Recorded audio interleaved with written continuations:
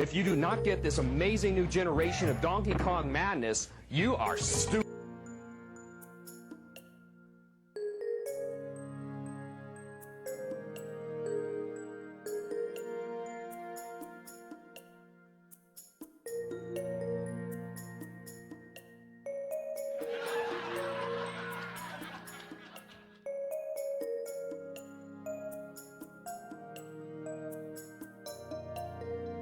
You want to give a blowjob?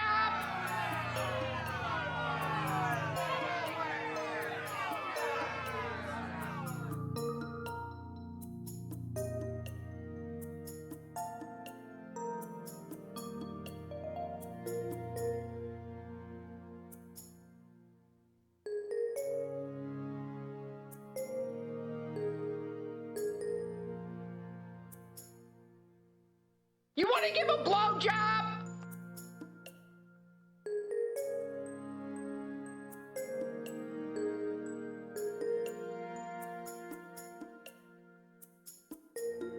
You want to give a blowjob?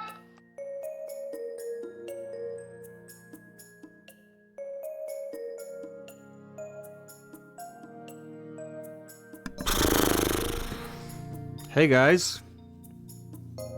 Hey. How are ya? How are we? I have no idea what that's from. Someone added that. I can't remember what the actual thing is. Hey guys. Hey gang. How are we? Hope we're doing fucking awesome. You want to give a blowjob? So I don't know if you read the title of this stream, but I had a pretty cool day at work. Pretty cool day at work, and it literally just ended. I just got home. So that's pretty good. That's pretty good that that happened. I don't even know. It was just it was just bullshit. I don't know. Can I just say that? Do you need food? I ate dinner. I'm fine. It's just... Okay, what's a game I can play while I complain about this? What's a really mindless game I can play while I complain? I'm talking fucking, like, Minesweeper, DoorDash, Monkey Ball website. Monkey Ball. Okay, let's go to the Monkey Ball website. Monkey Ball... Where's Monkey Ball? Monkeyball.com. I'm just gonna look up monkeyball.com.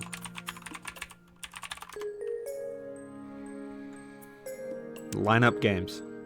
I'm at lineupgames.io. This is not monkeyball.com. This is an ape that plays soccer. What? This isn't Monkey Ball. Why it's having a tough time? Okay, here we go.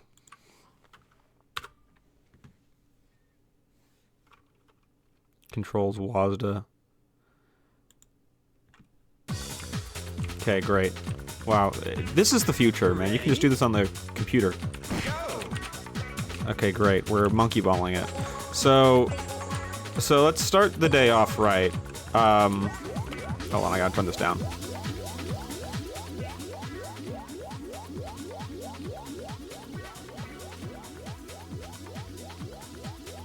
Even lower than that. Just because I need the floor. So my day was fine until, okay, so I went on lunch. I took my Adderall today. This is another cool, awesome thing that happened. How do I jump? Oh, you just go through it. A couple days ago, I got really lucky. I got really, really lucky. Great pause sound. There's no pause sound. Maybe I'm insane.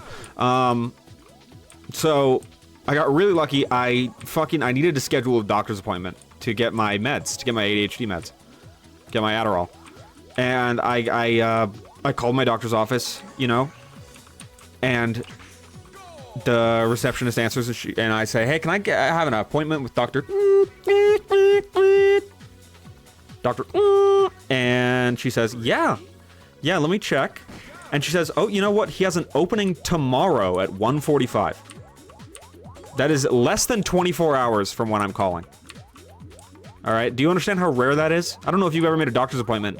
You're lucky if you get it in the same fucking, like, in the same financial quarter as when you call, okay?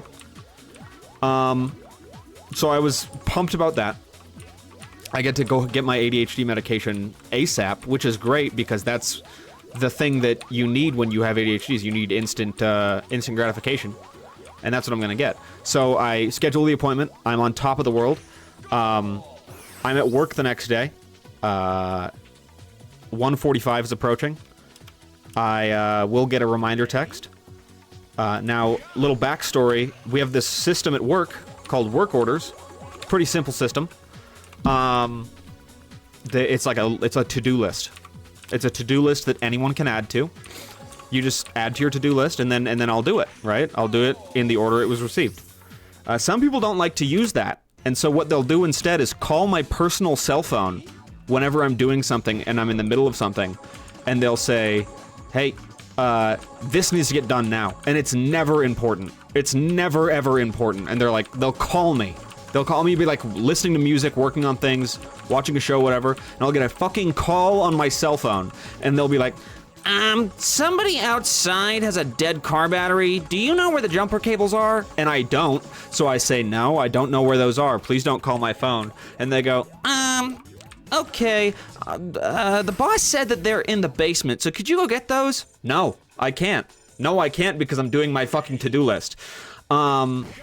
This happens all the time at my job. And I constantly am like, hey, don't do that. Don't call my phone. So anyway, guess when this awesome phone call comes in? Right as my reminder text also comes in. So this was a few days ago. This is not today. This is not even today.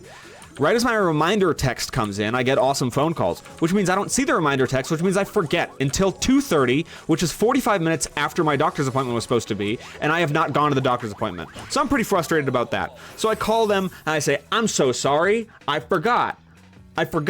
My appointment for my ADHD medication, I actually forgot to go to it. If you can believe that someone with ADHD would do that. And they say, that makes sense, that's fine. We can get you in next week on a video call. And I said, okay, great. And when they said next week, it was like, this was a Friday, and they were like, we can get you on Tuesday. That's today. And I said, great, that's awesome. That'll be great.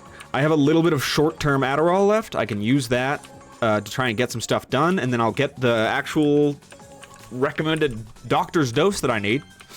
And then I can like go back to long-term Adderall, and life can be easier for a little while.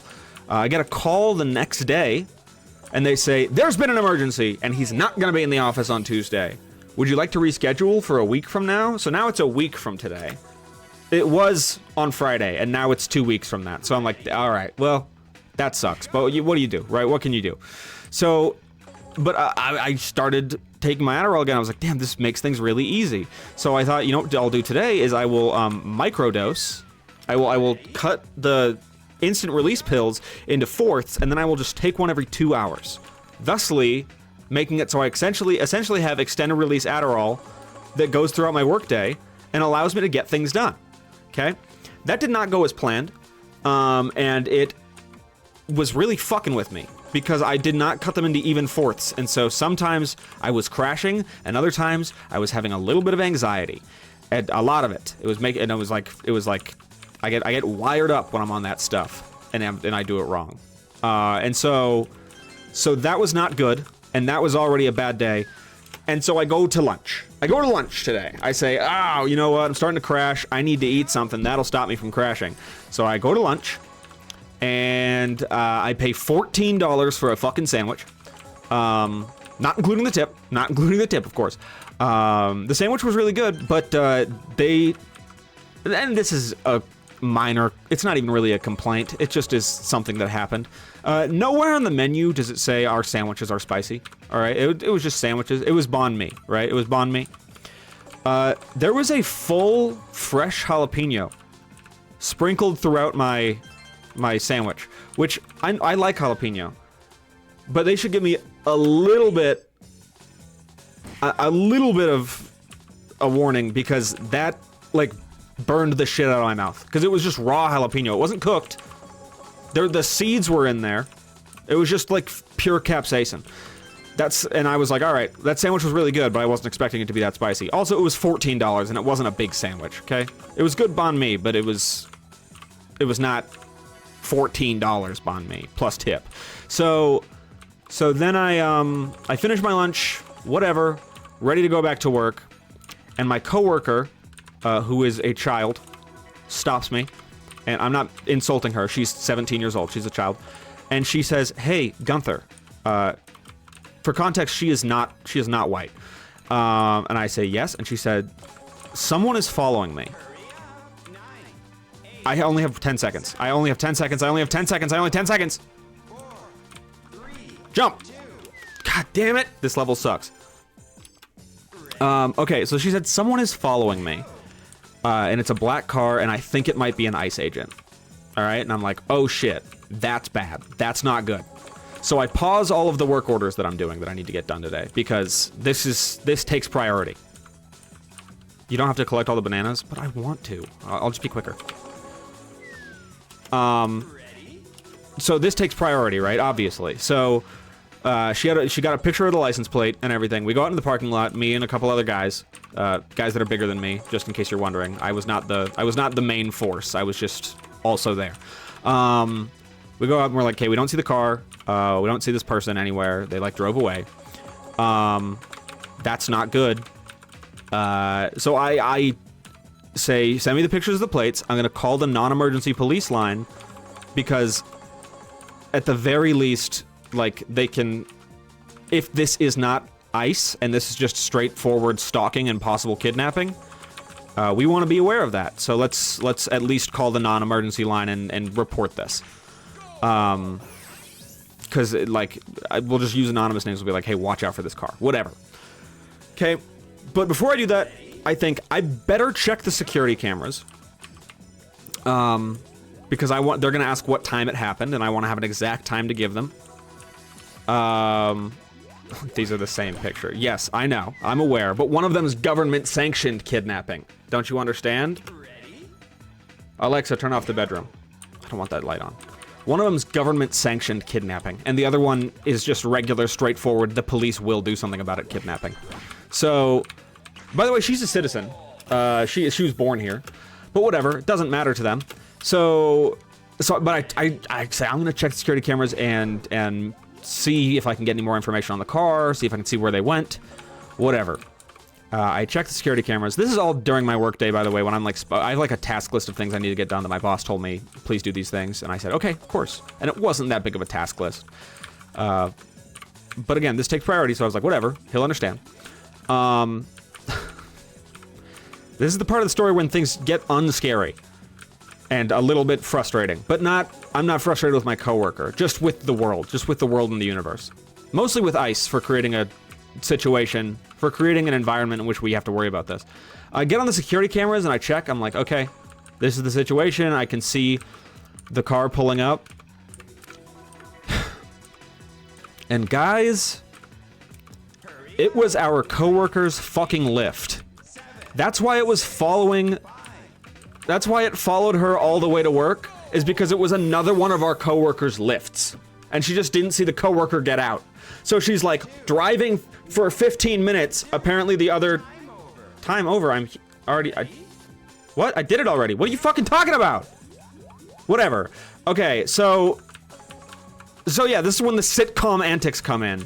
Is I'm looking at the security cameras, I'm like, oh my fucking god, it's an Uber. It's an Uber, it's a Lyft. Oh, you finished beginner. Okay. So I realize this. I go and get the coworker that is afraid of being followed. And I say, hey, good news. That is your neighbor that was Ubering to work. That's why he was following you for 20 minutes. And she's relieved about that, which is great. Glad to hear it. Does this just do this for the next 20 seconds? I'm just floating up forever? Okay. Next one. Great. So I go and let her know. I let all the people that were worried know. I have to go and find all the guys, let them know. And I'm like, okay, guys, it was just a misunderstanding. Hilarious sitcom. So on we go. On we continue through the day. So my list of things is it's still quite long, and I have spent about an hour doing all of this and discovering this. And it wasn't even a real ice situation. So I don't even have like the actual real like, hey, this was ice to like back me up, right? This was just like a false alarm, which it's good to investigate false alarms. And fuck ice for putting us in a situation where we have to worry about this. But also that was an unnecessary stressor in my day, because as we've learned, white privilege doesn't even really apply with ice anymore. They will shoot you no matter what. They don't even care anymore. They used to be cops that would like, you could be like, hey, I'm white, stop shooting people. And they'd be like, ah, damn it, I have to listen to him. He follows the rule. He's white. I have to follow the rules because he gave me the rules and he's white. Doesn't work like that also. So I was also like, I was scared. I was like, oh shit, if I find this guy, is he going to fucking shoot me? I sure hope he doesn't. I sure hope that doesn't happen. I don't end up on the news. That would be bad. So this was all great stuff to add onto my day when I'm also unbalanced on the fucking Adderall.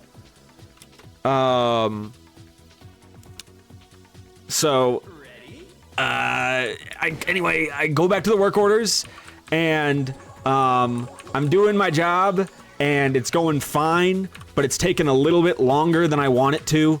Everything's just taking like a little bit too long. Everything that's supposed to be easy just has little inconveniences. If you've done construction work or anything like that, or just anything at all, you know what the fuck I'm talking about, where you're like, this should be a basic fucking thing, and then you go to do it, and it's like, why is this taking 8 times as long as it should? Like, why is there like one little thing, like this screw will not go in this hole, and I've been trying for longer than I thought the entire job would take. And that's just, those are just things that happen. And today was, oh, I can get that last bit now. Today was not exempt from that. That happened like 3 different times. I went into a room to hang some shit up for a new resident. And one of the things that she had hung up, what happened here? One of the things that she wanted me to hang up was, like, it was a wire. It was a thing that was like, it said, blessings to you on this day, I think. And it was cute. And I was like, this is a cute little thing. But it was wire, right? It was wire on the top. And then it had this stick in the middle that was attached to the wire. And the wire was looped like this. And it was stiff wire. It was stiff like coat hanger wire. And it was wrapped around the little stick, and it was like looped in the middle like that. And I was like, okay, let's hang this up. So I hung it up in the place they asked me to hang it up. Except for, oh, you know what? It's off center. So let me just move the loop a little bit, and it fucking snapped the stick in half. And it looked vintage. It looked vintage and old, and the stick was broken in half. And I didn't know what to do, so I just spent like another 45 minutes trying to line it up so the stick didn't look broken, so the wire would hold it in place. So I did that for like 45 minutes on a job that should have taken like 20 minutes. And then I say, oh shit, my boss texted me additional things that he asked me, will you please do these things? They're very important. He asked me those things, and I haven't done any of them, and I leave in 30 minutes. So wood glue, that's a great idea. I didn't have any, all right? So I'm like, oh shit, I better go do those things. So I go and I install the light fixture that he asked me to, and I like plug it into place, and it's taking a little bit too long for some reason, because everything takes a little bit too long for some fucking reason. But I do it, right? And it's like 8:15 by the time I finish. I was supposed to go home 15 minutes ago, but whatever. I turn the power on, and the light doesn't fucking come on. So I turn the power back off. I walk over to the breaker again, which is in a closet like 200, 300 feet down the hallway, and then I walk back, and then I rewire, check the wires, go, okay, let me make sure, let me use different connections. Here we go, now it'll turn on, and then I walk all the way back, and then I turn on the power again, and then I come all the way back, and then I check, still won't fucking turn on. And then at this point, it is 8:30. I am 30 minutes past, and there is one other task that my boss asked me to do that I haven't done yet. And I'm like, that one should be quick. I'll at least do that, and then I will have that one done. And then we'll have a task done, right? We'll have a couple of the things that he asked done, and I can explain the situation. So I go, it's to clean my cart. The cart that has all my stuff. It's just to clean it off. It's in the laundry room downstairs. So I go downstairs into the laundry room, and I go and I say, I'm gonna clean my cart. It shouldn't take too long. I can probably get it done in like 15 minutes, get out of here at 8:45. First off, that was incorrect. It took way longer to clean the cart off because he like wanted me to deep clean it. And there was a lot more stuff on there than I realized. And I had to find a place for all of it. But that's not what was really bothering me, right? Because I could have still gotten out of there probably 8:50, 9 o'clock. The only way to clock in and out at that job is through your cell phone. It's an app on your cell phone. My phone, I as I'm cleaning the cart, you know, I'm like, you know what? I'm gonna do this really quick. It's gonna be a quick job. I'm gonna make it go by fast, and I'm gonna watch The fucking Office on my phone because I'm a white person, and so I'm gonna watch The Office. So I pull up my phone, and uh-oh, my phone's dead. That's not good. That's okay though. I have a charger here for just such occasions. I have a charger here at the office for just such occasions because sometimes phones die, and you want to be able to clock out of work. So I plug my phone in, and it turns on, and it's at 1%. And then my phone dies. And then it turns on. And it's at 1%. And then it dies. And then it turns on. And it's at 1%. And then it dies. And it turns on. And it's at 1%. And can you guess what fucking happened next? It died. So, for some fucking reason, what is going on here?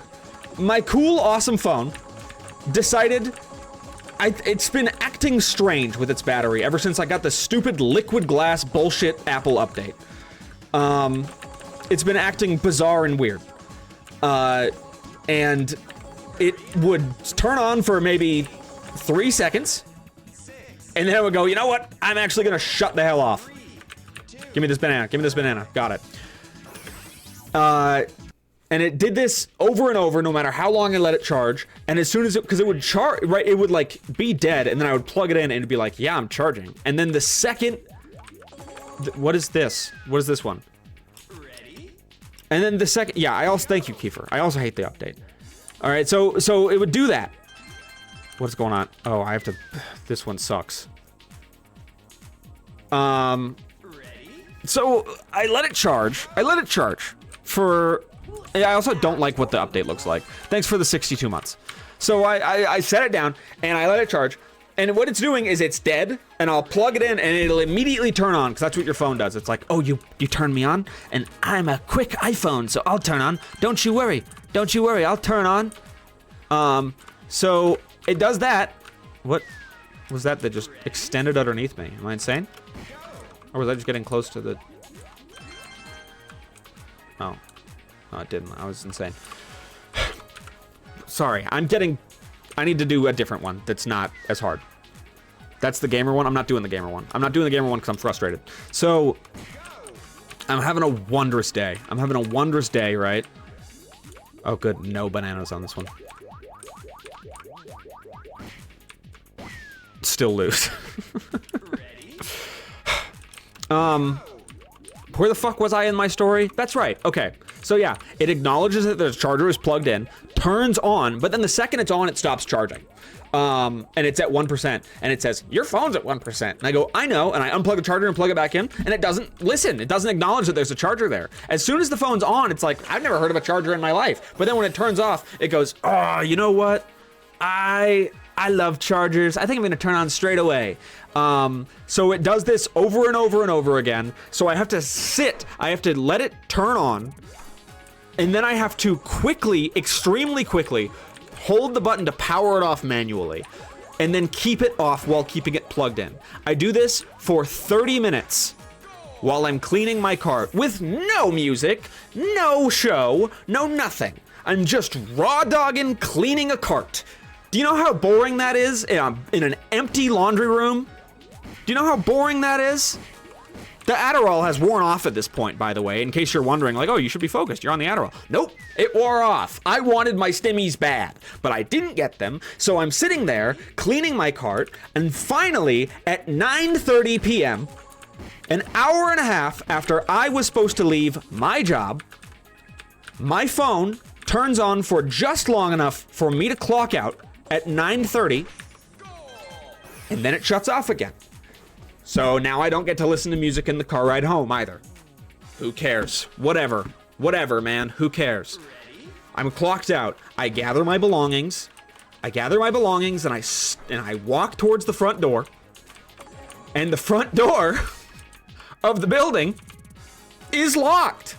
It's locked. That's where my car is, but it's locked. It's not supposed to be locked. It's not even supposed to be a little locked. It's not even supposed to be like, it's supposed to just be open, but it's not. So then I take another 15 minutes pushing on the door because I'm like, why is it stuck? Until finally, for some reason, it just opens. It was just stuck. It wasn't locked at all. I had a soda. I want you to guess if I spilled it on myself while I was trying to push the fucking door open.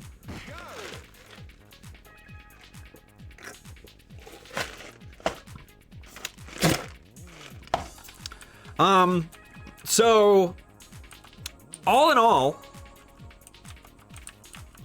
not my favorite day. And then I came home, and now I'm here, playing Super Monkey Ball on my computer. How are you? Ready? How are you all today?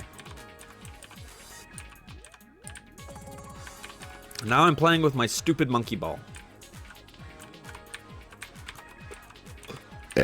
I'm bad. I'm sorry to hear that also.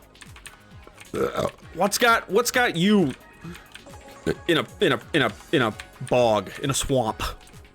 Fuck! Monkey ball's got me in a swamp right now. I hate the swamp levels of this one. I'm just gonna skip that banana. I don't need all the bananas. High and eating popcorn. That sounds incredible, man. Sounds incredible. You wanna know the best part about today? You wanna know the best, absolute best part about my day today? It's my fucking Monday. I have 4 more full-time days after this. So I can't even do anything fun right now because I have work tomorrow and then for the next 4 days also.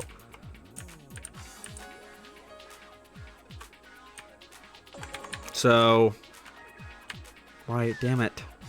Ready? My grandpa died and his funeral is tomorrow. I am so sorry. I am so sorry about that. Loss sucks. Loss is never easy and it sucks.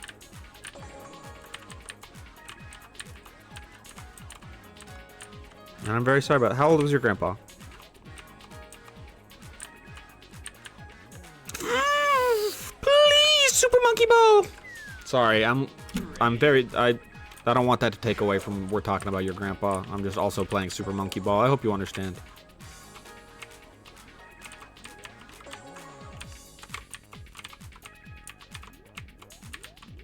It's difficult to have serious conversations while playing Super Monkey Ball.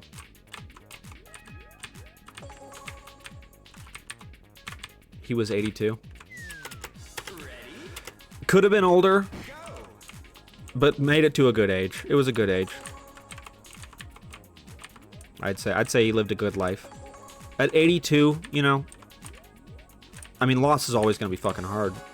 Because a lot of people make it a lot longer, but a lot of people don't make it to 82. So I'm glad at least that he made it to 82. Speaking as someone who works in a retirement home, I've seen a lot of people decline in their 60s, even their 50s. But I've also seen people make it to 102. So it's, you know, life is always a gamble, but I hope that it wasn't super monkey ball. I hope that it wasn't, you know, I guess I hope that it was all standard affair as far as family loss can go. You know, not too sudden, not too traumatic. I hope it was peaceful, etc. Hope it was planned and for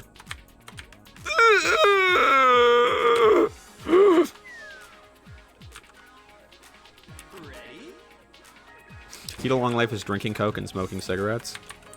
It's actually drinking black coffee and eating ketchup on everything. Hello, this is Stewie The guy that I know that lived to 102 did that. But yeah, no matter what age you lose a grandparent, it's always hard because it doesn't matter how long they get there. Or it doesn't matter how long they live. You still lose them. You still don't have them today. And that's never gonna be easy. There's something to be said about if someone's taken well before their time or well like when they're young, but the pain of losing a loved one is always gonna be present, no matter what. I mean, even that guy that I was telling you about, 102, his daughter fucking wept. His daughter, who is 75, was there, and she was weeping. And I don't blame her, because that's your dad, man. And that sucks. So anyway, I'm very sorry to hear about your grandpa passing. How the fuck do you do this part? I can't get it. What's up, G-Bave?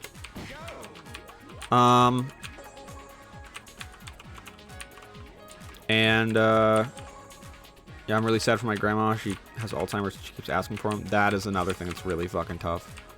And that is something that I see a lot, too. And it's honestly, if you guys if you want any tips or tricks on how to navigate that situation, depending on how late stage her Alzheimer's is, let me know, because I do have, like, training on it. And the training... Guys, training for Alzheimer's and dementia patients is kind of just fucking insane. It's kind of just like gaslighting and lying. Holy shit, I did it. Holy shit, I did it.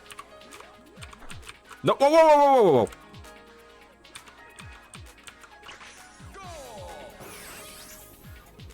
Training isn't like a gun. What? No, you don't. No, it's... I never really got to know mine. I'm sorry to hear. Sorry to hear. Cube. Oh my god, this one's hard to look at. Yeah, this is Super Monkey Ball. There's no monkey, though, so it's just Super Ball.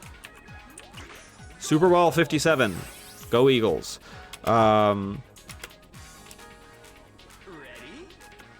What was I saying? Oh, anyway, unfortunately, man, the way that you're supposed to treat Alzheimer's, like, if someone's spouse dies and they have Alzheimer's and they're asking for the spouse, you don't tell them that he's gone, right? You don't, like, we have a woman who's very nice and her husband's dead. He just died very recently. He was living with her. Now he's gone. And she'll ask about him, and we just have to be like, oh, he'll be back later. He's just out right now. Because they're not gonna remember in 5 seconds that you said that. They're not gonna remember in 10 seconds that you said that. You can explain, like, he's gone and he's not coming back, but that's just gonna stress them the fuck out. Unfortunately, you just have to lie. We have residents that'll, like, they'll be like, hey, my mom is gonna pick me up soon. They're like 90 years old, and they're like, my mom's picking me up pretty soon. I need to know where to go. And you just kind of have to be like, she's on her way, but we'll let you know when she gets here. But those goals are running away from me.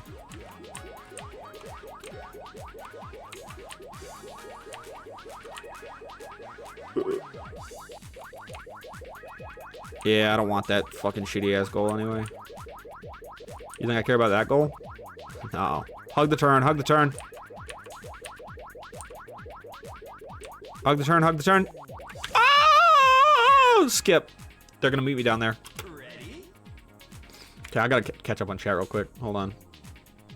Thanks for saying sorry about my day. That's okay. Did a little stream setup in OBS and watch some Star Trek The Next Generation. I hope that was awesome. The phone is now charging. Yeah, at home now it'll fucking charge. I keep seeing the Burger Cube restaurant in the background and getting hungry. Cube burger. Holy crap, load of super monkey ball. All right, there we go. Honestly, I feel like none of them would have understood me being trans. I don't know. I so get that. I mean, I'm not trans, but I understand completely what you're saying, but some people would surprise you. They're not going to be perfect, I'll tell you that. If you're wondering how your grandparents would feel about you being trans, chances are high that, yeah, they would have not fucking gotten it. They would have been like, I don't understand. I don't understand. Why are kids today so messed up? It's because they got fucking autism, you know? Like, they don't know what the hell's going on. They got autism from the vaccines, you know? And so, but also, I have met residents that have trans family members and are like fully in support of them, which is really cool to see. There was a new resident that just moved in. I wish I could tell you his name, because holy shit, it sounds like someone like was trying to think of a cool D&D name, and they thought of one that, like, I legitimately, when I told Matt about this person, I started it by saying, this is a post, I like pretended I was reading a post on r/DM Nightmares or D&D Nightmares, and he was like, that's a stupid name. That's a dumb name for a character. That's like way too on the nose. And then I said, guess what? That is a real person's name that moved into the home. Anyway, this guy, he was somehow he was asked what his gender was when he was signing up for his Roku. And believe it or not, he made a little jab at the woke left. You know us woke left.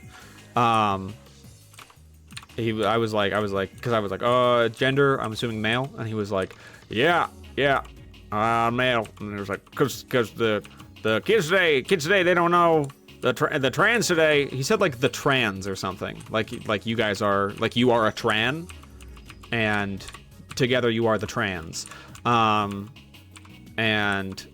fuck, I almost got it.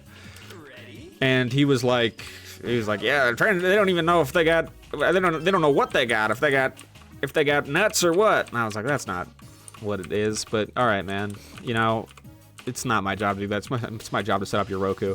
But then he launches into this story, and this is, you know, word for word, like after he says that, he's like, yeah, actually, at my job, this was in like the 80s or whatever, he was like, yeah, at my job, I actually had a trans coworker. And I was like, what? And he was like, yeah, it was this, and he kept saying guy, and I knew, okay, so it was a trans woman, because he kept saying guy, and he kept saying he and him, and he was like, yeah, he was a girl. And I was like, you have to understand that you sound insane right now. Just use the right pronouns. But you know what? But he was like, yeah, there was this guy at my work that was trans, and we were actually really good friends. He was one of my closest friends at work, because I knew him in high school when he was a boy, and then I knew him at work when he was a girl.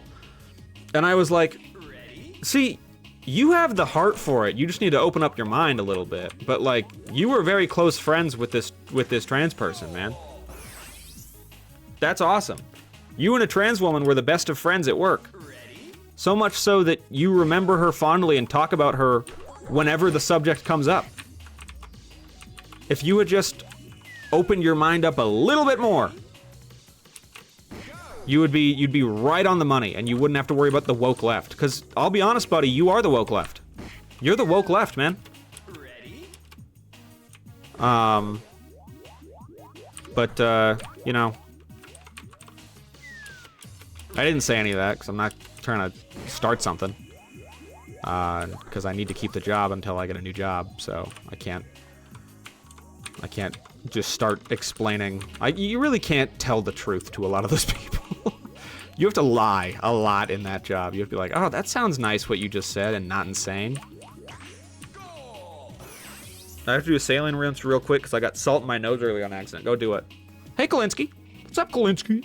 Hey, Kalinsky, what's going on? I don't know either. Haven't looked in a while. Yeah. Well, he knows. He knows what he's got. He regularly checks up on his nuts, and he's got them. Oh, I see. This is going left and right. Professional lying? Really, that's what my fucking job is. It honestly is. Ask anyone in the business. It's all just lying. You just lie. You just lie about all the shit you're doing. Anyway. Yeah.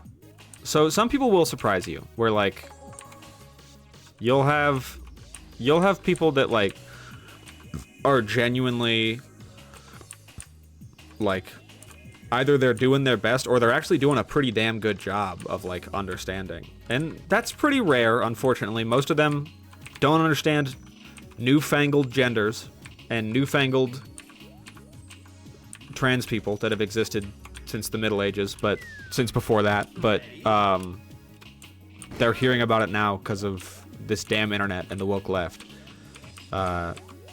And they only just started existing recently because I only just heard about them recently, and my worldview is the world. But I digress. You'd be surprised. All this to say, I'm sorry you didn't get to know your grandparents' cube.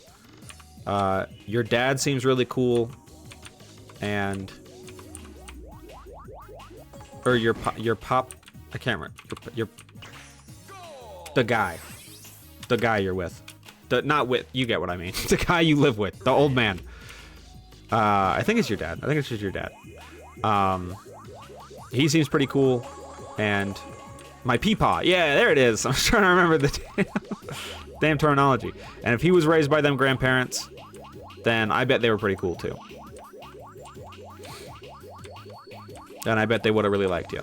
And I bet they would have tried their best to understand you. Even if they didn't get it right or do it perfectly, I bet they would have loved you. He is a grandpa, but not my grandpa. Got it, got it. Oh, fuck. That was almost perfect. Because that's the thing. It's just like, I don't know. Fucking human compassion and the human heart. Not to get too sappy, but like that doesn't really change that much throughout history. Like, if you're a kind person, you always will be a kind person. It doesn't matter if you're born 1,000 years ago or now or 1,000 years in the future. You're a kind and understanding and open-minded person. It's just the time that you're in kind of dictates what that means and what it means to be kind and open and understanding. So, like, a lot of our grandparents were, like, all for the civil rights movement and all for fucking, maybe they were all for, well, gay marriage is kind of new, but like all for a lot of shit, right? A lot of them were against it, but a lot of them were all for it, and we're like, yeah, I marched on Washington, I did this. Like, they were woke in their day, but then they got old and they couldn't keep up with the times, and then they got told that the newfangled youth are insane and it's a mental illness, and they're actually in pain, and you need to help them. You need to help your poor grandkids and convince them that they're not who they are.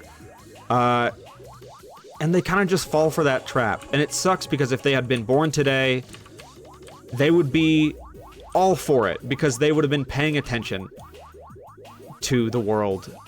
And, like, they would have been taking in information at a different time. But, like, I think there's a certain point in your life when you intake information and you're willing to challenge that information, and you're willing to say, hey, I see the status quo that is in place, and this is not right. And their time that they were doing that was just at a different point in time. It was at a different era. And they challenged their status quo, and now they have a new status quo, and they're not willing to think about that being challenged. And that sucks, because if everybody was born like at the same time as you or at the same time as me, probably I'd guess that most humans on Earth, unless you're insane, I'd guess that most humans that have ever existed would have pretty agreeable worldviews to you if they were all born today. Like, I don't think that fucking what's a good example? I don't think that George Washington, were he born today, would own slaves. I would hope that he wouldn't try to, right? That's not to say that, like, oh, it's okay that he owned slaves because it was a thing at the time. You should know not to own slaves. But, like, I don't think that he would have actively fought for having slavery.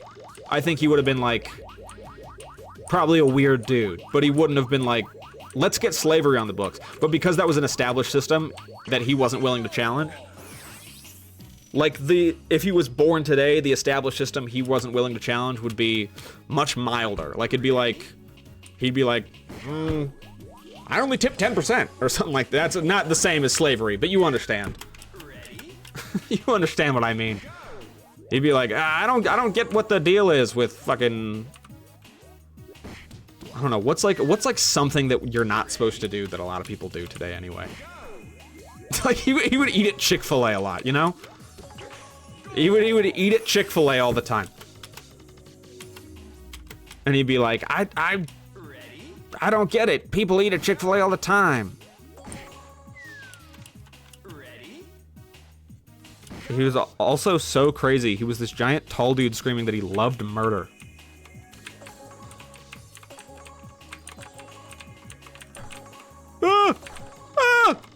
Damn it.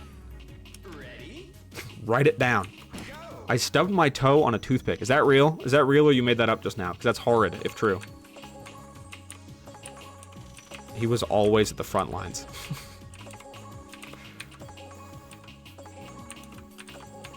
But, you know, people like people who are good for their day are never gonna hold up to what is expected of people now. And I think that's good, because the standards keep rising. As long as our standards keep rising, like, people and humanity will get better. Like, I would hope that someone who was good in the 1800s would not cut it today. That's not enough. And I hope that me now, I hope that, like, the things that I do and say right now, I mean, not like in this very moment, but just in my life, I hope that in 100 years, it's like, that guy fucking sucked, right? Because we're just that much better now, and we expect that much more of humanity. I hope so. I hope we get to that point, right? Like, me driving my fucking car, they're like, yeah, dude, that, or like, I don't know, owning a dog or some shit. I don't know what's gonna be weird in 100 years.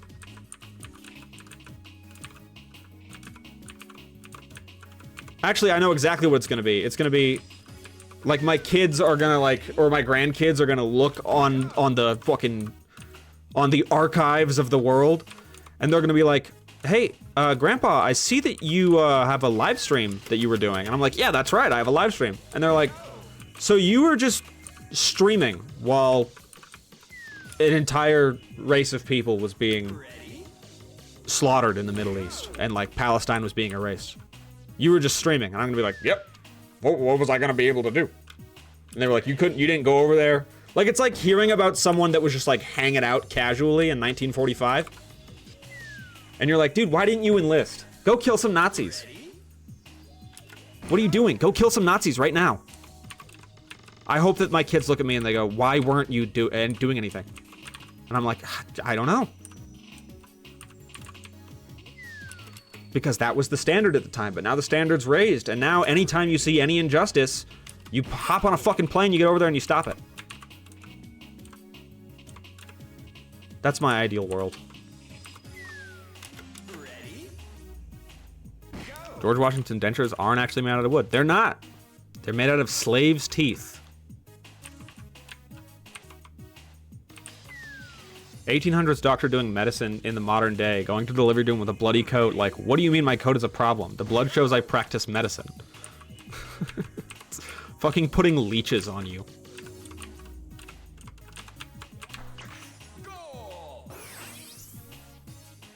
Okay, to let you know how fucked up the world was not that long ago, we had a president that had an open wound and multiple doctors just poked his wound and he died from infection. How long ago? Who was it? Which president? Y'all aren't leech maxing hard enough. Here come the expert levels, guys. 1881. Yeah, I believe that. Well, fucking FDR got addicted to coke because they kept He had a gum ache. He had a toothache. And they kept prescribing him cocaine. And he got a cocaine addiction. Our president was coked the fuck up. Because his tooth hurt.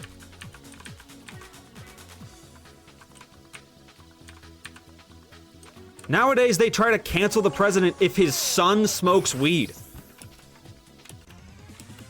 Or if his son does coke. Remember the whole, like, Hunter Biden thing? They were like, dude, release... Joe Biden's son fucking does coke.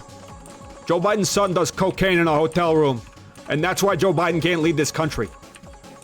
Flashback, the greatest president that we had as far as, like, popularity with the country.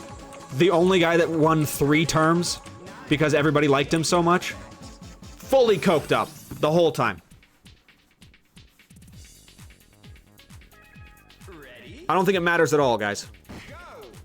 I want coal. We'll get you coal.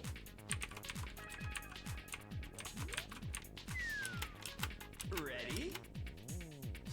Go. Ah, it splits and it splits. Cool. Cool. Oh, damn it. Ready? RFK is a heroin addict. You know what? I don't need proof. I believe you. Another thing, Trump decided not to regulate AI at all in any states. He decided that AI should not be regulated. So I just believe every photo I see of him now. That's his punishment.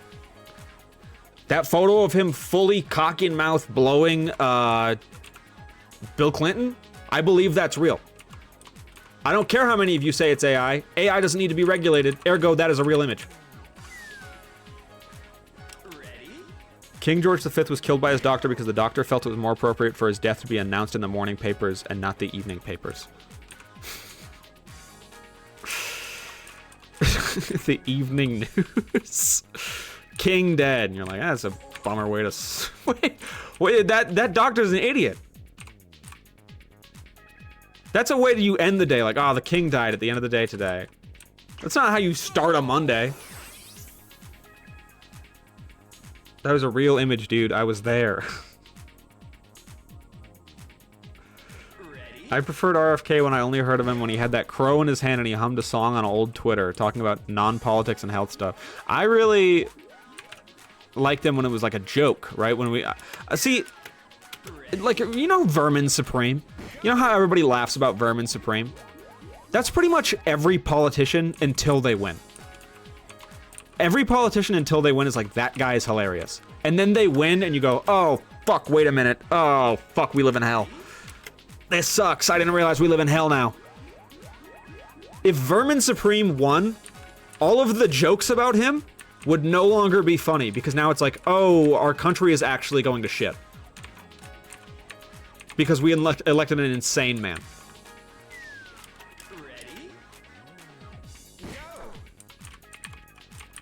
Like, do you guys remember when Trump first started running and all the late night hosts were like, Donald Trump is running? What the heck? The guy that says you're fired is now running for president? And now the late night hosts are like, so, Trump's Gestapo killed another family today. And there's nothing we can do about it. Ready? It's not very funny anymore, now that he has power.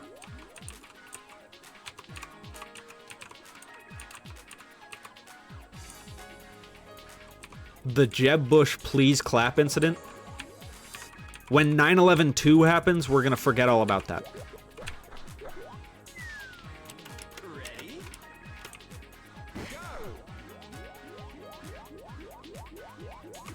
Oh shit. Ready?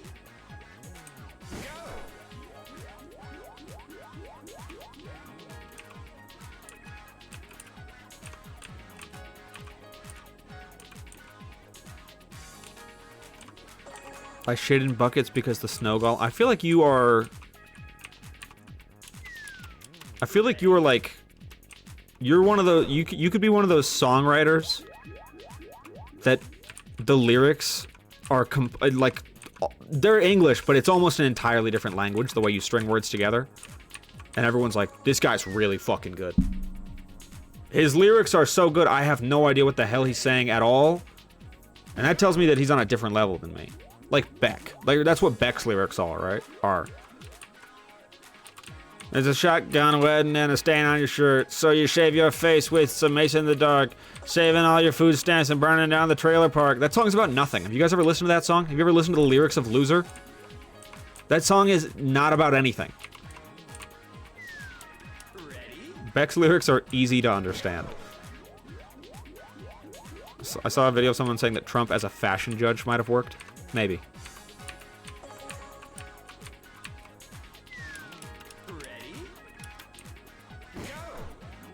Brass monkey, that funky monkey.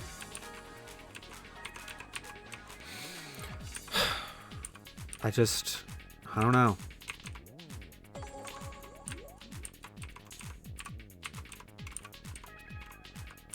The world is funny until it's not anymore.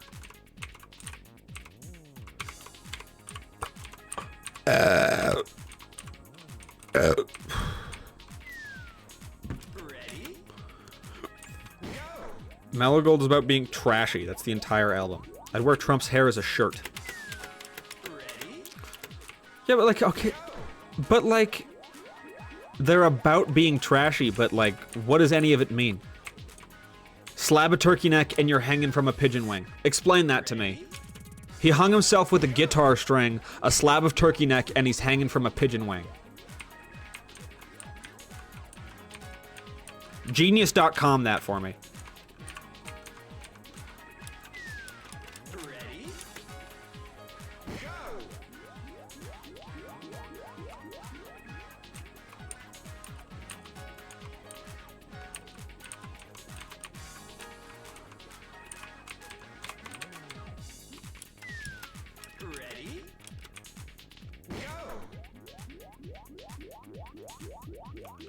This part sucks.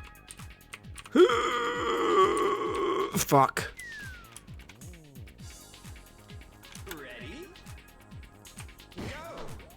Just an insane story. Well, RFK is an insane person. And insane people are only funny when they can't affect us.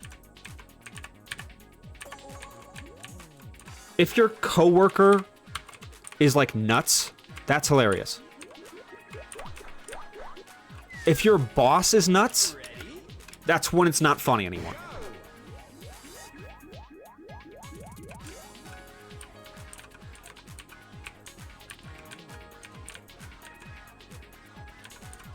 Talking about Nightmare Hippie Girl, talking about loving the most insane trash. Hold on, let me think of some other Becks. There's some. Okay, like, it can be about being trashy, but he said himself that, like, yeah, the lyrics don't really make any sense. That's what he used to do. Like, he said in interviews, the lyrics don't have a meaning. He's just fucking around. He's like, yeah, well, I used to sing in bands. I used to be good at, like, making up lyrics that just rhyme. And it's not really, like, it's barely a sentence. Because he, like, initially was like, people weren't even paying attention when I was playing the music. So it didn't matter what I sang, so I would just do that. But he's not talking about Mellow Gold.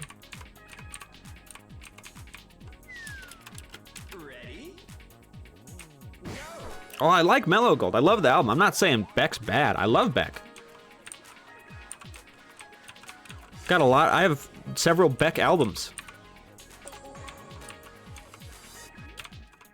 And some of his songs do make a lot of sense.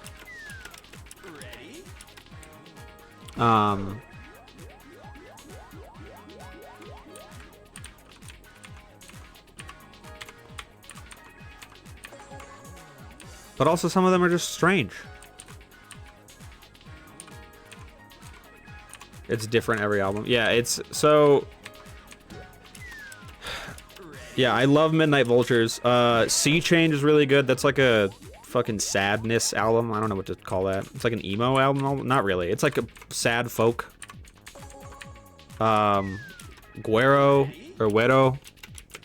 That album's really fucking good. I'm trying to remember what that album had, or what the genre of that is.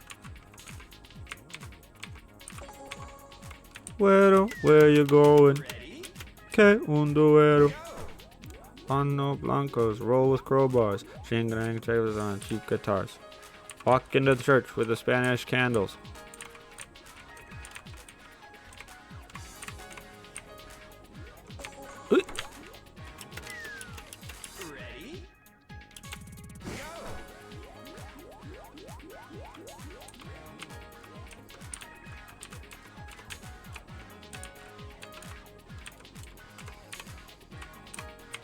Song reader? What is song reader?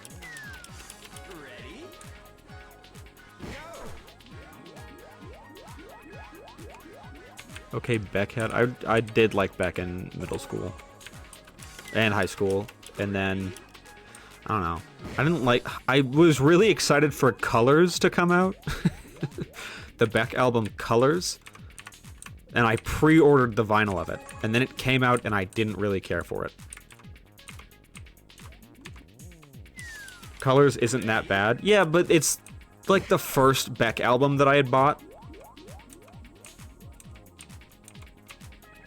And,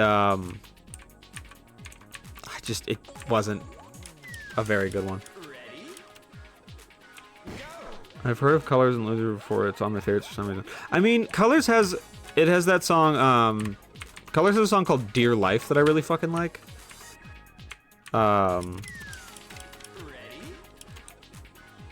That's true. Yeah, I do that too on Apple Music. I just add any music that I'm like, this is a fun song. I like this one. The Information was my first Beck album. I used to listen to it on repeat playing Rainbow Six Vegas. Yeah, I was a big Beck guy back in the... I need burgers so bad. Burger Cube. Burger Cube.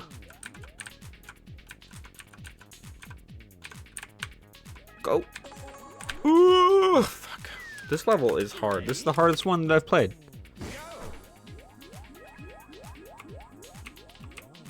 Also, they're just showing real food in the pictures over there. When did the Information come out? What does that one have on it? Hold on, I'm not giving up on Monkey Ball just yet. 2006.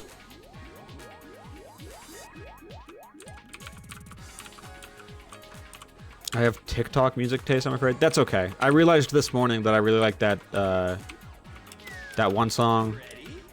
That one, it's I'm not cute anymore. I'm not. And I've only heard the snippet, but I'm like, I like this one. Every time I see any TikTok with that, I'm like, oh, I'm gonna listen to this one. I should just add the song and listen to it. But I haven't yet. That's like a commitment. Like looking up a TikTok song. You can hear a TikTok sound and be like, it's fun. Looking it up though, that's when you're like, all right, I'm actively seeking this out. I haven't decided if I'm ready for that yet. It's like subscribing to a YouTube channel for me. I don't just subscribe lightly. I'm like, oh, that's a fun channel, I'll subscribe, sure. No, I subscribe to your channel only if I intend to watch every video you upload. I treat my fucking sub feed like a checklist. If I am subscribed to you, I'm watching every one of your videos. And guess what? If there are 3 videos in a row that I don't want to watch, I unsub. And then but I'll still watch their videos. I'll just look them up because I'm like, I don't want them in my sub feed.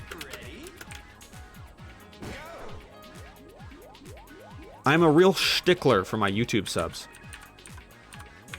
Especially because then I'll go on other people's YouTube accounts, or they'll be like doing something. I'm like, oh, who you subscribe to? And they have like 400 subscriptions, and it's all like, oh yeah, I used to watch the I'm like, what is this channel? And they're like, I don't know. I watched them in middle school. And I'm like, fucking unsubscribe then. What do you even do on YouTube? You just watch what they recommend? They're like, yeah. When you dislike Drug Dealer 3s, I liked a lot of the songs that were on there, but there was that one that was just kind of screeching, and I think it's also just the way they implement it in the game could be better. Maybe less of you go into the club and there's one music source and it plays it as loud as physically possible. Where the monkey? What's up, Miso? Should put Grapebird in there. I can't go in there. Wait, hold on. I can go in there.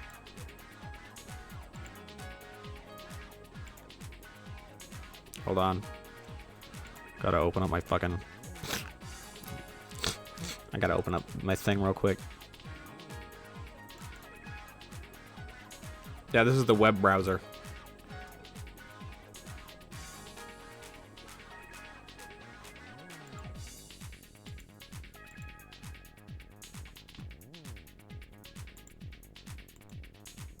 Don't just do a black...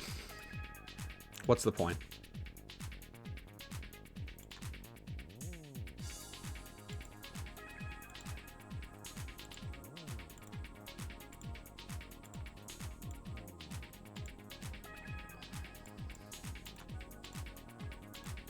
Great, now it got rid of me altogether. Great.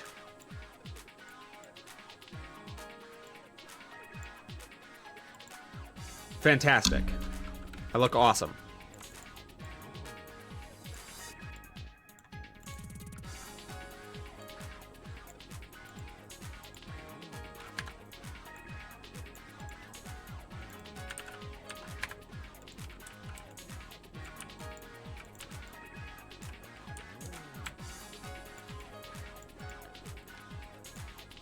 There we go.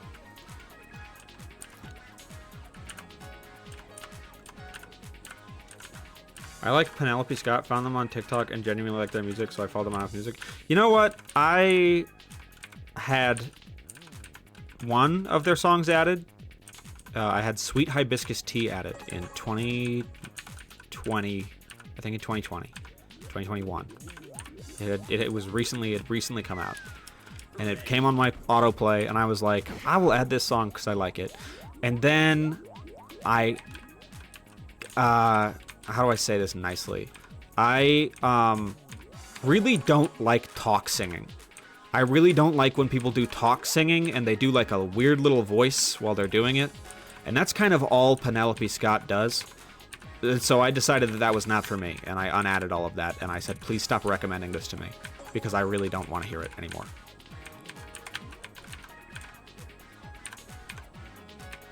That's just me personally. But I do not blame you at all for enjoying that. Fucking shit! He hates musical theater. No, it's just like when it's like, and this is my song and I am singing and I do not like you and I am doing this little song and I don't like you. That's like, that's... It's not even that. Because she does like the... And he was so fucking sure he had the right. See, the problem is I can't do it without seeming like I'm just inherently making fun of it, because it sounds very annoying to me, and so I'm going to do the fucking annoyingest voice that I can. Cause he's ugly, and I'm glad he's dead, cause there's no fucking candle in his pumpkin. It got to the point where I was like, I can't do this. Get off my Apple Music. Cause I was just, it got to the point where I was skipping it every time. And I just was like, why even have it, right? Until next time, funny fast food man. So long, Kolinsky. But Fresby, I totally understand why you like them. Like, I totally, because I liked Sweet Hibiscus Tea until I didn't. I like the melodies. I gotta send you the shaders plugins I use to make your cam round, but that's to set up off stream. That'd be nice. Nice round cam. Make me big and round. Yeah. And there's a couple, there's a band called The Scary Jokes that I don't like either. For the same reason. I just don't really care for the vocalist. It sucks because a lot of what it is that I fucking love The Scary Jokes. I'm so sorry. I'm so sorry. I heard Community Gardens and I was like, oh, this is kind of nice. And then I heard the rest of their songs. I was like, I actually retroactively don't like Community Gardens anymore too. And that's not to say that I'm not judging anyone's music taste. I don't have perfect fucking music taste. Dude, do you know how much time I spent on, do you know how much time I spent on Nintendo Music this year? Or last year? A lot. There's a band I currently dislike that people my age really like. It's called Sleep Token. I've heard of Sleep Token, but I have no clue what they sound like. But, I don't know. Something about the word sleep being in the band, for some reason, it makes me think that they're just going to be like Sleeping with Sirens, and I hate Sleeping with Sirens. I also like some Tally Hall songs and Weezer in hhigh school, but that was before TikTok, but YouTube recommends. See, And then I fucking love Tally Hall. Fucking love Tally Hall. So I'm back in. And that's like nerd shit. And I love Lemon Demon. Holy shit, I love Lemon Demon. And who else is like bangers all the way? Like never, no misses. I mean, Lemon Demon has no misses. No, Lemon Demon has a very small amount of misses. So does Tally Hall. Do you like the Aquabats? I've not heard of the Aquabats. What was I gonna say about the scary jokes? I was saying something. I had a thought process earlier that was going on. Oh, I was just thinking of other bands that I don't like because of the talk singing. I don't know. I guess I didn't have another point. I just don't like it. I don't like it. I can't do it. I can't do it. It feels talk singing to me, it feels like the equivalent of Marvel jokes in my song. All right? It feels like Marvel jokes in my music. And I'm like, no. Either commit to the line that you're saying and sing it, or don't. But don't do like I'm singing the song, but I'm not really singing it because this is a different song. Like, it feels like the equivalent of like, did I just say that? They're going, did I just sing that? With every line. And I'm like, stop it. Stop it off. Stop it now. Knock it off. Stop it off. Just be earnest. Fucking belt. There was a lot of music. There are a lot of singers that I found on Apple Music that genuinely can't really sing. And I fucking love them, and I save their songs because they're trying to sing. I save their songs and I listen to them because I'm like, I can hear the effort, and that's beautiful to me.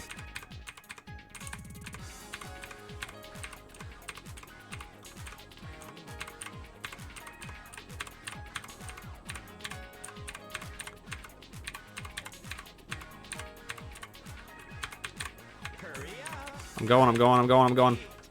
7, 6. Damn it! Fuck. I like Homestar Runner, but I actually haven't seen a lot of the episodes. I liked the website when I was a kid. I didn't know there was more than the website. I just thought it was tunes, games, the email. And that's all I knew about it. I never watched a Homestar Runner video. I love when I see a singer try new methods, you can hear the increase in audio quality. Yeah.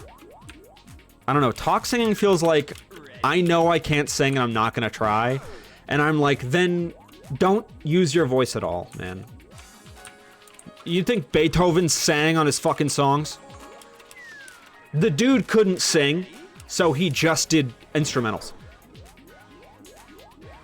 I like when a good lead singer can throw a little talk singing in there as a treat, because lead vocalist Cake has a great voice. See, there's yeah, that's a difference. That's a difference.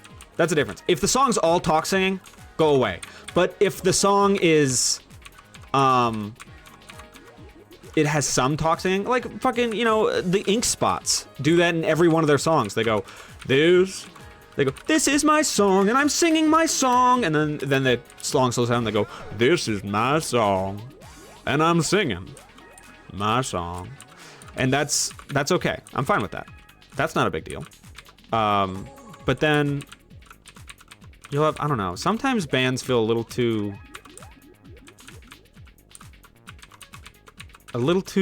like self-aware, and I'm like, I can't do it. There was another one, what was the band called?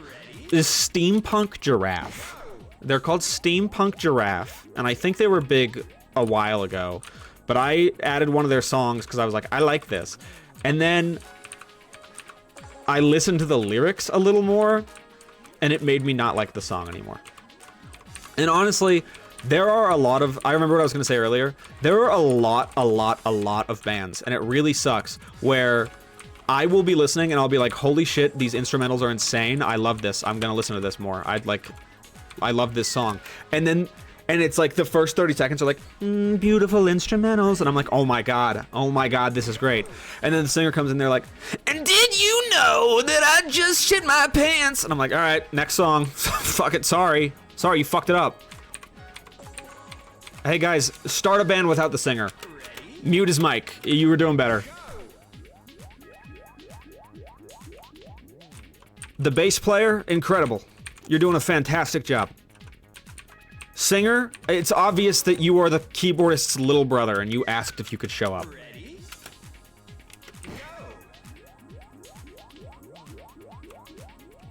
I loved them in middle school, lol. What's another one? What's another one that really fits in that? Yeah, the meta bands. I don't like the meta bands. Don't be meta. Just be a band or don't be a band. I got really into... Recently, the things I listen to most is country western music, like pre-1980s. Or at least pre-1990s. And then a lot of Japanese, it's just all called J-pop. They're different. It's mostly folk music from Japan, I'd say, or like folk rock. But Apple Music only has one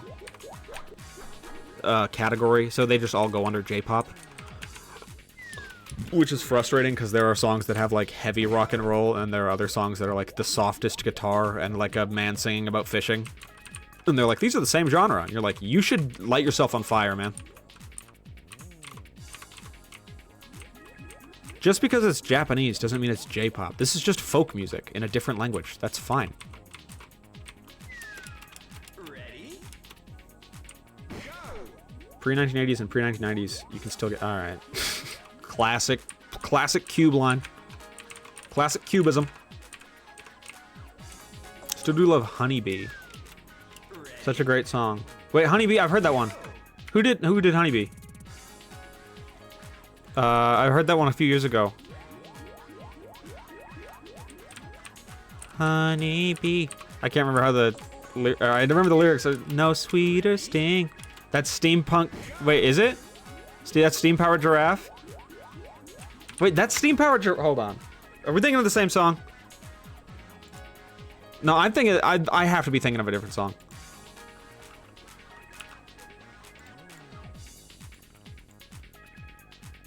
Are you singing a different song called... Hold on. Honeybee's song. Okay, it's not the song by Blake Shelton. It's showing me all Blake Shelton. No such thing as sweeter sting.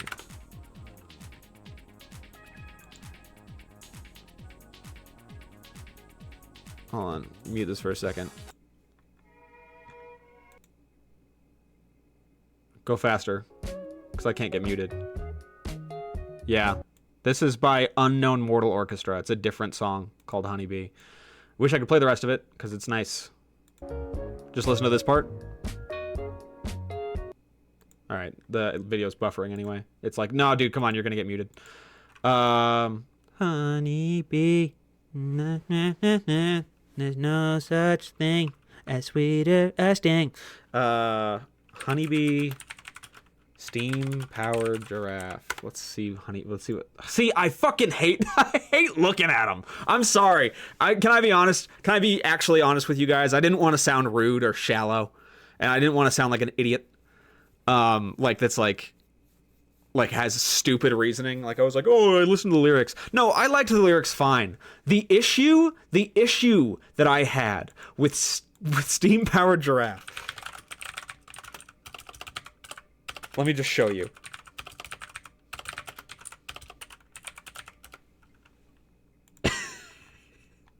I was listening to the song and I was like, this is a great song. And then I fucking saw this picture for their album. I saw this picture and I got so mad looking at it that I unadded it. I was like, these guys suck. I decided that I hated them, and I turned off the music, and I unadded the song. I didn't care. I liked the song. And then they ruined it by looking like that. It was that easy, and now I can't hear it again. What was the song? I'll remember. Oh, Honeybee's on there, too. It's on that album. I'm so sorry. It might be Make Believe. Let's see. No, not Juice WRLD Make Believe. I literally clicked on the song Make Believe by Not Wikipedia from what make-believe is. I don't need a Wikipedia page for how to play pretend. Show me the song. Jesus Christ.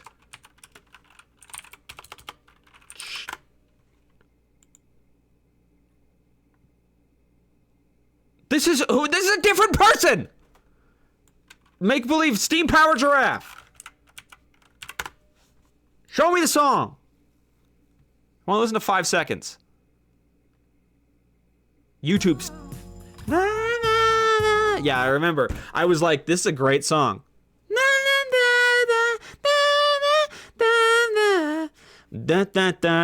And then there were parts I didn't like where they were like, face it. And I'm gonna taste it. And they all come in and they go, face it. Let's see if I can find that part. Can't wait to live with people. Yeah. People.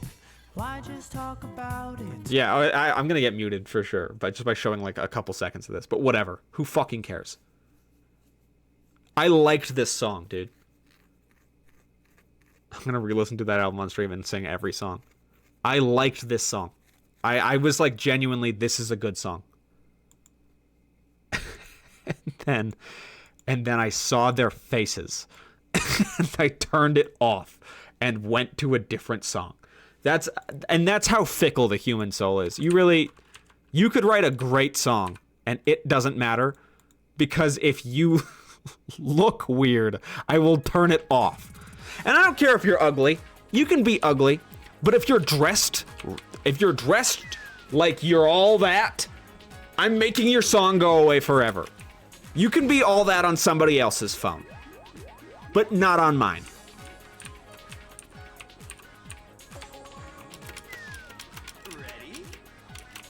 They have an aesthetic. You could say that. You could, and it's cool. You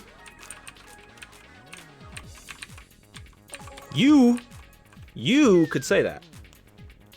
I don't know about me. I can't say that. I got mad. I got mad about it. I didn't like their aesthetic. I'm sorry. I'm sorry. It's a big commitment to paint yourself for every show. You know, I just went and saw OK Go recently. I liked that one. I liked OK Go. I like the way they commit. OK Go is the Bill Nye of like musical gimmick bands. Did they have the treadmills on stage? No, they just had like cool lighting and shit. They did do an entire song played on the handbells, where they had a big table of handbells set up that were all tuned to different things, and they just grabbed and rang each one. All 4 of them, they'd be like, ding, ding, ding, ding, ding, ding, ding, ding, ding, and they'll all grab all the different handbells. I like that one. Can you look up Drab Majesty and tell me if their aesthetic is cool?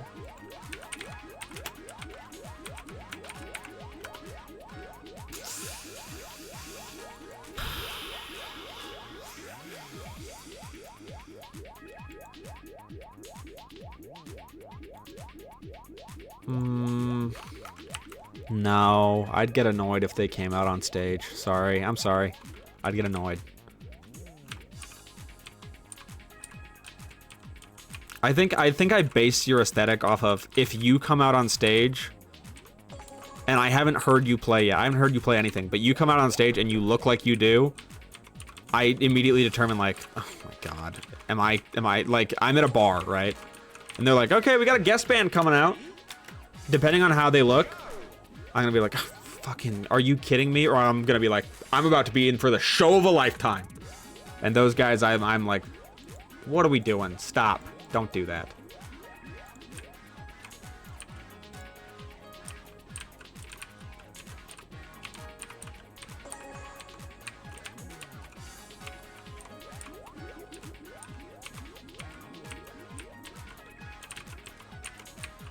And I fear that I would get annoyed at those guys. I'd see them come out and I'd be like, okay. Get ready to move away from the stage.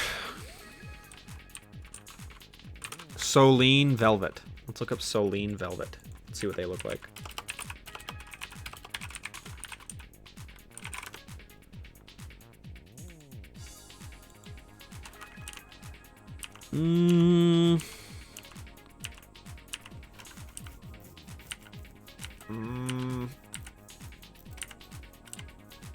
They're a musician?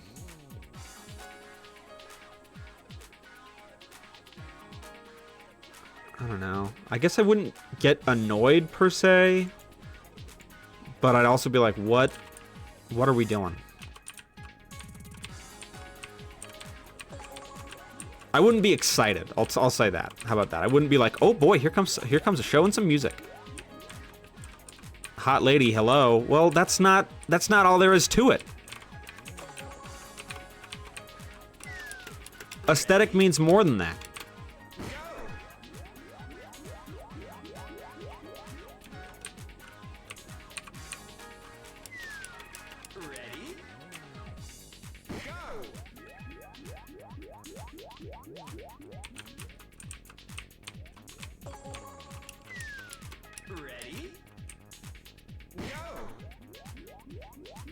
When the ball falls with Gunther's face in it, I get scared. It's alright, I'll be okay, guys.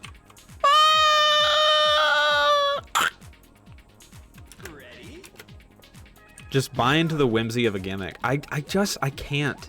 I can't. There are certain gimmicks that feel... they just feel like it's not... Certain gimmicks I feel like aren't a risk. Do you hate wrestling? No, I fucking love wrestling. I actually fucking love pro wrestling. That's not true. I like gorillas. I love the gorillas. Both the animal and the band. Wrestling is literally all gimmicks. Yeah, but those are awesome gimmicks. You can do a gimmick. You can do a gimmick. I'm not saying you can't do a gimmick, but I'm saying some gimmicks don't feel like risks. Some gimmicks you know are going to be popular, and I'm like, all right, whatever, man.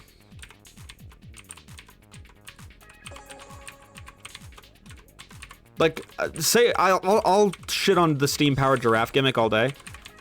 That is a risk, and I respect them for that, at least. I'm not going to listen to it, because the risk didn't pan out for me, but it pans out for other people. It's divisive, and that's good. It should be divisive. It divides me into I fucking hate you, but it divides other people into I fucking love you.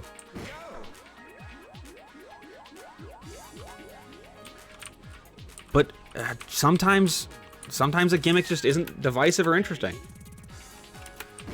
Nothing says awesome gimmicks like Gold Dust. Well, I obviously don't like every wrestler. I like The Undertaker. I like Macho Man Randy Savage.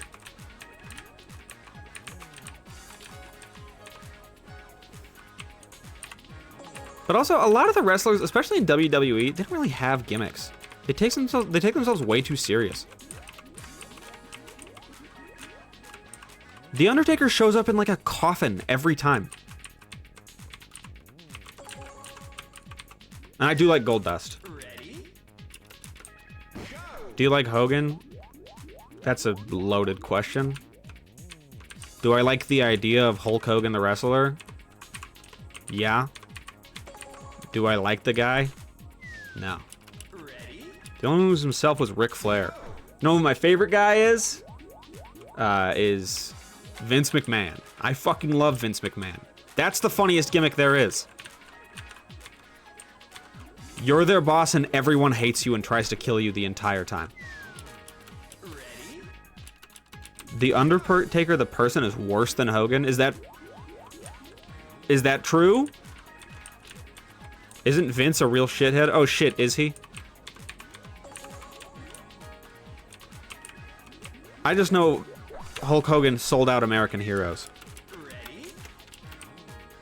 Damn it, is he actually a shithead? Vince is a terrible person. Fuck! Okay, well, I like the character of Vince. I like the character when he comes out and smells money and gets greedy, and then everybody beats the shit out of him. That is extremely funny to me. That being said, it sucks that he's a bad person in real life. Okay, that is really bad. That's horrible. Never mind. I like the idea of that gimmick. I don't like him anymore. I don't like Vince anymore.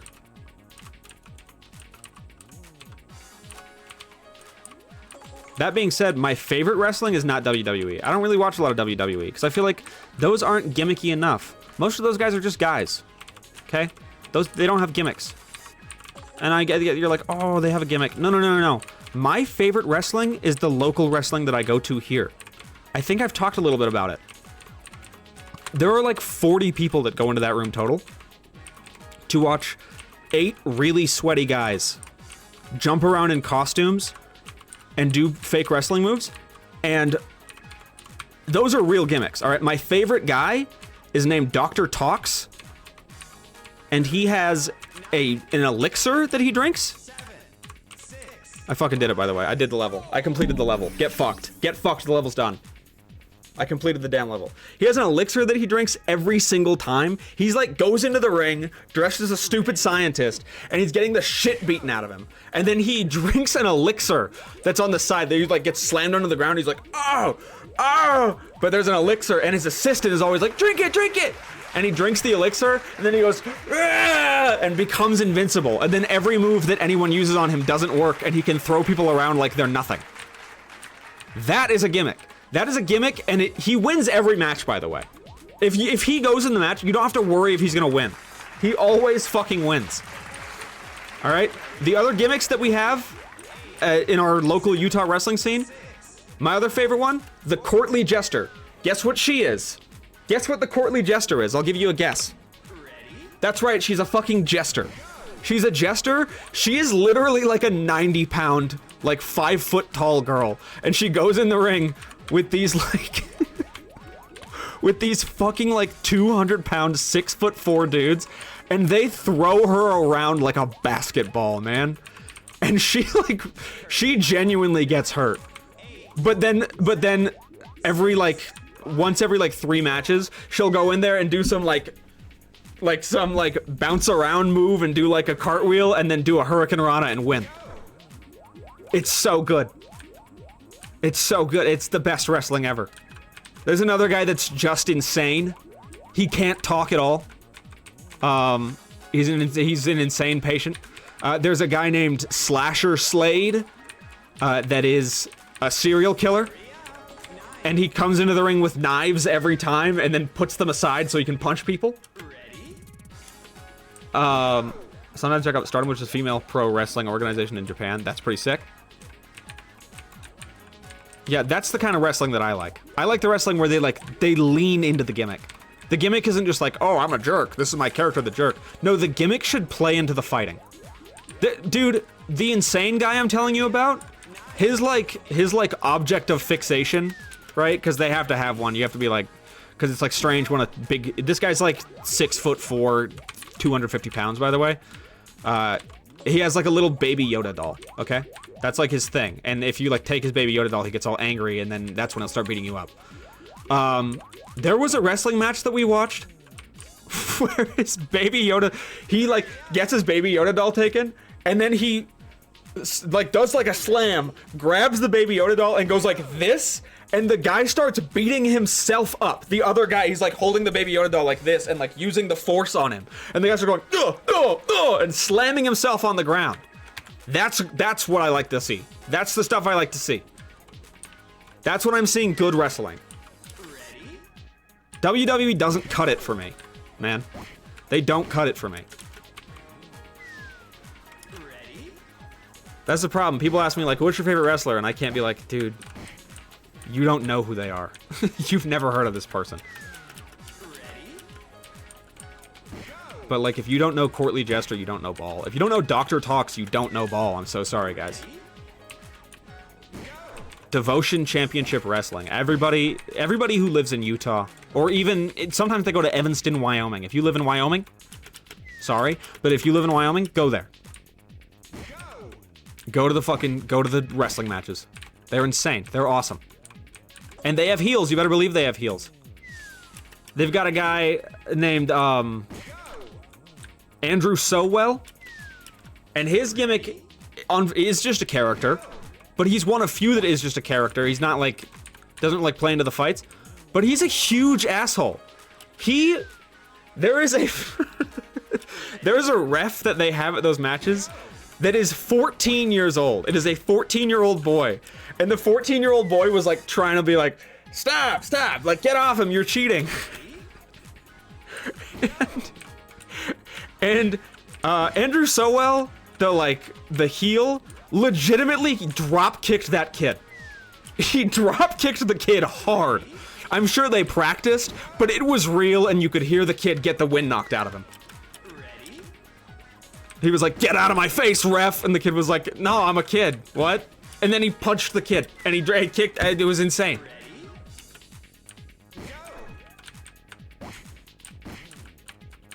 Also, you remember that lab assistant I was telling you about earlier that gives Dr. Tox the serum? The elixir? Remember that? That kid? Legitimately 10 years old. I'm not kidding. 10-year-old boy. And he shows up every time. And guess what? You better fucking believe they break him over their knee if they get a hold of him in the ring.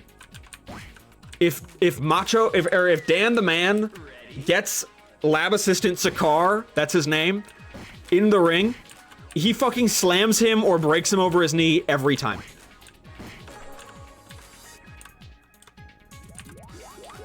You were saying, Coast Ghost? Coast Ghost, you were saying? Coast Ghost, what were you saying? What was that you were saying, Coast Ghost? Never doubt. Never doubt the king. That's the kind of wrestling I like. And they just don't do that shit on a national level. Sorry, they don't. I don't know why they don't, but they don't.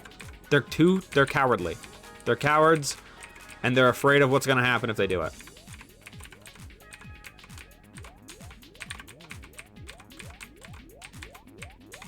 There are some things that I've seen that are just insane.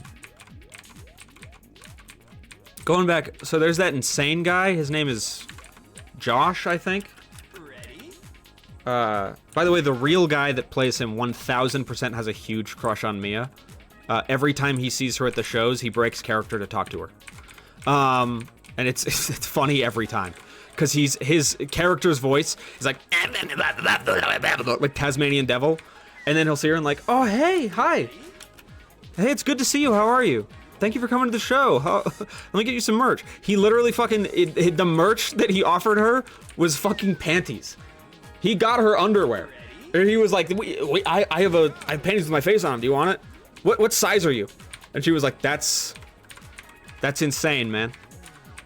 That's insane. But we bought them. You better believe we bought them. She's never worn them, but we have them. And he was like, "You'll have to let me know if they fit." And I was like, "Dude, you're clearly just asking for a picture of her in underwear." Anyway, that guy, he's like 250 pounds or something. He's huge, 6'4", giant guy, balding on top, greasy long hair, always wearing like a straight jacket at every show. He teamed up with the courtly jester, who is like a 20-something, like I said, 90-pound, 5'2" woman.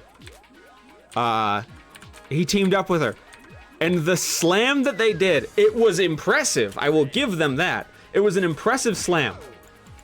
But the slam that they did is, I need to demonstrate this with the full camera. Turn off the green screen. What's going on? What happened? What? What?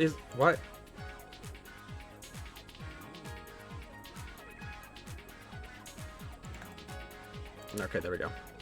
The slam that he did is he picked up that girl. He picked her up. Where's an example? Let's say that this is that girl. This is that girl, and these are her two legs. He picked her up like this. He picked her up like this. By the vagina. And threw her into another guy. And we couldn't believe it. But it was also one of the coolest things we've ever seen. How do you beat that, right? How do you go to watching regular wrestling after that? Who cares? Who cares about the WWE? They don't do that kind of stuff. They don't do it. There was a new guy. I ruined a guy's career when I was there. I ruined a guy's career. There was a new guy that had just started. He had just started out. Brand new guy. And he came in, and I don't even think he was supposed to be a heel. But unfortunately, he was... His, like, I don't know what his character was supposed to be. But his character was... He was just like a guy in, like, a suit, like a three-piece suit. And he had, like, a vest, and then his, like... His short sleeve, and he had, like, the vest with the tie, and then his arms were out. But unfortunately, he was bald. Unfortunately for him, he was bald. So do you know what that means? Do you know what that means to an audience member?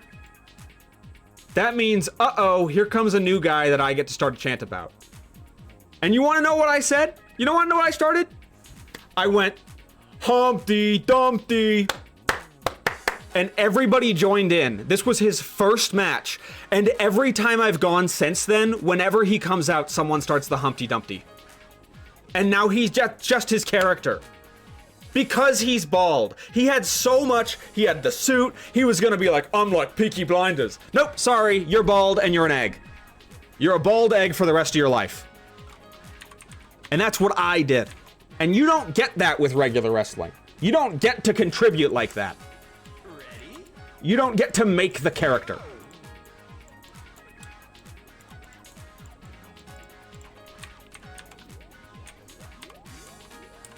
There's another guy that started and they didn't give him a his name. What was his name? Oh god, his name is just something regular. It's like Brandon or something. He just has like a regular fucking name.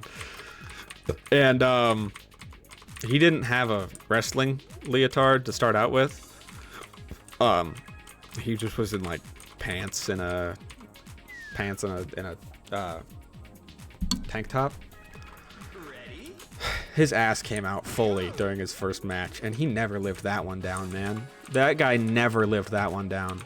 Every single time that there was a match for a belt, somebody would yell, "Give it to Brandon, he needs it!" Because he for sure, his ass was just fully out. He kept having to pull it up. Because he didn't wear a belt. He didn't wear a belt when he was doing that. It's a brutal world. And that only comes with local wrestling. Because there's 40 people in the audience. And it's the same people every time.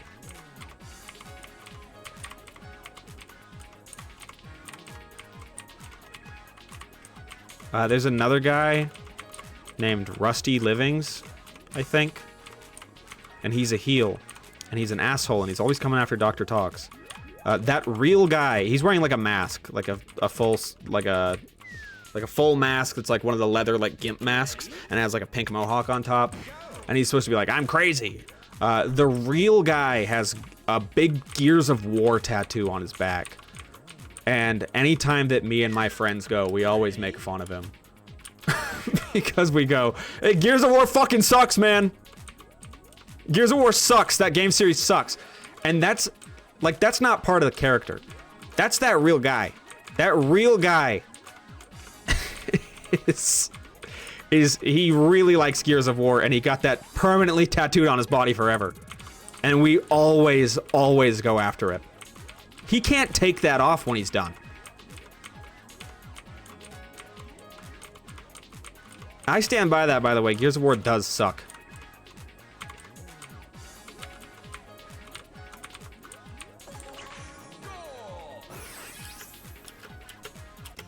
Yeah, we really, it's a lot of fun. It's a lot of fun going to a local. Guys, I guarantee you your state has local wrestling matches that are like amateur matches like that. Go to them. I promise that it'll be the most fun that you've had in a really long time. They have overpriced snacks and drinks, and you show up, and when you show up initially in the room, you're like nervous. You're like, what is this? This is weird. This feels awkward. And then the lights go down and the show starts, and it suddenly feels like there's hundreds of people in the ring. And it feels like it is the most fun. Also, something that's awesome, as it turns out, wrestling, huge with the autism community. For some reason, I'm not sure why, absolutely huge with the autism community.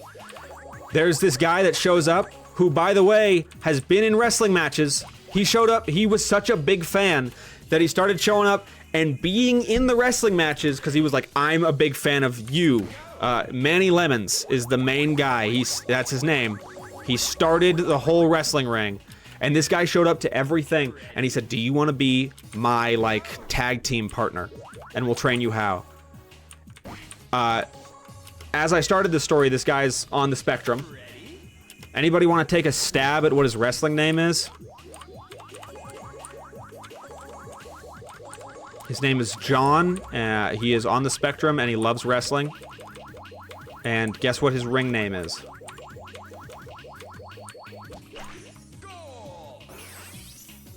Vitism? Not quite. No, it's not quite. No, it's not that. Oh, check it out. Gears of War. Trainwreck. No? No? The Spectre? No? No. You guys are being a little too subtle with it. His wrestling name is Johnny Autism. That's his name. That's his name in the ring. They go, Johnny Autism! And he comes out and he starts screaming. And it's so awesome. He's in, and if he's not in the ring, he's at every match. And he also, that guy loves to chant. And it never makes sense. I love it so much. There's this guy named CJ Frost, all right? He had no gimmick. He only wears, he doesn't wear green anywhere on his body. And yet, for some reason, Johnny Autism decided to start calling him Kermit. We don't know why. We never figured out why. But he would often just launch, anytime CJ Frost would come in. Hold up. Actually, you guys can't see my legs. I'm not wearing pants. I'm in my underwear. Give me a second.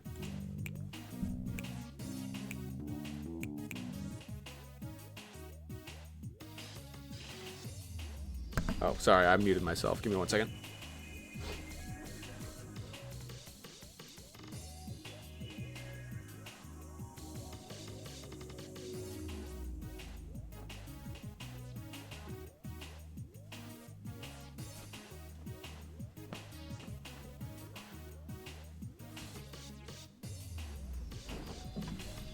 Sorry, anyway, like I was saying,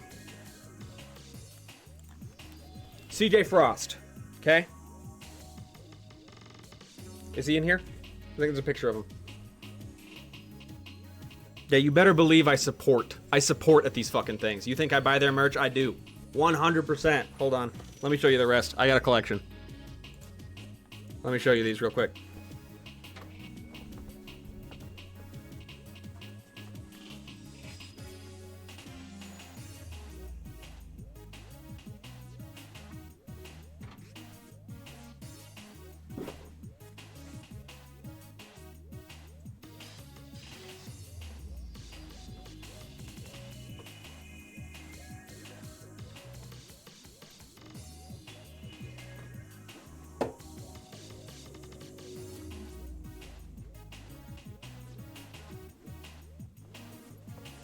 Where's the last one? Hold on.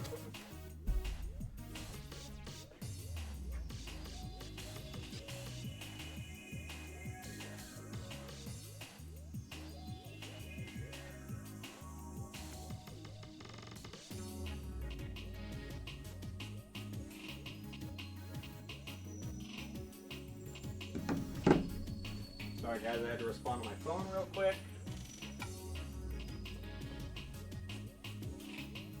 Where is it? I got one more shirt and I can't find it.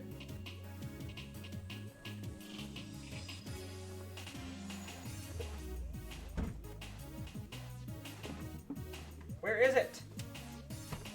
Alexa, turn on the bedroom.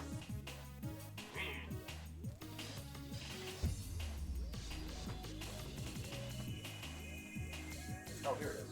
I thought it was black. Purple. Okay. Alexa, turn off the bedroom. Hi, Mia. All right, anyway. As I was saying, let me just show you real quick. So, what was I was saying something about CJ Frost. Mia, I started talking about our favorite wrestling shows. We need to go back. We need to go back to them soon.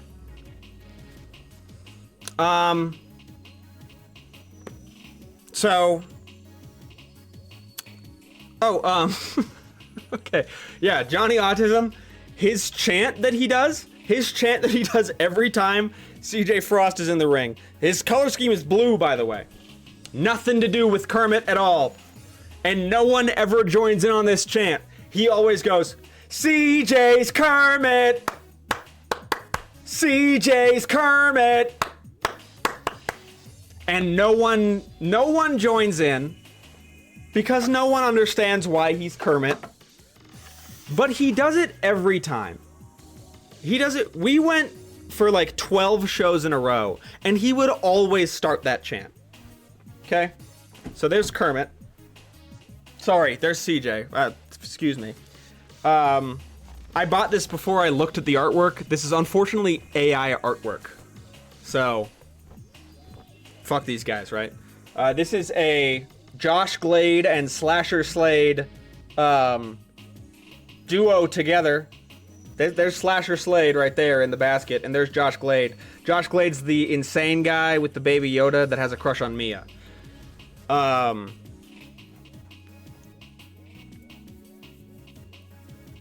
You clap the nostalgia critic. What? Like this? How are you supposed to clap? This is how you clap. You make a louder clap like that. Woo! Like this? Not as loud. See that? What does that mean? This is another Josh Glade. This one might also be AI, but I don't think it is. Oh, this one's signed. Signed by Josh Glade. I don't have the Josh Glade panties. I don't know where they are. They're bright orange. This is my boy, Dr. Tox, also signed by Dr. Tox. By the way, Dr. Tox has this design. He made this design himself. He's an actual real scientist that works at a lab. He's a biologist and like a microscope operator. He's woke as fuck. It's awesome. You go on his timeline. You go on his Facebook, and he talks about how, like, dude, trans people scientifically exist. You guys need to stop denying it. And he, like, talks about the science behind it. He designed this guy. He has it tattooed on his body. And his license plate says Dr. Tox. That's my boy. I love him the most. He's awesome. Yeah, it's also the best designed one. And it's, see how it's bright green? These show up great at a show. Okay, I had to rep for lab assistant Sakar, the 10-year-old boy. Same color scheme as you can see. He asked me probably 10 shows in a row to buy his shirts, and I said I will next time. And 9 times I lied. And then the last time I did. I bought one. And then of course we've got some Courtly Jester merch. So yeah, we're pretty big into it. We're pretty big. We really like it. It was our favorite thing to go to for a while. We haven't been in so long, though, because I got a fucking job that requires me to work on Saturdays, so I can no longer show up to those, because they're on Saturday. They're the first Saturday of every month. But I used to go with Mia and Matt. And we would bring more and more friends. We were like, it got to the point where, like, the people we were inviting were, like, a third of the audience. And then we just stopped showing up. We were like good friends. I would like regularly, we would get discounts because we would show up so much. I would regularly DM Dr. Tox and we'd talk about things. There's a horse named Tox at the barn. His show name is Intoxicated, so the announcers say so-and-so riding intoxicated. That's funny. Maybe you can request one of them off. Yeah, I ought to. I miss those fuckers. I miss those fuckers in the wrestling ring. I'm sure they miss me too. They miss all of us. Dude, Dr. Tox would always point us out. When he was wrestling, he would always look for us, and we'd always stand up when it was when he was out. We'd always stand up with our bright green shirts and go, Tox, drink the serum! Drink the serum! Ready? We love that guy. He's great. He always talks in really long sentences and says every word as long as he can. He's like a true gimmick guy. Oh, I haven't even mentioned one of my favorite guys. His name is... oh god, it's basically just Bonesaw, which is Yeah, that's not original. But his name was... It was something Bonesaw Williams, I think. I'm trying to remember now. And his gimmick is that he's an asshole. He shows up, but he's like an asshole in like a cheating, smarmy way. Or like slimy way. He's like a scumbag. He shows up, he's always wearing an elaborate coat and a top hat. And he has a twirled mustache. But he's like 5'4", and he's just like this little dude that comes in, and oh God, what was his name? It was like something Bonesaw Williams, but he would always cheat. That was his thing, is that he would always cheat. He would always like get his wife, who was pregnant at the time, by the way. He would get his pregnant wife. She was also a wrestler before she got pregnant. Her name was Reina, King of Dragons. And she would show up in a full bodysuit that looked sort of like a dragon, and she would just also be evil. And she was Reina, King of Dragons. And he would always, especially when she was pregnant, he would go to her and be like... And then she would be like, oh, I think my water broke. And then the ref would be like, what's going on? And then he'd reach into his top hat and pull out a chain and start whipping the opponent with it. And I loved Bonesaw. He would never win, but I loved him. I loved him. He was like my favorite guy. Unfortunately, he had part of his costume was these custom pants that I'm sure he was really proud of. It was a pair of black jeans and a pair of white jeans that he stitched together right down the middle. So he was wearing black and white jeans. And everybody called him Penguin, and he hated it. Like, the guy hated it. I heard him talk about it. He did not like being called... He did not want to be Penguin. He wanted to be Bonesaw. But instead he was the Penguin because he was wearing black and white pants. The chant would always be either let's go Penguin or do the waddle, because he was short, so his legs weren't very long, and so when he walked we would call it a waddle. This was a mean group of people that we would hang out with. It was also some of the best times of my life. Yeah, I'm playing Super Monkey Ball. It's not the pattern of how penguins are colored. Well, whatever. That's what we called him. It did get to the point where he leaned into it one time. He came out and he introduced himself as the Emperor Penguin. And I think that was like one of the only matches he won. First off, he used the chain gimmick. He like wrapped it around his fist and then punched the guy in the face with the chain. By the way, he tossed the chain to the side of the ring. Guess who has that chain now? And guess who has it hanging on his fucking mantle? Would you guess that it's me? Because it is. It's me. I stole the chain. Sorry. Sorry, Emperor Penguin, aka Bonesaw, aka Josh Martinez. He changed his name to Josh Martinez because, in his words, I asked him. Sorry, I'm getting off track. Anyway, he went out as the Emperor Penguin, and he started doing, like, he was, like, doing all of his moves. This was, like, one of the only times he won, because then we went, do the waddle, right? And he went, you want me to do the waddle? You want me to do the fucking waddle? And he did a little, like, waddling move, and then kept his feet straight and jumped on the person's head. It looks like it really hurt. That was great. That was great. I really liked that one. My favorite moves where it's like, that one actually hurt that guy. That guy's actually hurt. Yeah. I love it. I love those things.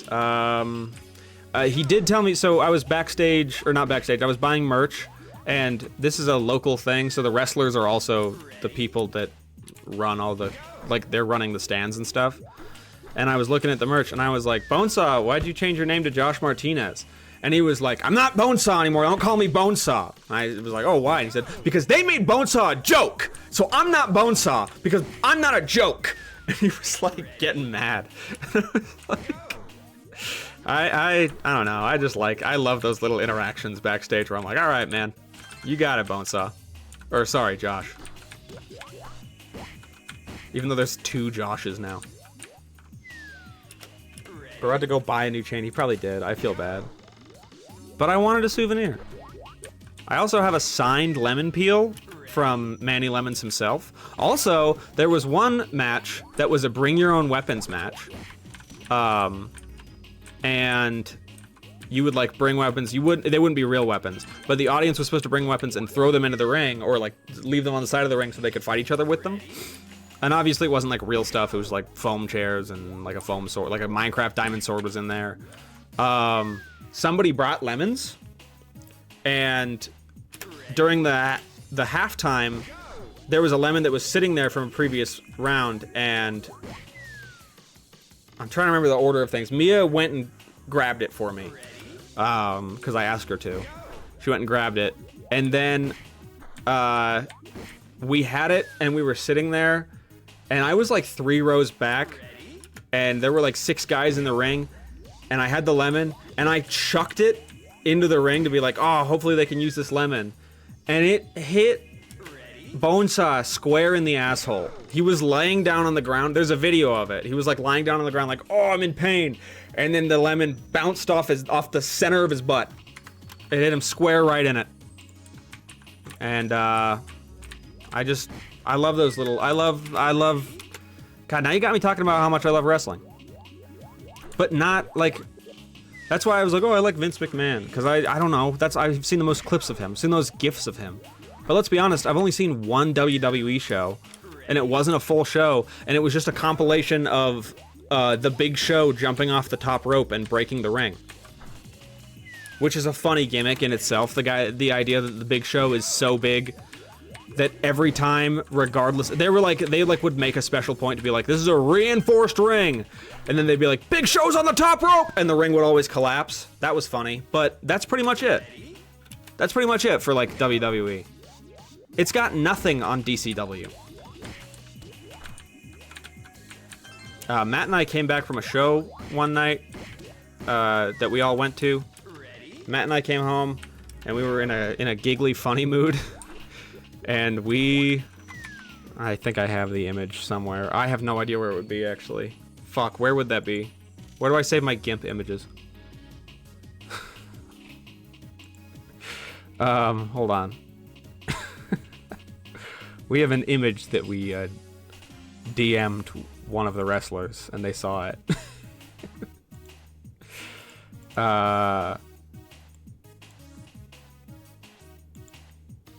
These expert stages are owning you? No, I'm just taking my time, man. See how I'm not getting angry? Where the fuck does my GIMP stuff go?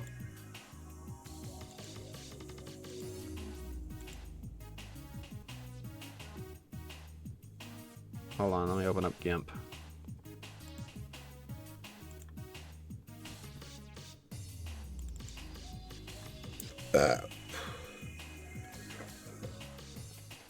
I don't want to do that. It takes so much time to put all the fucking effects on. Why did they name it GIMP? Because it is a generic image manipulation program. Right. That is the reason, Dr. Evil. Don't doubt me. Don't deny me. Okay, if I go here and actually let me just open up my recent projects. Humiliation. Oh, okay, if I new, okay. I like move it, and I'm like, okay, cool. Export. Where does it export to? It exports to... It's just sitting in documents? Is that actually where it is? That might be. Let's see. Is it just sitting in my documents folder? No, it's not. Where the fuck are my GIMP things? Damn it, I want to show you guys this. You want to give a blowjob? No, I just want to show you guys this.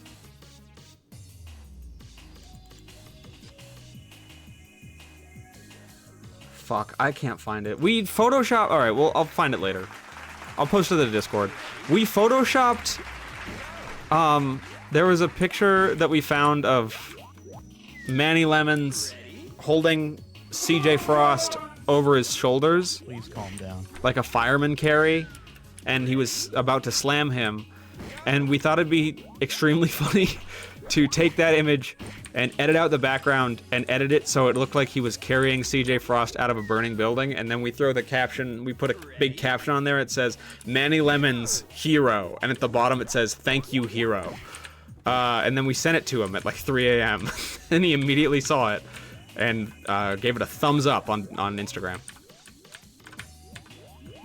And I really wish we had the image right now.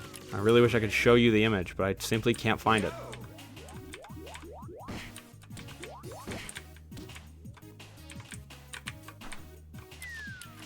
Ready? And then we made a second, version where they were also Batman and the Joker. Forgot.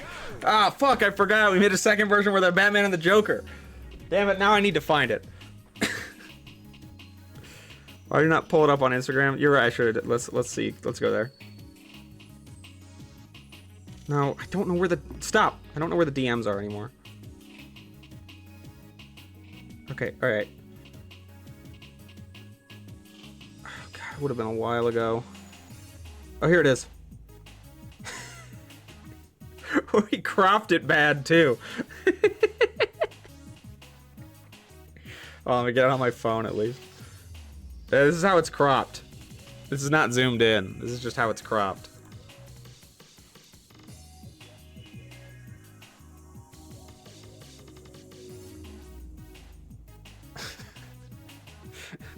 And we sent it to him.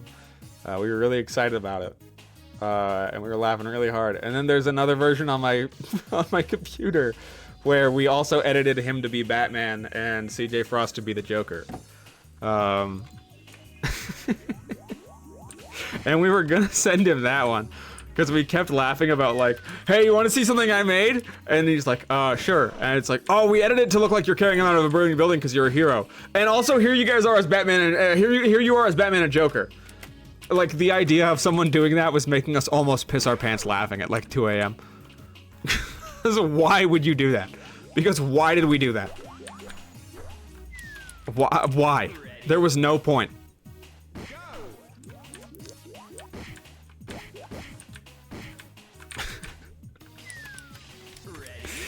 Oh man, those are the days. Those are the days. We gotta go back.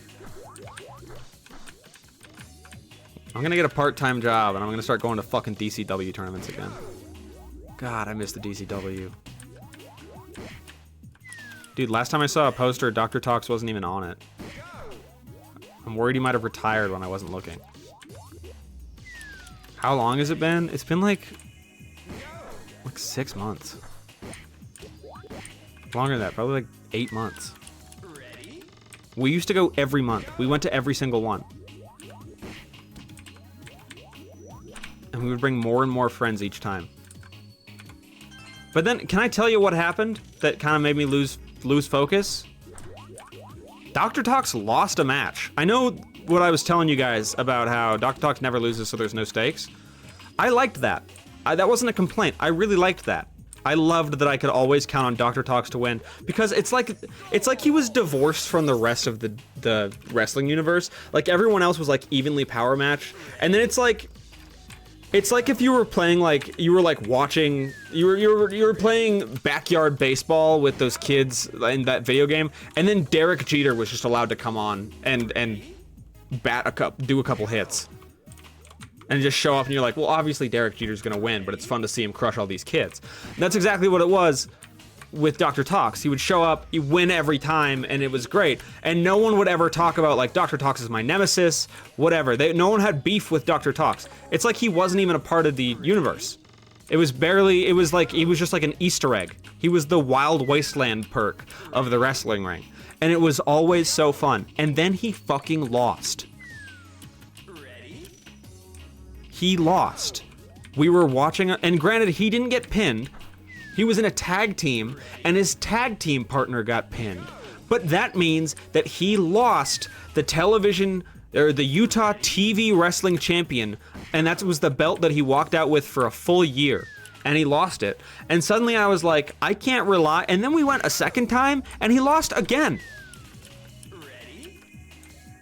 And they were like trying to do like a dark, like, oh, he's like losing now. And I was like, I don't come here to see Dr. Tox lose, guys. I come here to watch Dr. Talk sweep the floor with all the regular people because he has a cheating serum. That's what I'm here for, man.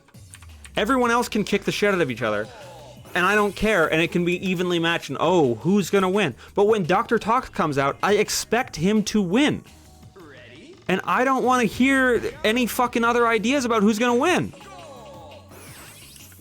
You're like Syndrome tearing down his posters of Mr. Incredible. It's not Mr. Incredible's fault though, dude. It's not like I don't like Dr. Talk, but they stopped letting him win, and that really bothered me.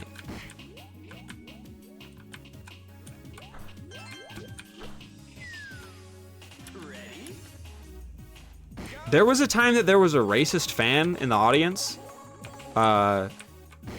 He said something extremely racist. He basically, I'm just gonna say what he said. It wasn't a slur or anything.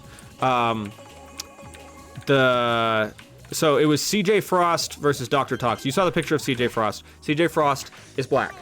And Dr. Talks is not. Dr. Talks is a white guy.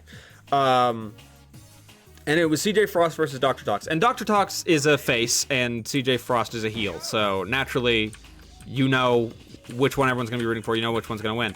And my creative little thing was, what did I say? It was, oh, because it was the Kermit thing. And so what I said, because remember how CJ Frost is Kermit for some reason, even though no one ever goes along with that chant? So I yelled, get him, Dr. Talks, dissect that frog, because that's what scientists do. They dissect frogs, okay? That's like a science thing, and he's a frog. I thought it was pretty clever. People liked it. And then there was a fucking racist guy that was there. That yelled, yeah, take that monkey back to the lab. He yelled that about a black man. And it made everyone really uncomfortable. Everything went silent after that. And then he said it again. And then while they were fighting, we saw them whisper something to each other. Which is like, they usually do that for their tells or whatever. You know, they're like, oh, do this move.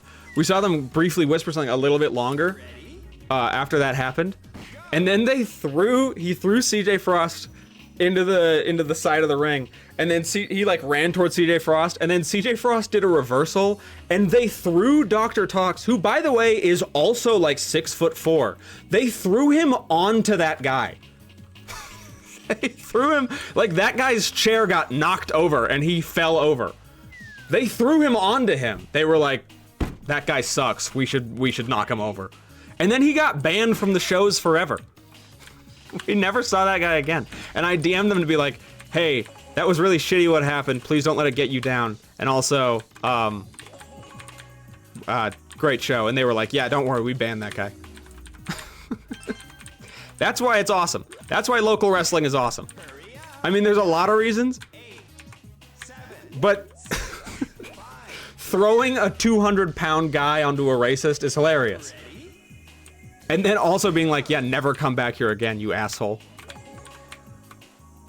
And that was great.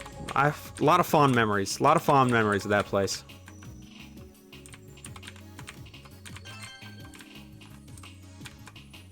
I can't get on. Why can't I get on? They made it. Dude, I was doing perfect, but they made that one a little bit taller. That's not fair. I wish I was a little bit taller. I wish I was a baller.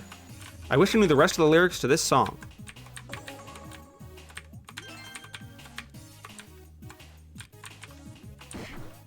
Okay, how do I do this? Shut up, shut up, shut up, shut up, shut up, shut up, damn it. Sick way to handle that while staying in character. Yeah, exactly. It was. And then they kept fighting ringside, and then they got back in the ring. And they let CJ win for a little bit. But then Dr. Talk drank the serum, of course, because he's going to, and then he destroyed CJ Frost. Because it's Dr. Talks. But still.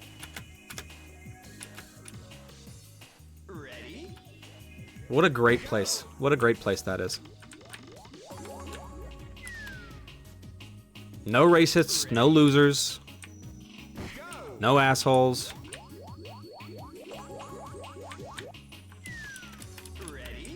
Except for the assholes that are in the ring that are punching people with chains and stuff.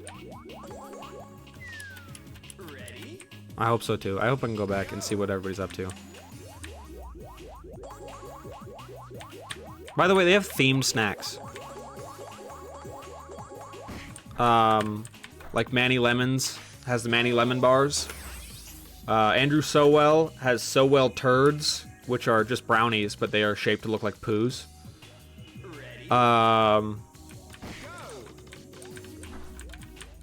What else? Dr. Talks had, I think they were called Talks Krispies or something. It was just Rice Krispie treats, but they always had like a weird candy thrown in to make it more sciencey.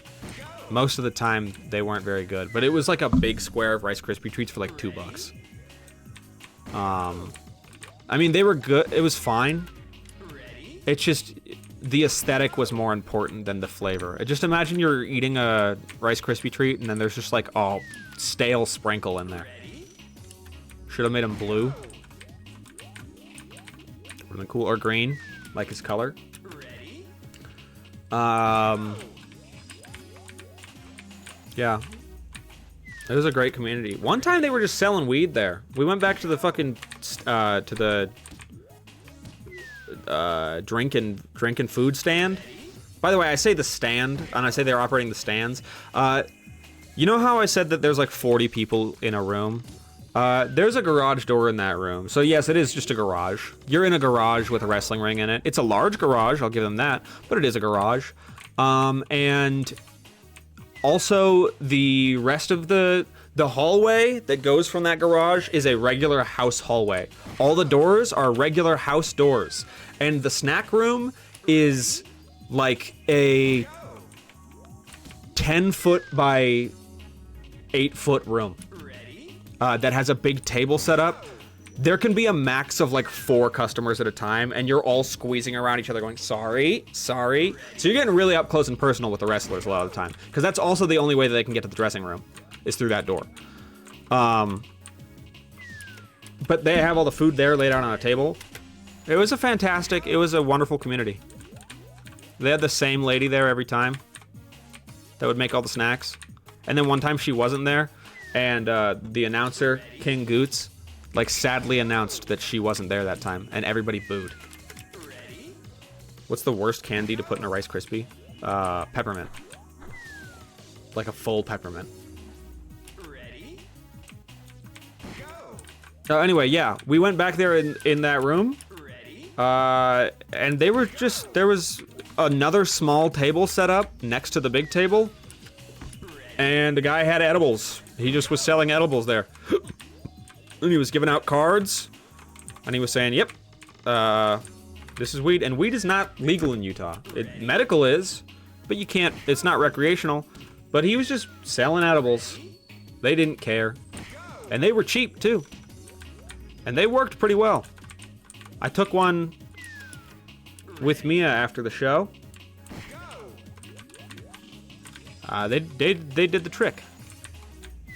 What about those wax sodas? Ooh, Jolly Ranchers would suck. The wax sodas are like wax lips. Are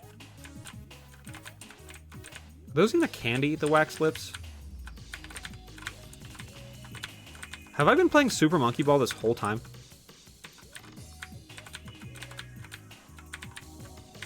This is such a... Whoever said...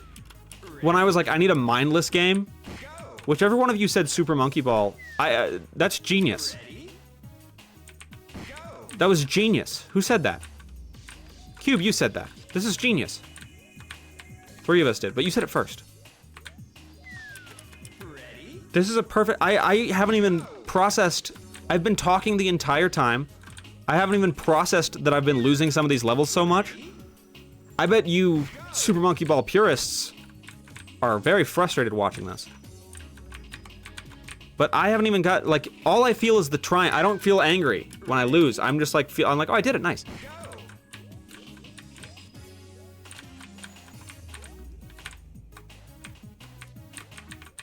It's your CS surf.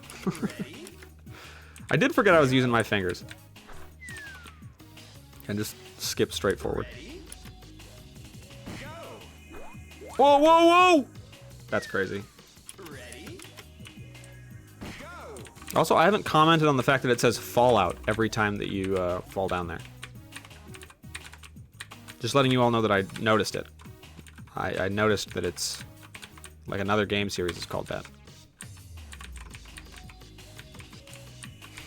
This is your CS surf. I should start making fun of I should start making fun of children while I do this. Fallout mentioned. There's little licorice pill things. I'm generally an enjoyer of licorice. I like licorice, but I do have to agree with you that I don't think like those little salted licorice things. I don't know. Sometimes you eat salted licorice, and it's like, why do these even come in a bag of like 30? These should be one in like a sealed crate, and you eat it like a dare. Like, you eat it like the salt version of a warhead.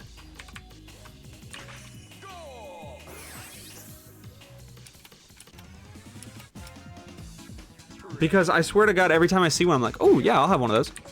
And then I put it in my mouth, and I'm like, wow!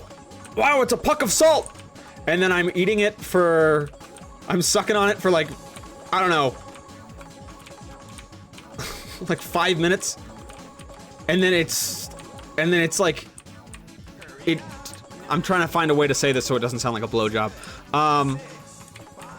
And then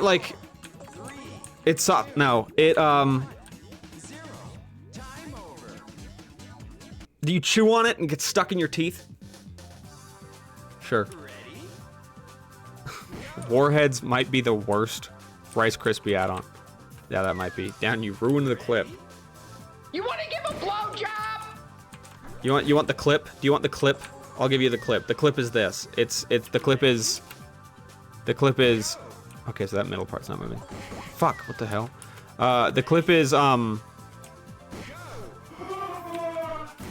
are you supposed to do, what the fuck? How are you supposed to do this?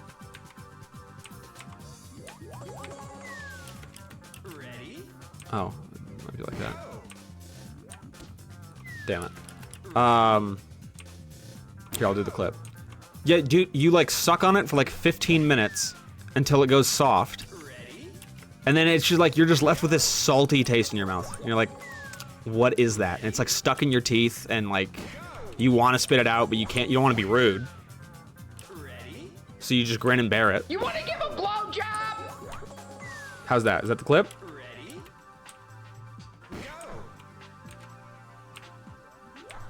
I'm gonna fucking kill whoever made this level! Who said that? That was odd.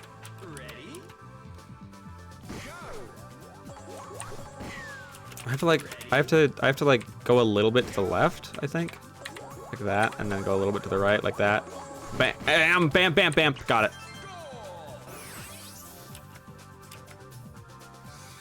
Oh, Sega! Sega reference!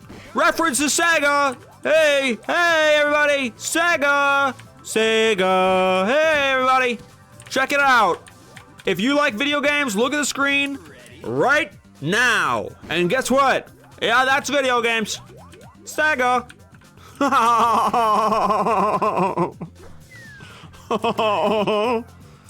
Sega! Yeah, give it up for Sega!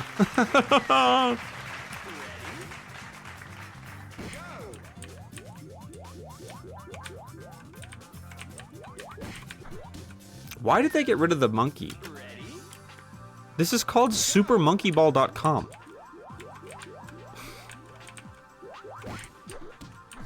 Isn't it my options, like enable or disable monkey? Copyright? What do you mean copyright? Look at the game I'm playing. The fuck do you mean copyright? Look at the screen. I don't know, man.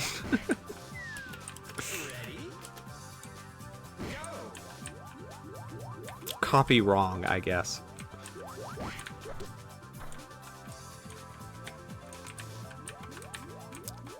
Smack. Nope. Nope. You know what? That joke's inappropriate and rude, and I'm not gonna do it. Smack. Nah. No. No, I'm really trying to. I'm fighting it. I'm fighting it. I'm fighting it. I'm fighting it. Smack. No, I'm fighting it. Breathe deep. Breathe deep. Breathe deep. Breathe deep. You own. All right, I don't have to say it.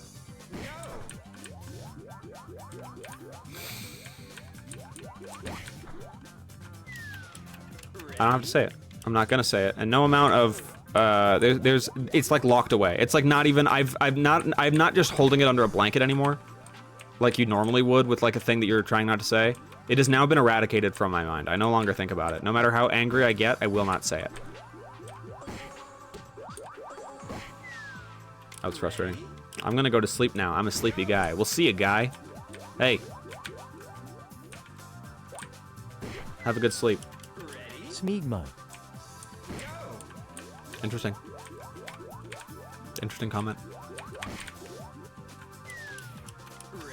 I like that cat. Have a good night, Cube.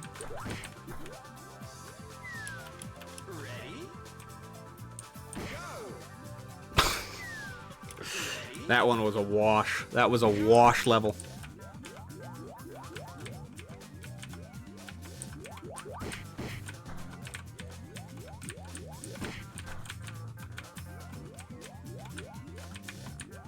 No!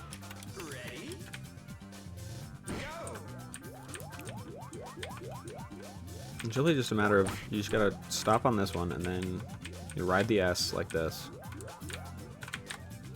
And then you hop. And you hop. Ooh, dang it. Ready?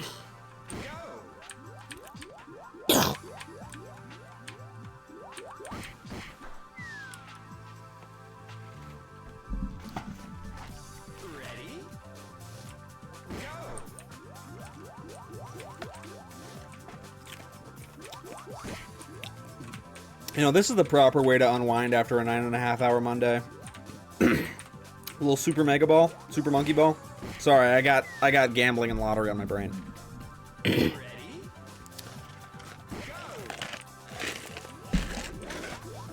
Little super Sega ball.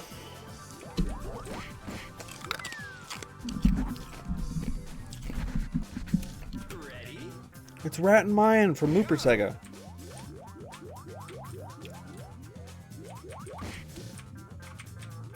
Didn't you spit in that cup? No. I spit an ice cube out of my mouth into that cup. An ice cube that came from the cup. Which I think is acceptable. I deem it acceptable, and therefore it is.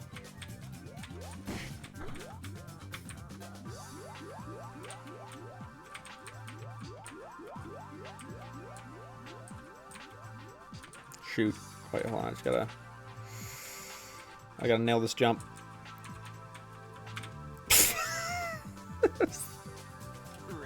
That was the wrong way.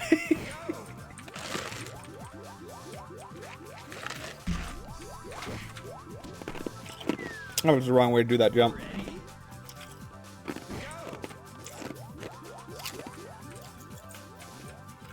Anyway, wrestling is awesome.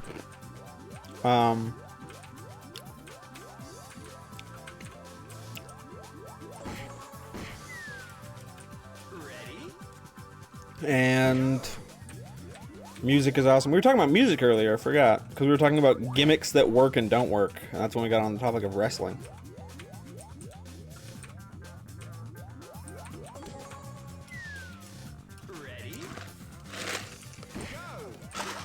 You know whose gimmick I like? I like that Devo gimmick. I like Devo's gimmick. With their weird little cube hats. Little pyramid hats.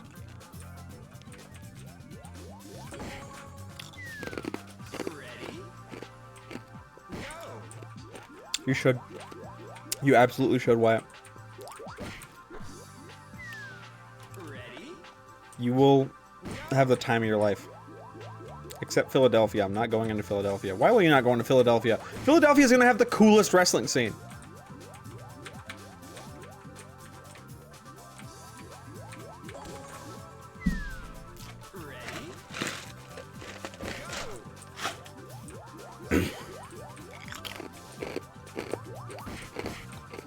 Damn it.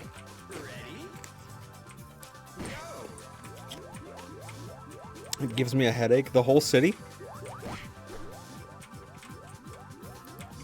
Stephen Flo. Stephen Flo. That's another, that's not our local wrestling thing, but there was a video going around that was like, I went to a local wrestling federation, and there was a guy named Stephen Flo, and his theme song was just Even Flow by Pearl Jam, but he said Stephen Flo every time instead. It was really, that's the kind of shit that's perfect.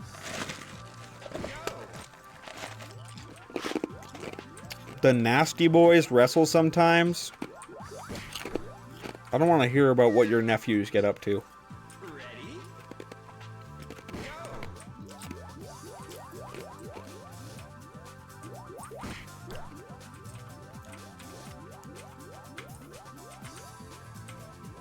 Who the fuck are the Nasty Boys? I don't like that name. Ready? I don't like when someone's whole thing is like being gross. I don't like when their name's gross. Like, there's another one. I don't know. Anytime the Nasty Boys is my friend's band. I don't like it. I don't like it. I don't like those. I don't like that they're nasty boys. Ew, those nasty boys. Like, I'm like, ugh, no. I see them wiping their hand like that, and green boogers are on it, and then they wipe it on their pants or wipe it like on a table or something. And I'm like, those are nasty boys. Go away. You guys are nasty, man. Like, nasty is a perfect... You know what nasty is the word to describe as earwax? Earwax is nasty. There's nothing more nasty than earwax. And there's nothing more descriptive of earwax than nasty. If someone's nasty, they definitely are putting fucking earwax on their finger and then, like, they put it in their mouth and they're like, ugh. I pissed my pants and I'm a baby. You guys ever accidentally taste your earwax? Of course you have. You're a human being. You've tasted your earwax before. Why does earwax taste like that, man? Ready? I don't like when they're gross. Okay, you're playing sounds that have been edited by other people. But yeah, why the fuck does earwax taste like that? Ready? They had thongs and dilts. See, I can't do it. I can't do the Nasty Boys.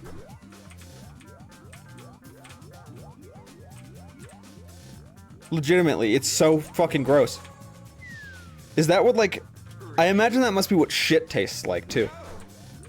Because you've never... Most people have never accidentally tasted shit. I've never accidentally tasted shit. I can imagine that it doesn't taste very good, but I've never eaten shit. That being said, I have eaten...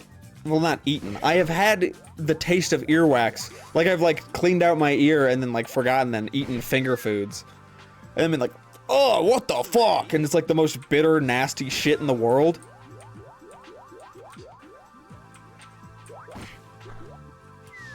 And my only thought is, like, that must be what shit also tastes like.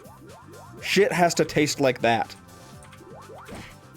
Like your body saying, no way, do not eat that.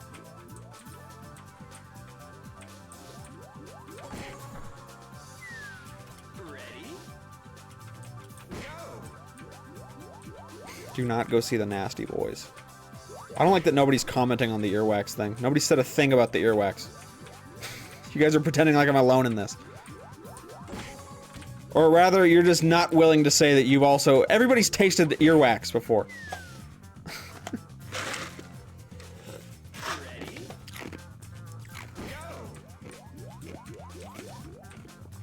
Like cilantro. No, cilantro... Okay, first off, I like cilantro, but that's a genetic thing. It's not like genetically half of us... Yeah, genetically half of us, our earwax tastes like shit, and the other people think earwax just tastes like a delicious spice. I've never tasted earwax. Have you genuinely never tasted earwax? Really and truly, you've never tasted earwax. Is that real? You've never like your ear itches and you're like, oh, my ear itches. Like, you're like, scratch it. And then later you're like doing something and you're like, and you accidentally like put your finger in your mouth, or you're like, you're eating something. Maybe you fucking pick your nose and then you get a double whammy of a booger and a earwax all in one. Yeah, I'm sure Reddit knows what Dookie tastes like, but that's not what I'm asking.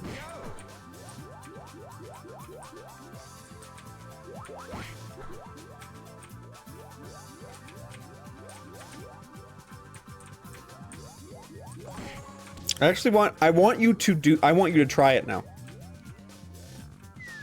That's what Q-tips are for. You've never like had an itch?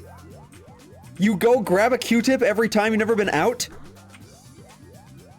I refuse to believe that. That's like people who have like, no, I've never swallowed my phlegm.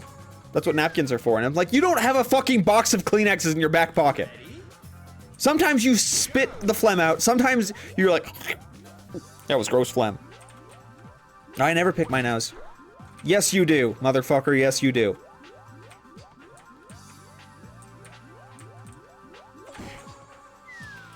Ready?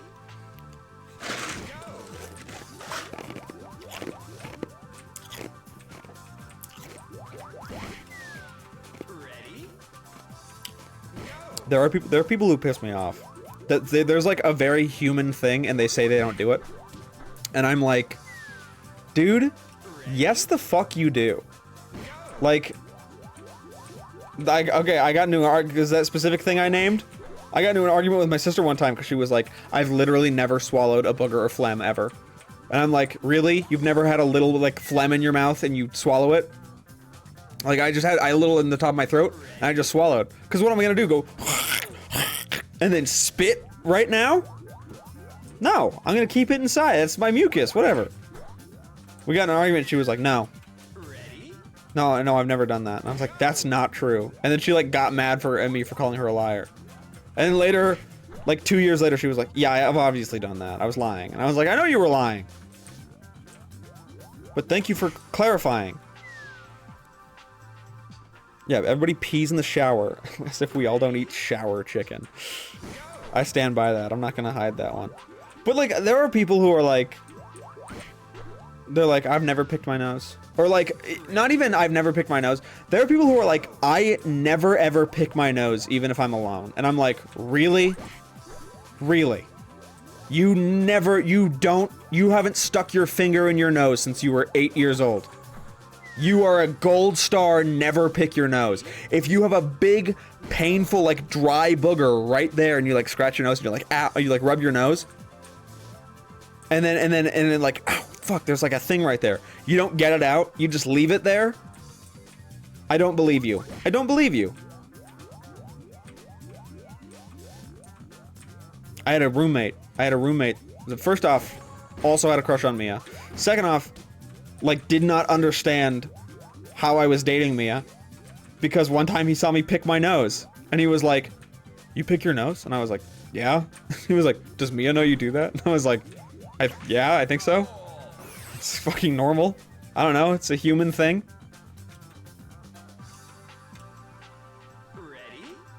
I suppose she does. The only person I believe that is from my mom. She's very persnickety and germophobic. Maybe. But I don't know. I just refuse to believe it. I refuse to believe. I feel like sometimes I feel like I'm the only person in the room that's gonna be like, all right, I'll open up the floor, guys. Sometimes we forget to wash our hands after we go to the bathroom. If we're at home and we go pee, like you're at home on a Saturday and you go pee in the toilet, sometimes you don't wash your hands. I'll be the one that opens up the conversation and says that.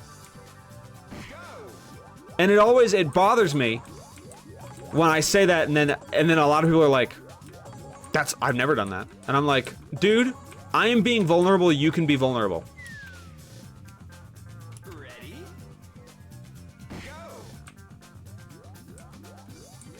My mom makes us fart on the toilet and flush. That's awesome, and I'm doing that to my kids. Thank you. Yeah, I don't know, man. Ready? I refuse to believe that some people aren't gross. Everyone pretends like they're not gross. It's like this big act that we have to keep up. Like the human body isn't fucking disgusting.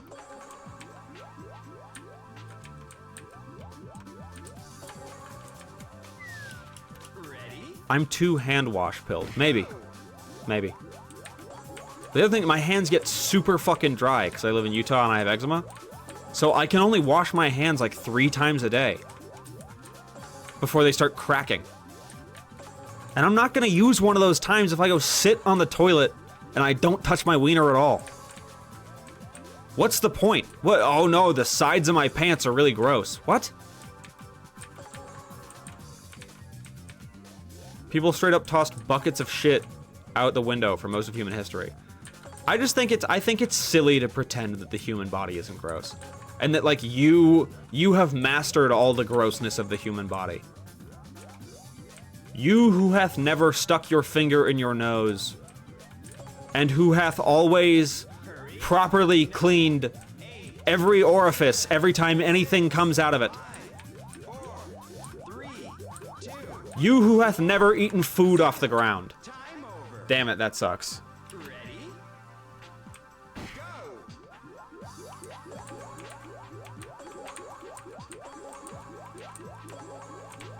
And I'm not talking random food off the ground. I'm talking your food. My cure-all soap by now. If you drop your food on the ground, you're telling me that's a 100% throwaway? You're telling me you're eating Cheez-Its and you drop one on the ground and it lands on your hardwood floor, you don't just pick it up and eat it? No, of course you do. I never eat food off the ground. Never. Really, never.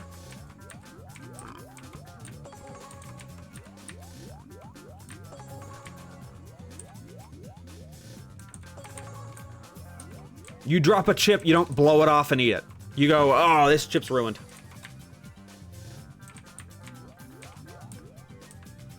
It's always forfeit. I can't believe that. I can't believe that. I refuse to believe it. Would you eat the Seinfeld eclair? No, once it's in the trash. Wait, isn't it? Hold on. I can't remember. Does it have 1 bite taken out of it, or does it have no bites taken out of it?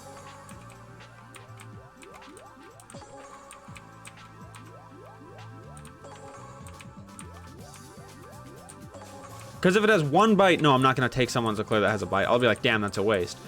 If it's a ripe, full eclair, if it has a bite, just eat around the bite. No, I'm not gonna eat around the bite. It's like it's tainted somehow. Anything that touches the ground gets instant cat hair stuck to it. Dude, do you think that I don't constantly eat dog hair on accident? Do you think that every meal I have doesn't have about 100 dog hairs on it? It does. They all do. I eat dog hair regularly. It's not a choice. I don't want to. If I can avoid it, I can. Whenever I see it, I'm like, oh, there's dog hair on this. But think about every time that you see a hair on your food. Think about every time that you've seen a hair. Think about how many times you don't check your food for hair. Because pretty much every time I check my food for hair, I'll find one.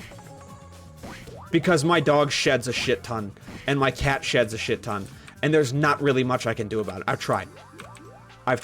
But unless I have a full-time job of staying home and cleaning up cat and dog hair, there's going to be cat and dog hair somewhere. I vacuum, doesn't make that much of a difference. Truthfully, it doesn't. So yeah, sometimes I just have to be blissfully ignorant and eat a little bit of cat hair. Eat a little bit of dog hair. It was above the rim of the trash can and he knew who took the bite. Who was it that took the bite?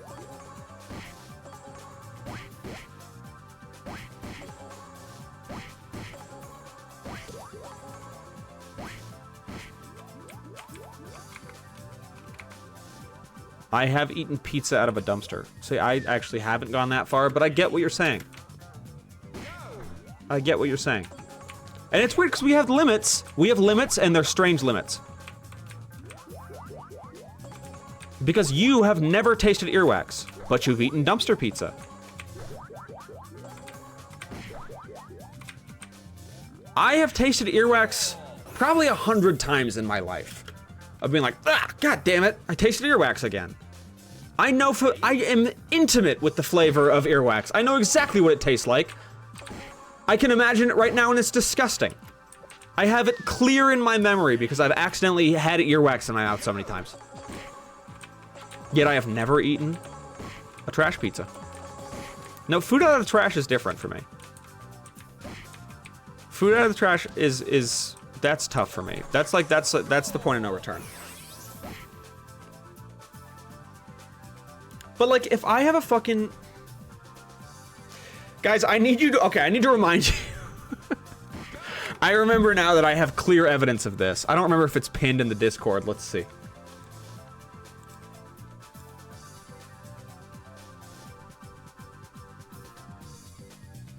Let's see if this was pinned or not. I don't think it was. It wasn't. If you'll recall, I sent an image of a full fucking cherry pie face down on the ground, splattered all over my kitchen. Ready? Hey, guess what, guys? I didn't throw any of that away. I, like, scooped up the top layers that weren't touching the bottom of the ground. So I guess I threw up the bottom layer, like the bottom ½ inch, right? But then all the stuff that was on top, I scooped up, put it back in the tray, let it finish baking, and then I would just, like, go up to it in the fridge and be like, let me see, is there dog hair on this? I don't see any. And I ate the whole thing.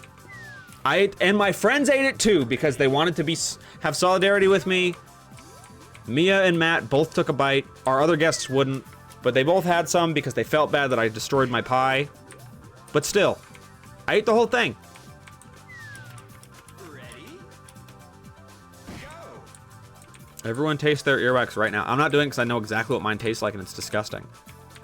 For context, if you've ever licked a Switch cartridge, you know how they put that chemical on Switch cartridges that makes it disgusting? And there was, when they first came out, everybody was like, oh, is it true? Do you try the Switch? And they would lick it and be like, ew, what the, that's gross. That's what my earwax tastes like. My earwax actually, like when I first did that, I was like, ugh, tastes like earwax.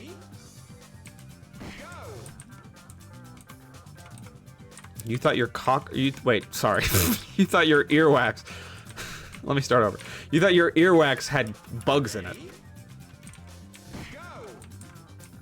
Check your ears for Switch cartridges. Ready? And that's how they were secured. Whatever, move on. Ready? Go. I'm hungry now. But not like in like a, oh, I really want to eat because we're talking about yummy, delicious earwax. My stomach is just like, I'm getting like there's like a pain where there should be there's a space where there should be food. But I'm not hungry because we're talking about earwax.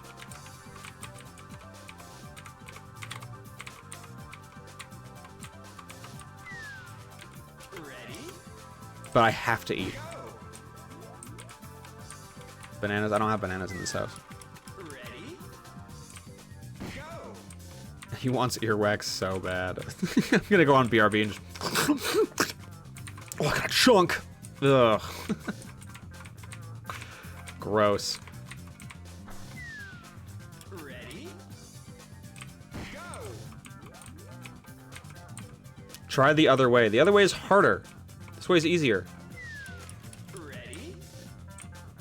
This is the challenge route. I imagine I fucking did it in one try. Yeah, no, I'm not doing that.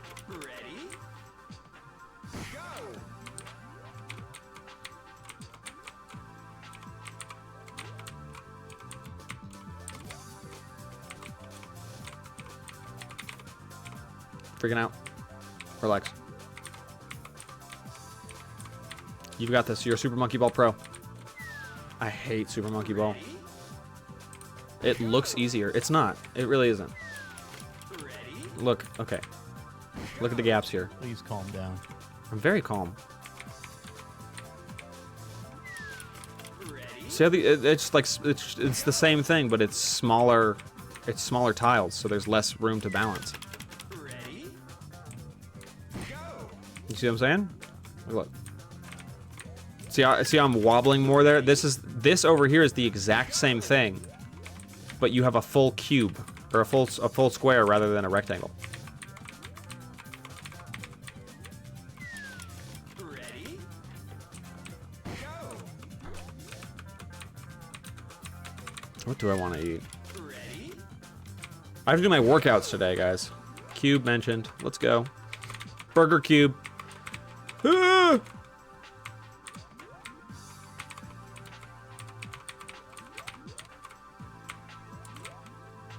Fuck.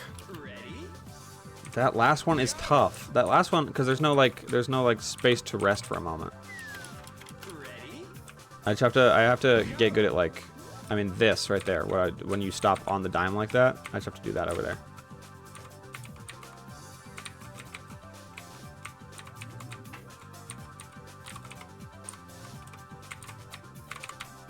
Nah, alright.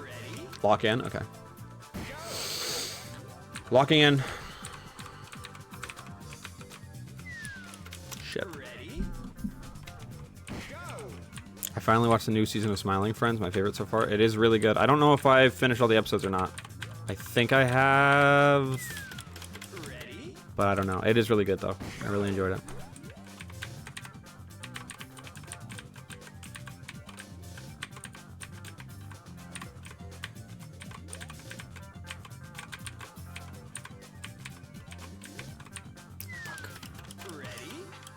You and Raydog mentioned it today. Did you guys do it in the Discord?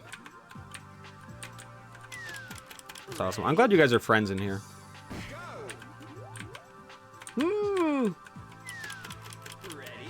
I remember when my biggest concern for a while was, I remember I had regulars.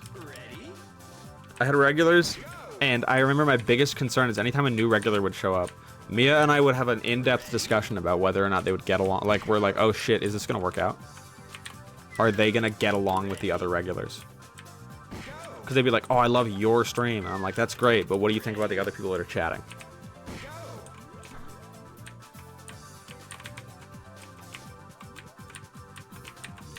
Oh my god!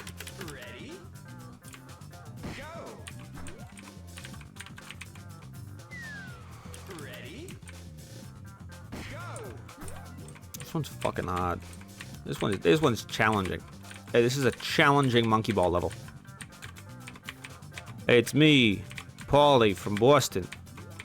Oh gosh, this monkey ball level is challenging. Oh shit. Fuck. Ah, damn, this is harder. This is harder than the time that this is harder than hell. This is harder than being in a state prison breaking rocks. Forget about it. Shit, what am I gonna do?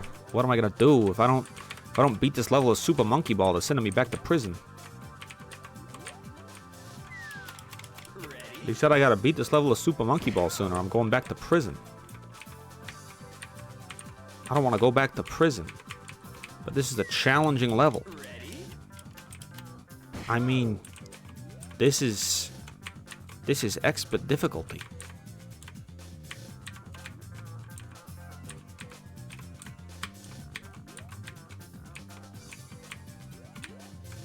This is a challenging level. Okay, here comes the most challenging part right here. Ready? Oh, shit, I did it. I completed the challenge. Yes, I don't have to go back to prison. I'm so glad I don't have to go back to prison. Here comes another one. This one I really hope I don't lose at, because if I lose at it, they said I gotta go back to prison for sure this time. They said, Paulie, if you lose this one too many times, you gotta go back to prison. And I don't want to do that. I don't want to go back to prison. This is a fucked up way to make people earn their freedom. Hey, but this is a fucked up world. Forget about it. It's getting thin, getting thin. Oh, thin ice. Thin ice. Damn. Here we go again. Worst part is, it takes quite a while to get down there. Alright, so it feels like, even though it'll only probably take 2 or 3 attempts, it'll feel like quite a bit longer.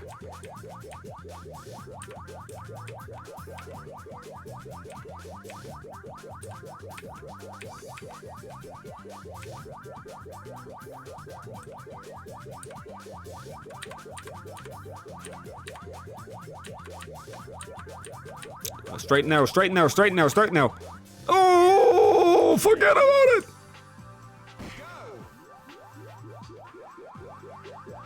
Skip missed. You just drop down there. Whoa, whoa, whoa, whoa.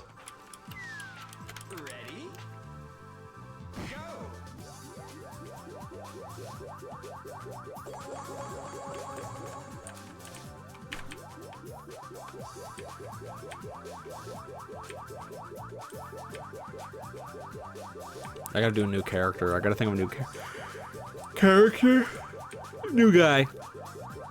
I don't want to go back to prison. They're gonna make me go back to prison. No, it's the same. Sorry, that's the same character. It's just a different voice.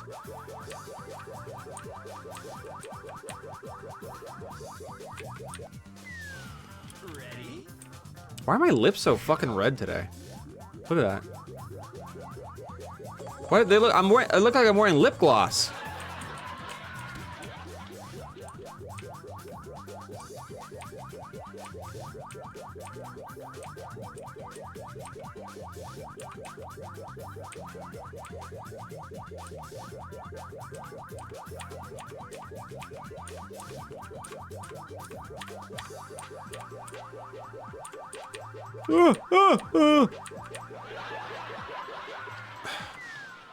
Can you make Great Bird brand makeup?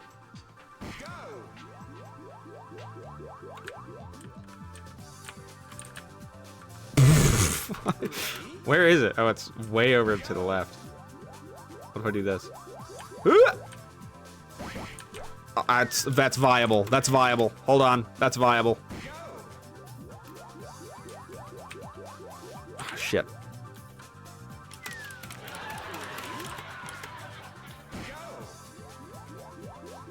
Skip. Okay, I just gotta.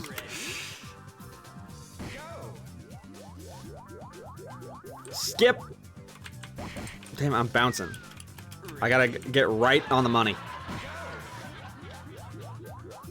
Skip. Ready? Hoo-ya! Ready? Have you discovered what your new job will be yet?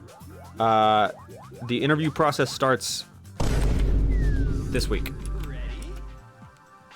So I should be expecting a call from them this week, or maybe I'll call them tomorrow. I'm a very proactive hire. I always love to call people before, like if there's a job interview coming up, or if I apply for a job, first thing that I do after I send the application in online is I call them and I say, hey, I applied for this job, and I'd like to know if you're gonna hire me or not. What's it for again? It's a lighting, it's basically just changing out light bulbs for a community college. It's like the job I do now, but I don't have to do most of it, the job that I do now. Just the light bulb part. Light bulb. Ready? If you work at a retirement home and you retire, do you get a discount? I asked as a joke about that, and they gave me a serious no answer. I said, do I get an employee discount? And they said, no, we can't offer that. I don't know if they knew I was joking. I would assume they would, considering that I am 25. But who's to say? Come to my community college when you go on the light bulb change tour. The Great Bird light bulb change. Can I just... Wait, can I ride straight across?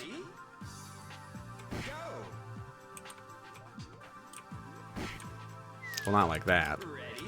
Granted, not like that. That's not what I had in mind. I'm the nerd scientist from The Simpsons, and this is how I talk. I'm the dumb nerd fucking scientist from The Simpsons. Mr. Simpson, I am a dumb nerd scientist. Marge! Homer, it seems that your voice box is working as expected. You ever think about voice acting? Ready?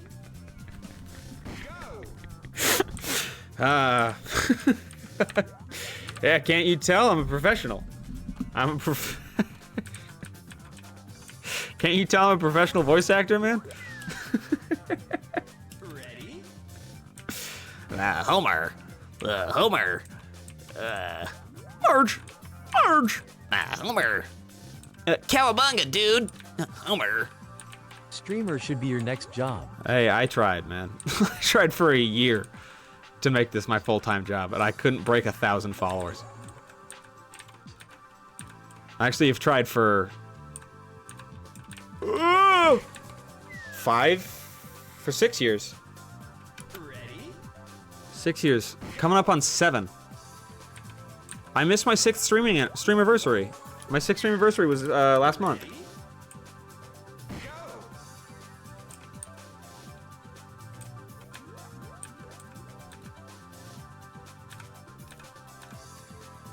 You quit when you were just at the wall of diamonds. Damn it. I didn't think about it like that. Okay, alright. I just have to not fuck up this very simple... It's very simple. I'm just getting, like, overzealous. There we go. Okay, and then I have to get this right, too. Easy now. There we go. 99% of full-time streamers quit before they hit big. I think I also need to post videos on YouTube.com, to be honest. Because it's extremely difficult to grow just from live content. Because anyone who is not here right now, which is most people that would be interested, like, of my potential viewers, 99% of them are not here right now. And therefore, they will not see this content. So I kind of need to build something more permanent, and then I can do that. And I am currently... Damn. I'm currently working on... I started recording a YouTube video. It's gonna be a fucking slog. I don't know why. It's been a long time since I've done a YouTube video. And I don't know why my first thought was to do the one that I'm gonna do. Because it is... for context, I think I have recorded... I'm not gonna tell you guys what it is. Have you tried dual streaming? YouTube live picks in more views because of their shorts discovery. I have not tried dual streaming. I think because initially YouTube streaming wasn't a thing when I started. And so the options they gave me for dual streaming was Twitch and Kick. And I did not want to be a Kick streamer. So I basically told them to fuck off. You got like permanent 20 viewers. I did at some point. It did go up there. I would say do TikTok streaming, but well, first I need 1,000 followers on there. And I don't know. I feel like TikTok streaming is Really like... excited to see your Rumble debut. Dude, I do have a Rumble stream that I plan forever. That I still have a document that I add to regularly of characters I'm adding to the Rumble. The problem is every time I do any new stream, it's another person I have to make. Like, dude, I just added Stu to the document. And Stu Jr. I added both of them.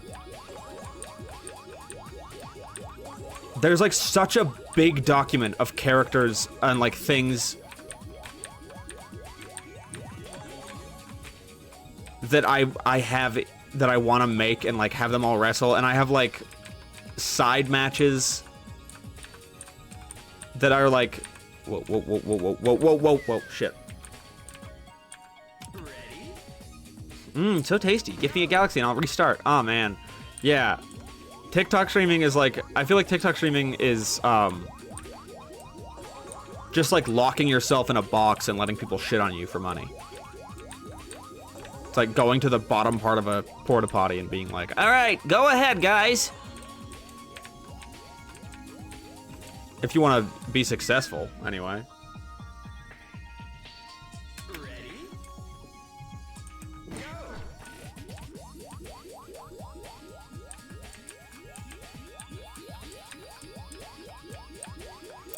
I used to think that porta potties I didn't think that the seat could hold all of the shit and piss. And so I used to think that porta potties had giant holes dug underneath them. And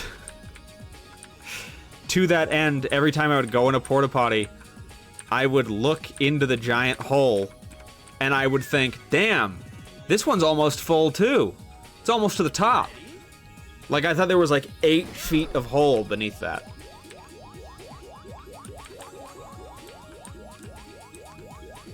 There's that one lady that Curtis... Yeah, the one that farts and shits on stream. I think I was in that camp. That's disgusting. Yeah, I always was like, damn, they're really filling these things up. You know what's worse? Okay, so that is the way that they do, like, outhouses and shit, right? Is they, Use the like... paper layer they put in public toilets. No, I don't use that. What? I'm sorry. I like, okay. I had a very... This was, like, one of the first... I don't know if it was controversial. It was one of the first things I said that got pushback from somebody. I got pushback from my sister and my mom. Because they were talking about the paper things. And I said, those are stupid. And they said, why? And I said, because... I don't know why I'm telling the story like that. Because I'm going to tell you why they're stupid. I still believe it now. That's stupid because why is your ass better than anyone else's ass? Oh, I don't want to put my ass cheeks there. Someone's ass cheeks have been there. Okay. Yeah. That's where asses go. Sorry? What, does your ass have ass on it now? Bad news, man. It already had it. Because I am an ass man. Because it has your germs. Well, it's like the other thing. Okay. The other thing is this. Butts are only gross because of the butthole. The rest of it, dude, the skin on your butt might as well be like this part of your butt and this part of your butt, the cheeks of your butt, that might as well be your face. For as far as like how clean you need to keep it and how like, oh, it's dangerous if it gets dirty. Or like, oh, that's like, you're not shitting on the cheeks. So like the outer cheek, if you like touch the outer cheek of someone's butt, it's the same thing as shaking their hand. It's actually probably cleaner. Their hand has been in other places.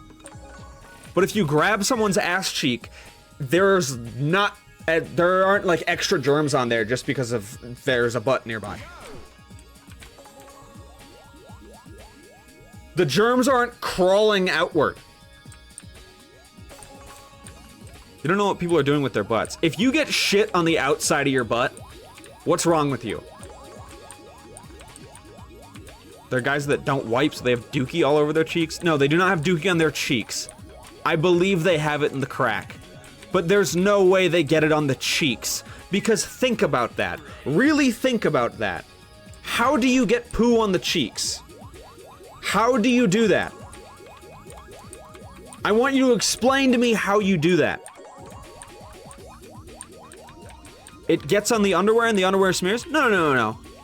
Drunk wiping. Okay, drunk wiping, that's a fair point, actually. Guys pissing in toilets while standing with the lid down. Yeah, but again, like, why? It's your butt, man. Why do you care? I'll wash it when I shower. I don't really care. It's going in my underwear and my pants. Is my butt gonna get sick? Is anything realistically going to happen to me if I sit on a toilet that doesn't have the paper thing? I want you to go beyond like, oh, but it's gross. Why? What's the danger? What's the actual danger? There was a scare that STDs were spreading via public toilet seats. There was a scare, but that's not true. There was also a scare that pregnancy could happen via public toilet seats. But that's been proven to be false. So tell me why you need the paper liner. Ready? I know. Sorry, I know. I'm just getting mad. Would sit on the train spotting toilet? What is the train spotting toilet? I mean, if there's visible mess, if I'm going to sit and there's going to be poo on me, I don't want poo on any part of my body. But as long as it looks clean and there's no visible mess, I'm not gonna make a big stink about it. I don't care. Imagine someone has an open sore on their cheek, then their pus gets on your cheek. Great, I don't have an open sore on my cheek. By that logic, imagine someone has an open sore on their hand. Good luck opening any door now. You could say that about any part of the body. And the butt is like the least likely one.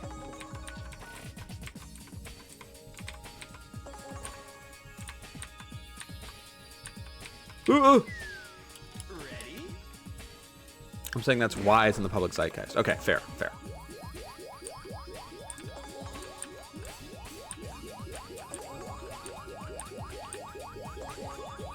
I just think, so my answer is no, I don't use those. Those are stupid.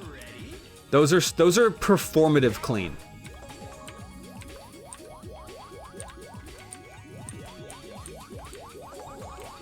Because, like, you do not get a disease from sitting on a toilet. You can't. You can't. Unless you have a big open wound on your ass and someone else with a big open wound sat down. Or also, if you just have an open wound and then you place it anywhere, it'll probably get infected. So don't do that, right?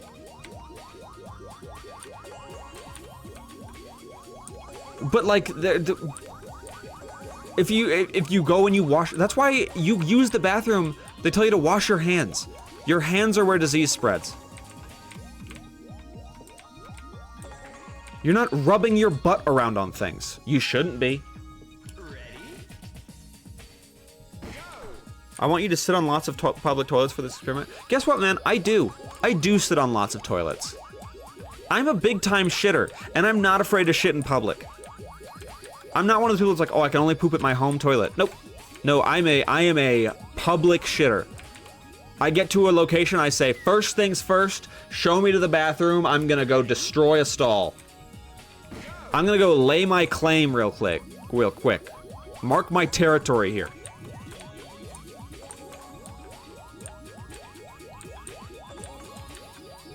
I was a private dumper for the longest time. I used to be a private pisser, and then I got over it. I couldn't pee at urinals at all. And it's still kind of difficult, I'll be honest. I don't know psychologically what it is that makes it difficult to pee at urinals, but it is.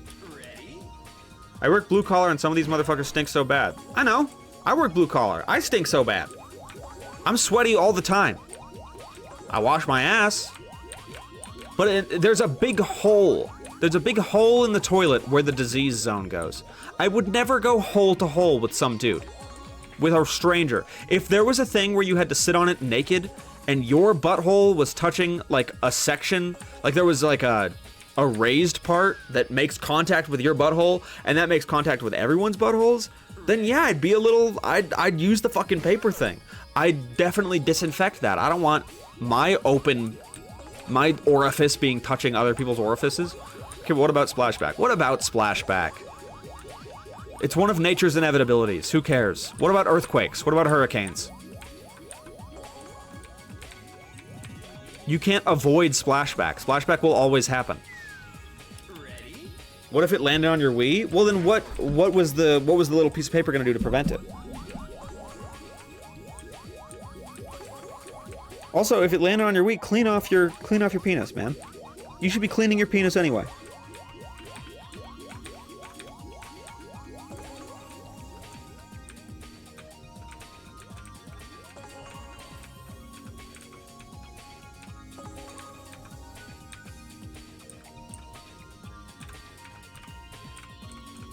I'm also saying these people that act like it's gross when you fart. Ready? You do a fart and they're like, ew! And it's like, dude, you did 40 of those today. Shut up. Sorry I farted, man. If it stinks, that's fine. You can say ew. You can say gross, that stinks, man. But like the stigma around farting is so weird. It's so weird, the stigma around everything. We all do these things. Why do we have to pretend that we don't?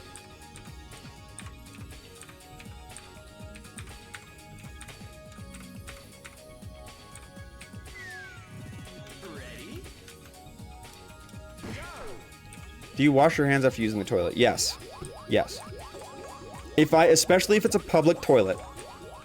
No matter what I'm doing in a public toilet, number 1 or number 2, I'm always washing. If I'm at home and it's a number 2, it's a 100% wash. If I'm at home and it's a number 1, Dude, I don't know. Did I stand up? I don't know why I would. I like to pee sitting down. Because it's quicker and it's cleaner. And it's more comfortable. But if I stood up, sure, I'll wash my hands. I don't want to get my dick everywhere. But if it's a sit down, that's like a 20% of the time wash. Because, like, what am I even washing for? Again, going back to it, I touched the sides of my pants and that's it. I touched my fly and the sides of my pants. What am I washing off? Oh, God forbid there's denim on me.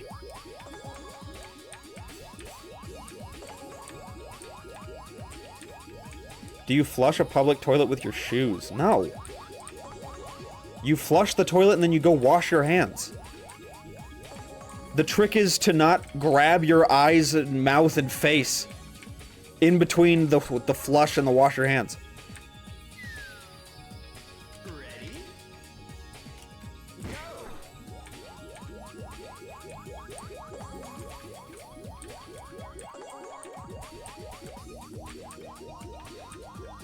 So no, I'm not going in there and you wash, like, I use shoes. That's everyone's problem. Yeah, shoes are gross, man. You ever do yourself a favor sometime. Do yourself a favor. I want you to go and I want you to wear your normal everyday wear shoes. Your like walk outside shoes, right? Your main pair of shoes, your daily wear. I want you to take those. I want you to turn the shower on for a second or the bathtub. Just not a ton of water.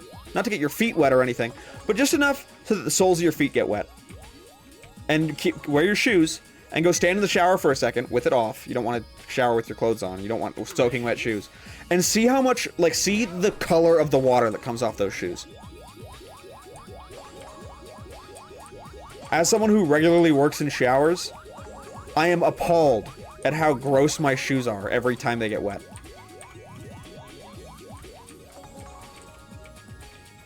I use one hand to keep dirty and one strictly clean until I wash my hands. I don't do that. I muck all my hands up.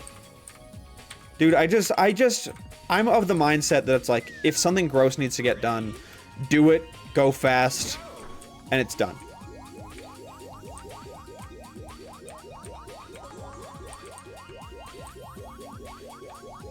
Like, this one is a little gross, and I think it's gross, but it's also, sometimes I'm at work, and someone needs, like, the screws on their toilet replaced, and that's the toilet seat, right? And there gets some gross buildup on there. And I don't take the time to put on gloves.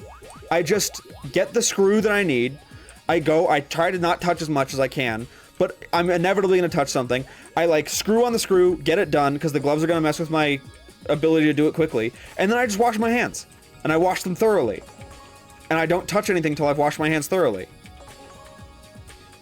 and then I'm good. Ready? To come off clean because I brush and oil my Vans. Did you see the Jason Bateman Subway interview where he said he washes his hands before he pisses because his dick is clean and his hands are dirty?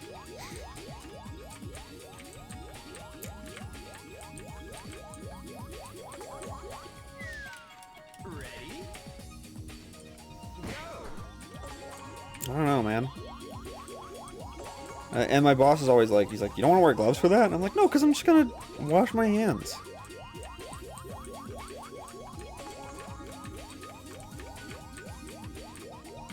Plus, if I wear gloves, I've found that I get this weird sense of immunity in my head. Where I'll wear gloves, and I'll be like, oh, now I'm clean. And then I'll touch something super gross, and then just, like, wipe it on my shirt on accident or something. Or, like touch my pants or touch my clothes. Like, I feel like I have a layer against the gross, and then it, like, blinds me to the fact that the gross is still there. So I kind of have to keep the hands raw, so that I can be aware of it and be like, I can't touch anything with these. I can't tell you the amount of times that I've, like, caught myself either almost or sometimes, like, getting as close as this to, like, I'm wearing gloves and I'll, like, go to, like, wipe my eye or, like, do this. And I'm like, whoa, that's the glove that I've been touching shit with. I'd rather touch something gross than wash my hand instead of being gloved and not washing. Yeah, not to mention, I don't know, my hands get all sweaty and gross when they're in gloves. You wear those latex gloves, it doesn't matter how long you wear them, you take them off, and it's like you just submerged your hand in a bathtub. But it's all sweat. It's sweat and it smells like plastic and it's gross.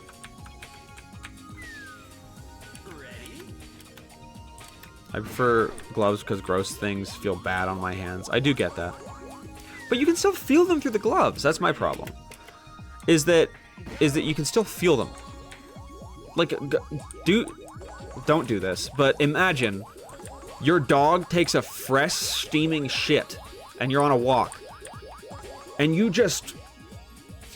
put on a glove and then you grab it in your hand like that. And you're like that. That's gross. That's gonna feel gross.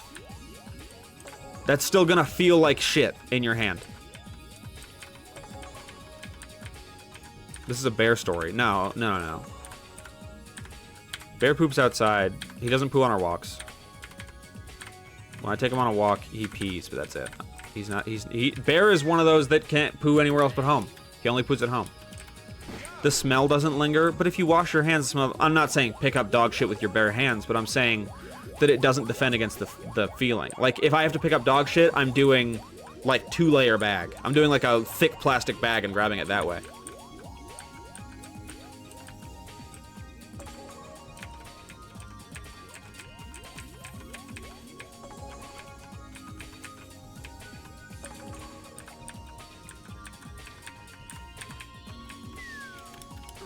Is your backyard covered in dog dew? Objection, relevance?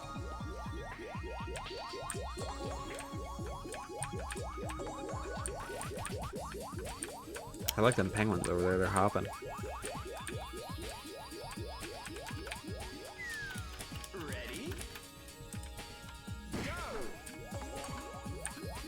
Let me see that backyard. No, I'm playing Super Monkey Ball, dude. It's 1:30 a.m.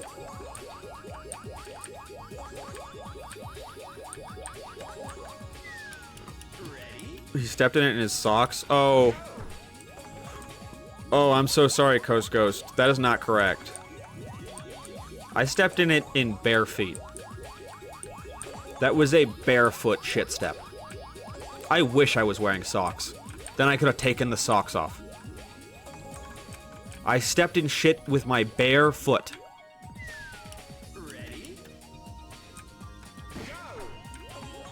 Yeah, barefoot.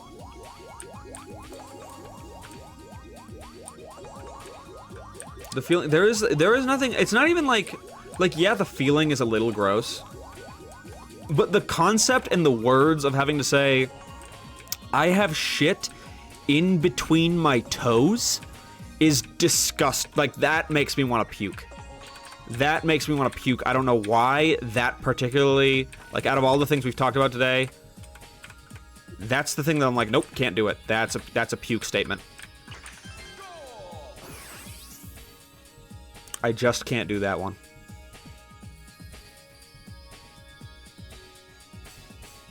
Ready? Go! Ready? Yeah, someone would have, but I'm not gonna do it. You were on that stage for half an hour. Yeah, but I never gave up and I completed it. Ready? Dookie toes are a no-go for this streamer on today's Fear Factor. Oh, it's Joe Rogan!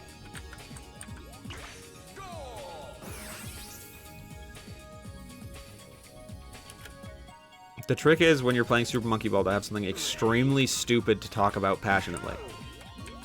And you will never get angry at the level.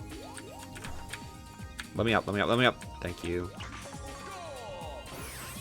Fear Factor's a fucked up show. It really is. Never back down, never what? Never give up! Go, go, go, go, go, go, go, go, go. Johnny Knoxville hosts Fear Factor now? That makes a lot of sense. I feel like he'd be better at it. Because he's gonna get those weird fucking fears in there.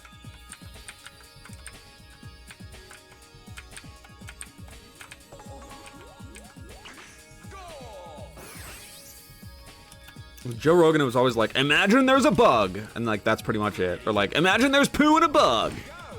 Imagine you're drinking a bug, and then it poos on you. And that was Joe's whole fucking thing.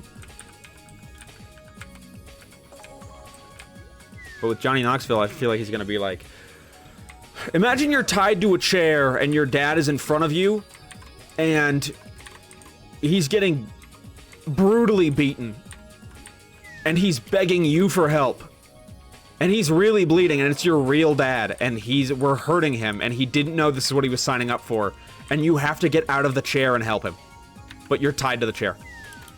Ready? Those poor people drank donkey jizz and piss on national television. They really did. Imagine a Fear Factor based Hot Ones. Like they're eating they're eating like dog shit and then being like, so what was your first movie? How'd you get your start? I was in a dog commercial.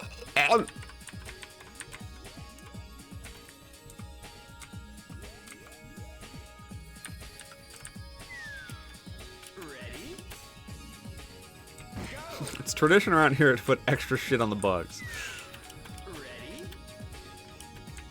Okay, what do we think about how did David Blaine eat all that spicy stuff without wincing? Well, first off, I see those like no reaction guys all the fucking time.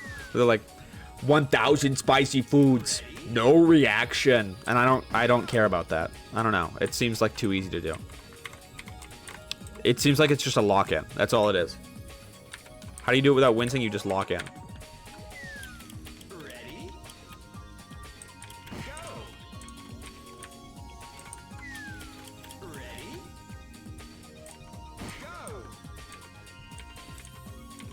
Imagine you're in there's a cannon filled with thumbtacks and you're in a shopping cart.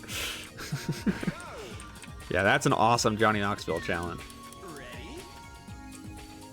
For me, it's hard for me. I can barely handle anything more than a habanero. Dude, habaneros are incredibly fucking spicy.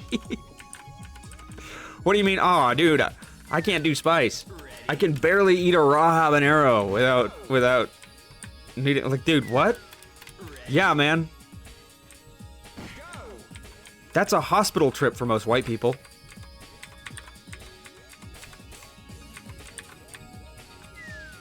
Ready? Go. Thank you, Wyatt. I've eaten multiple Carolina Reapers. Ready? Shit's rough. You see the newest hot pepper that's 40% hotter than a Reaper? At what point do I stop caring? At what point is it like, I mean, a fucking ghost pepper is already, it feels like it's gonna kill me. Why do I care about anything more than that?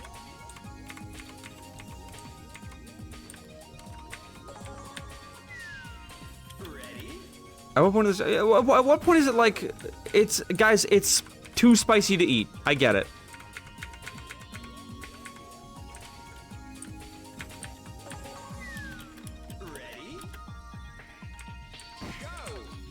It's like the equivalent of like, this is the biggest open world game yet. And it's like, I don't care. Make something else. We already reached the limits of what is interesting with big open world games. It's the same thing with we've reached the limits of what's interesting with these foods. Let's do something else.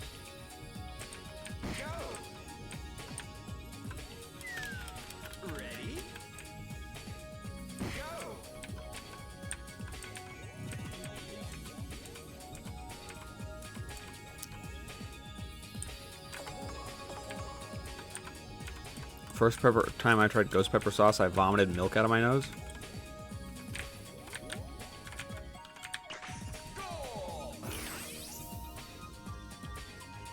Do you take a big bite into Papa John's peppers? Yeah, I love a pepperoncini. Pepperoncini.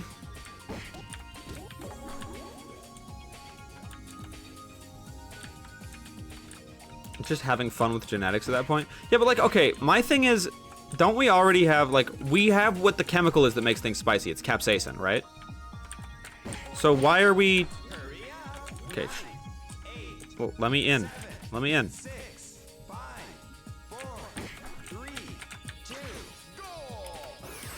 So, like, why not just put pure capsaicin on something and call it a day?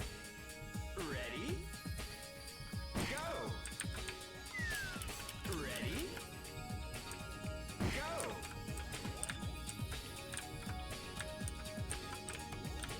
One take that I have is that eating jalapenos on like 90% of foods, specifically like having Mexican food that has jalapenos in it, does not at all prepare you for how hot a raw jalapeno actually is.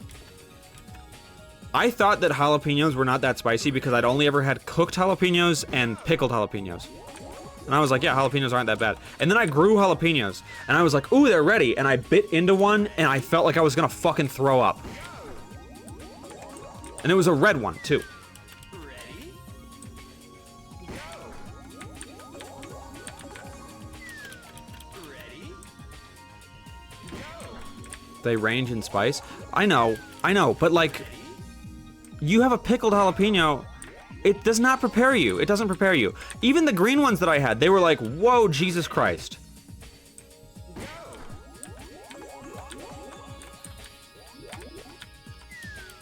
Ready? Yeah, it is very dependent on seeds. You're correct. You're correct on that.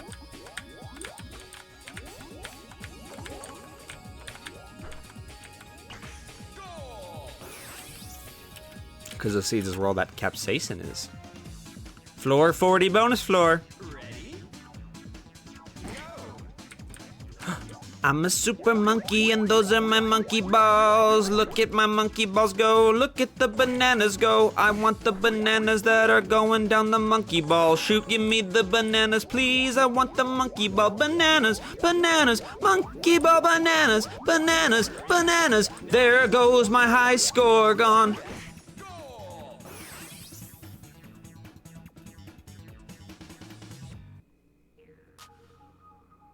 Oh, shit. Ready? I guess. Oh, that... Okay. Never mind, that was fine. Ah!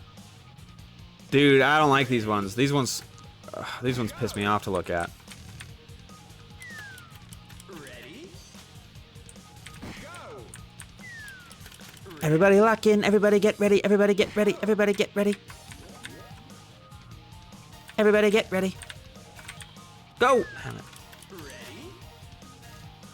Go! Everybody lock in, everybody get ready, everybody. Ready? This shit looks like a Shin Megami Tensei boss battle. It does. That is an accurate statement. Ready? I'm going to a concert in a garage tomorrow. I'm hyped. Nice. Ready? Big fun. Life's all about having big fun. Ready? Can I tell you guys my fatal flaw? Can you handle it? Can you handle hearing my fatal flaw? Anything I care about and am passionate about, I get comparative to a point that if I enter a stage of... Like, if I enter the same Ready? medium of creation as some, like... How do I word this? Ready?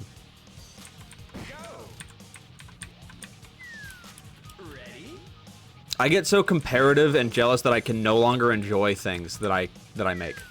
That, like, the medium that I make, I am very... It's very difficult for me to enjoy when other people do it. Because I just get comparative the entire time. I watched Germa almost every day, and then I started streaming, and I stopped watching his streams. Because I would get comparative, and it was ruining the streams for me. Same thing, I don't listen to music nearly as much as I used to. Because I just get comparative. Ready?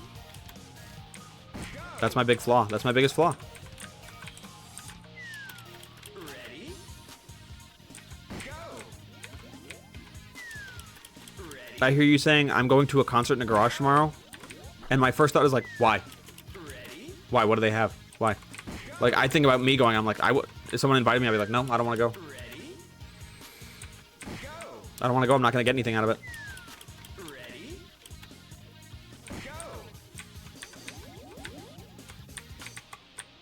And that's an insane way to view art. It is. My biggest weakness is I'm very spiteful. I became #1 for a class in WoW and even made guides people use today just to spite people. What's the class? I went a full year drinking only Huel to spite Canadians that said I'd die. He was fueled by Huel, everyone.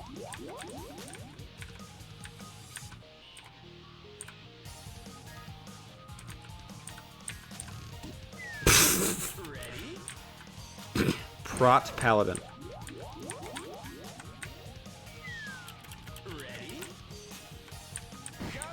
I mean, Huel is a supplement, right?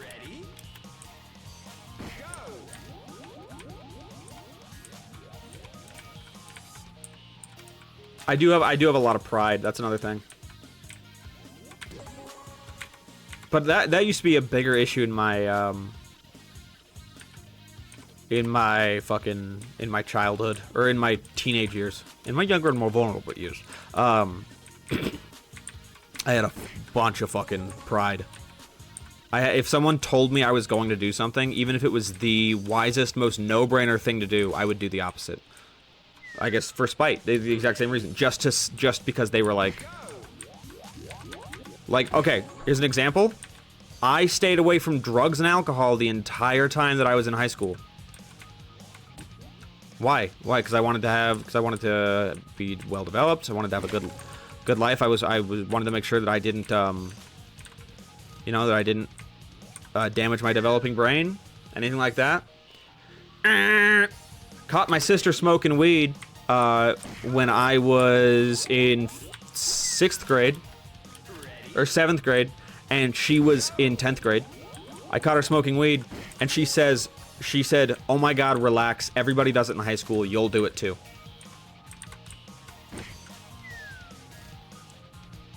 That was 4 years of my life that I made those decisions just because she said that. Honestly, I'm glad I didn't. I was already a bad student. I didn't need drugs in the mix. But still. That's why I didn't do that. That's why I didn't drink or do any drugs until I was 18 years old.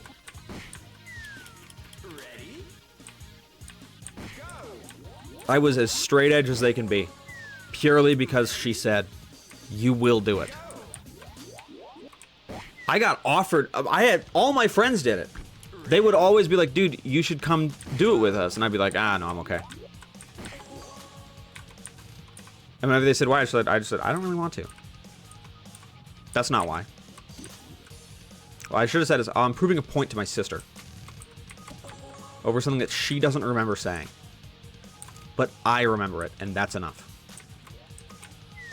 God, this one's hard. I smoked weed for the first time when I just turned 18. Canada labels it as a meal replacement, and that's why it's banned there. So these Canadians banned me for my health. So I fully documented it and sent it to the Canadians. Whoa. It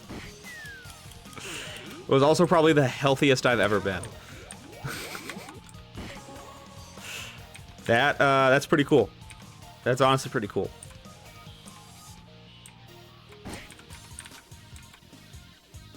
It's like the opposite of Super Size Me. That movie pisses me off.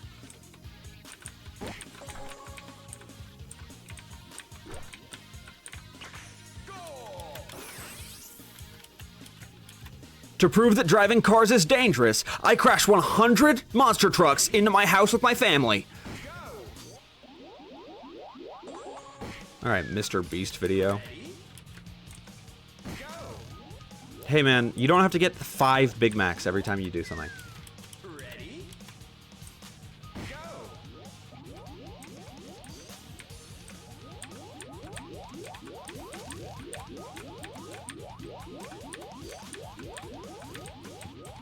Like I was in late stage alcoholism.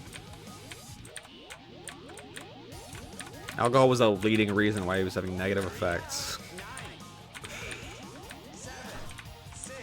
Man. Not the McDonald's. Also, yeah, he would like have all those dramatic fucking things where it's like the doctor's like, if you keep eating like this, you're gonna die. And it's like, oh my god, McDonald's kills people. But then it goes to him ordering, it's like, can I get 40,000 McChickens and I'm gonna eat all of them at the same fucking time? And he'd be like throwing up and he'd keep eating. And you're like, dude, no one told you to do that. I sat down on 1,000 toilet seats to prove not all toilet seats are nasty.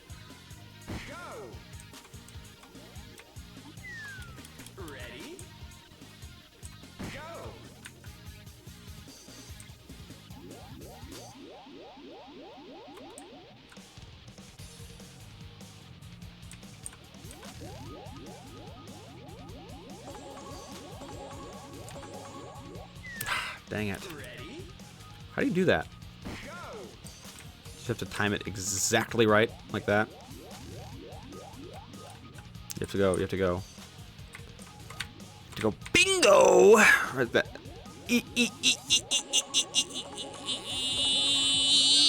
Ugh. Turning into mini-me here, dude.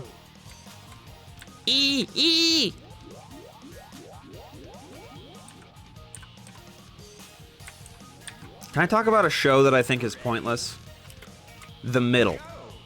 I think The Middle is a pointless show. The Middle was the answer to... Hey, you know that show that's currently running? Malcolm in the Middle? What if we made an identical show with less good characters and worse writing, and it's more annoying? Why did they make that? Who was it for? Who is The Middle for? I keep getting YouTube shorts of The Middle. And I'm watching them and I'm just like, this is just Malcolm in the Middle without Malcolm. This is Malcolm in the Middle with just Dewey and Reese. Why are we doing this? And also, Dewey is like way more annoying in this.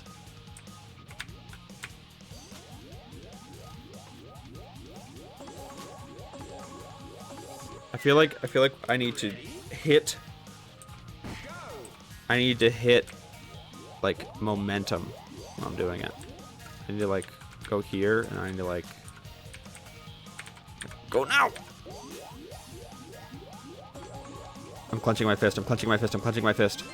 I'm clenching my penis. I'm ripping it off. I hated Malcolm in the Middle because I thought it was the same show as The Middle, but now I know, and I love Malcolm in the Middle. Because Malcolm in the Middle is a genuinely really good show. And The Middle is just, it's like fucking... The Middle is its... side before it flips towards the end. The Middle is just, it's like confusion, it's like confusing you into watching the wrong show.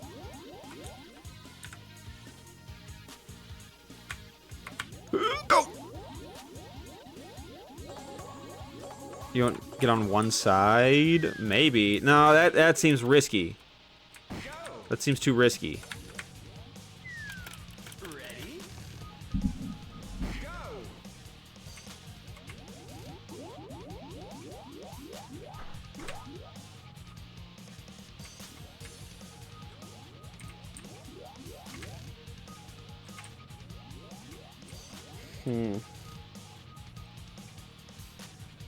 Hurry up. 9, 8, 7. Go! Okay, you don't have time to wait. They give you 30 seconds total. Is the Malcolm in the Middle reunion show good? Did it come out? It didn't come out yet, no. I'm part of the Malcolm in the Middle subreddit. So I will know when it comes out because they'll start posting about it. But right now all the posts about it are, do you think it's going to be good? It's like, what a useless thing to say.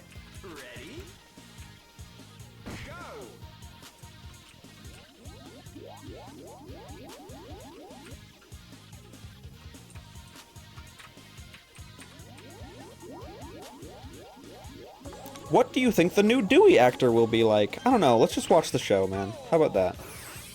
I get shortened Malcolm in the Middle episodes on my YouTube shorts and I watch them fully. Yeah, me too. That's when I get reminded that that's a good show.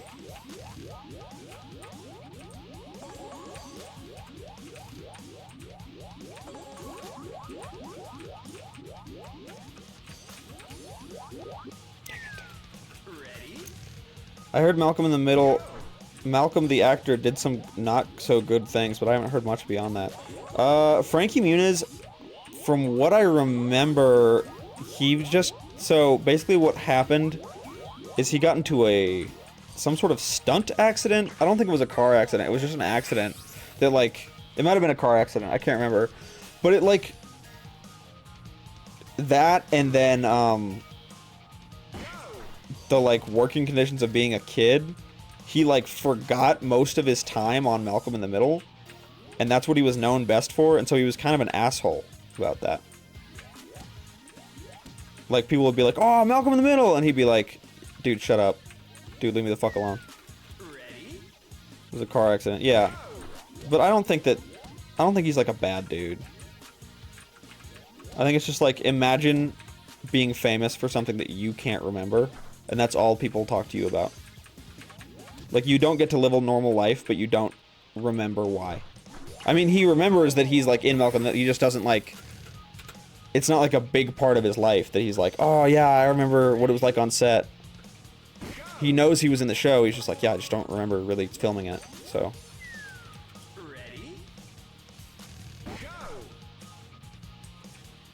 He's a bad dude. He bowled Paul Giamatti with a man. I forgot he did do that.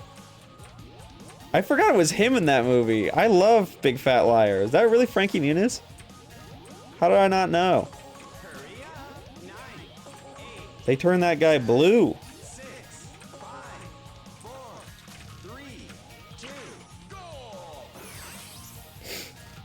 I used to watch it on VHS all the time. Sure. Okay. Where's the goal? Where's the goal? Oh, there you are. Hi, goal. Hey! Being a child actor must be surreal and terrifying. It's also weird, because I saw a YouTube short today, this morning, where he, like, is, like, flirting with a girl. There's, like, a girl he likes, and they're, like, flirting, or whatever. But then... Oh, this is a weird fucking level. But then she, like, gets drunk, and then, like, throws a condom at him, and he doesn't do anything, because she's like, oh, let's... Like, she's like, oh, let's do it, right? And then he's like, oh, I don't know if I should, and then Francis is like, that's good, the lesson is not to take advantage of drunk women. But it was weird to me because I was like, this show starts and he's like an 11-year-old boy. And they have to, like, write plots where, like, yeah, he's gonna lose his virginity now. And I'm like, that's strange. It makes sense, people grow up. Like, I was a little boy once, and I've done many things that little boys don't do. And should never do. And that's just, like, a natural part of everything, I guess. It's just, like, weird. It's weird. It's odd to see. It makes sense. It's not like a flaw of the show or anything. It's just like, whoa.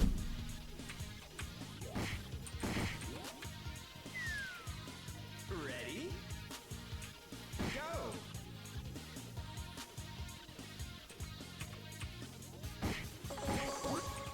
Hold on, I can just do a bounce shot into that for sure.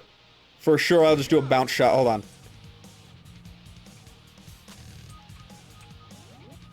Dang it. Let me in! Ah! Ready?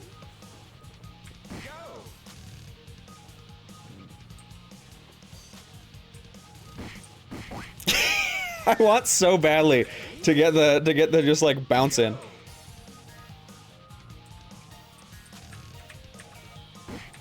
No, I bounced the wrong way. Dang it. And at the same time, it gets in the parents' head that all that stuff is happening rather than the kid's head. Where am I? I'm fine. I'm fine. Fine, we can try again. Oh, shit. Alright, let's do it regular. Do it regular. Lock in and follow the pattern. You're literally smarter than I am. Relax. Relax, relax, relax. Whoa! Alright, fine, I'll lock in, I'll lock in. Shit. Shit. I gotta be careful not to hit that bounce, because that bounce does fuck me up. It's hilarious, but it fucks me up.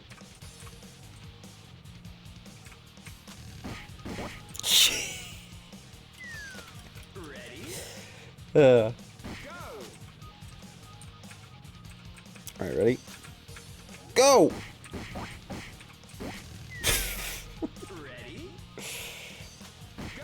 I'm ready.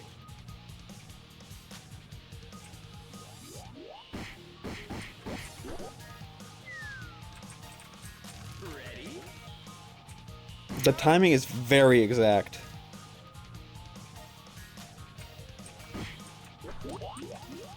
Damn it.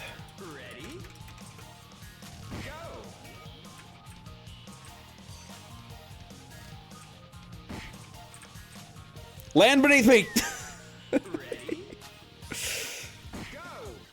I'll just get a huge bounce and then meet it over there.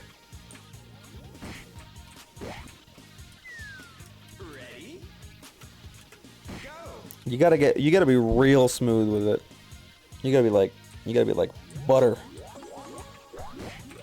I actually forgot that it does the cube shut again. That makes it way easier. I was going too soon.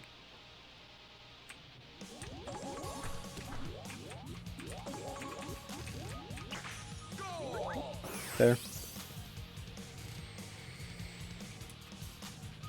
Alright. Well, that was Super Monkey Ball.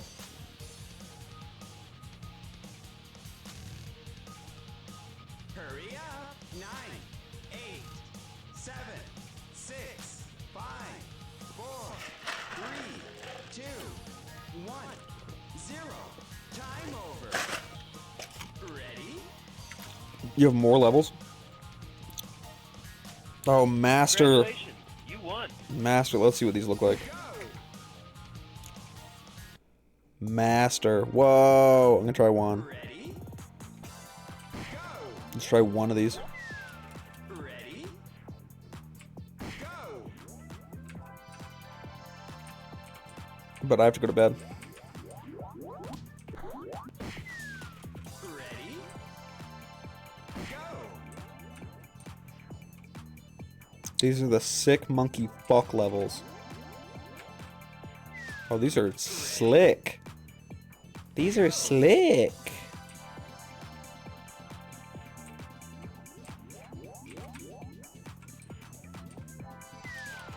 Ready? Go.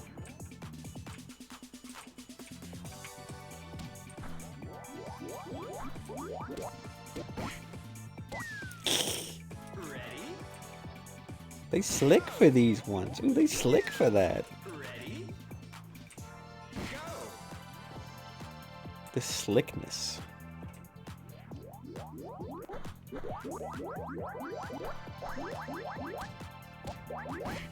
Monkey power! Monkey power! Never stop a monkey ball! Ready? Fuck.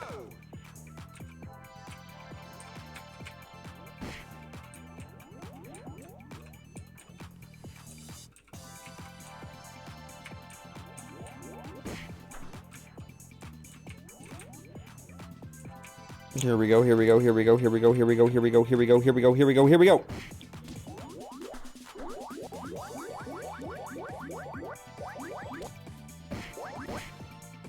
Keep it going, monkey!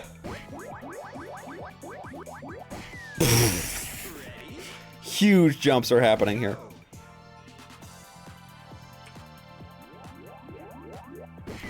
Ooh. Ready? Go.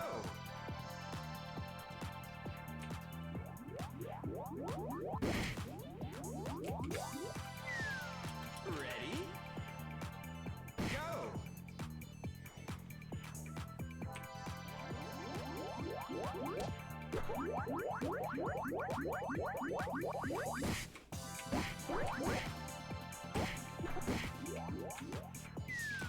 Ready?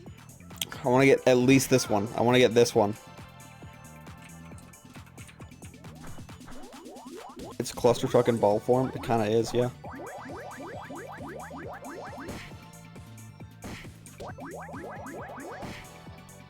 Ready? Super Monkey Ball 2 is also available in this. Well, I have work tomorrow.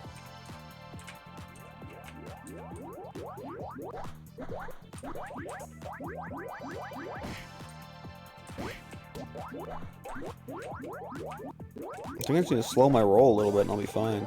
I'm just getting so excited. Oh, I got so hyper.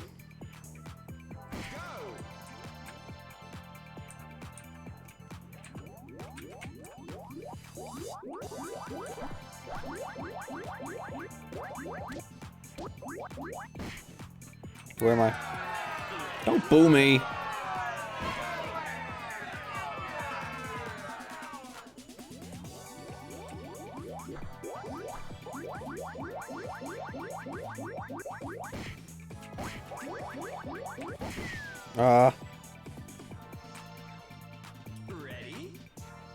Would the folks at the place you work like Super Monkey Ball? No. That's just gonna be a flat no. I don't think the elderly would enjoy Super Monkey Ball.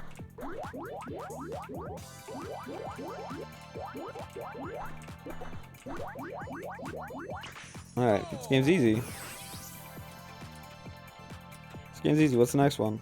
Oh, the easy. Easy. Come on. Okay, they're moving. I didn't know they'd move. How do I get in? How do I play? I want to play. How do I play? I want to play. How do I play? Go, get in. There it is. Oh! Yeah, my thing is, so they don't like any video games yet in the retirement home. And I'm kind of like, dude, you guys are not retiring properly. I'm sorry, but you need to learn how to fucking, like, if you're not using this time to do, like, insane Skyrim playthroughs and, like, fucking, like, build a huge Minecraft server, if you don't have a retirement home-wide Minecraft realm with, like, all your boys, then you're not retiring correctly. You're just sitting there watching TV all day? What the fuck's wrong with you, man?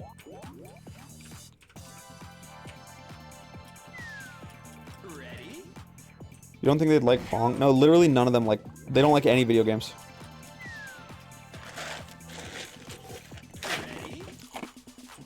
That's where I think... Like, I keep imagining myself in a retirement home.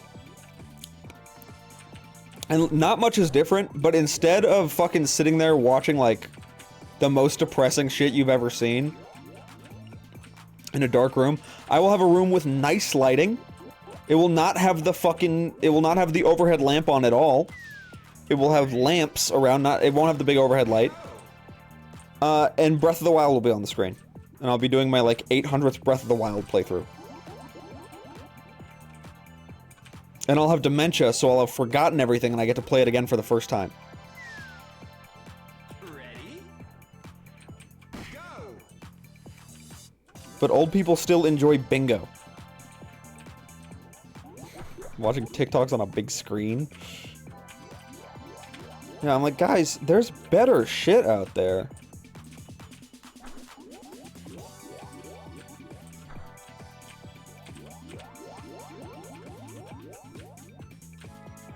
Ooh, that was close. That was close.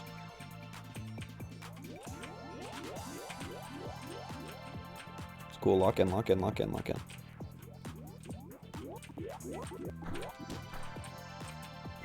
You gotta be kidding me. You gotta be kidding me. Ooh, are you kidding me? I didn't realize that one would move too. You know, do something evil. Bring a DS and have people with Alzheimer's solve Professor Layton puzzles for you. I just have them do Brain Age.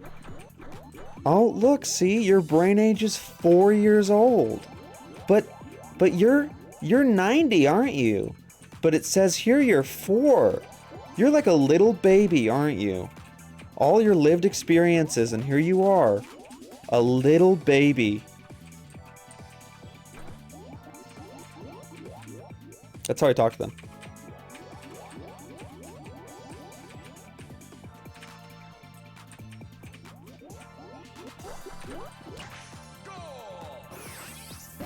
You can't do that, but why did you throw it? I was just trying to get it right. Why am I still playing these? I said I was going to bed.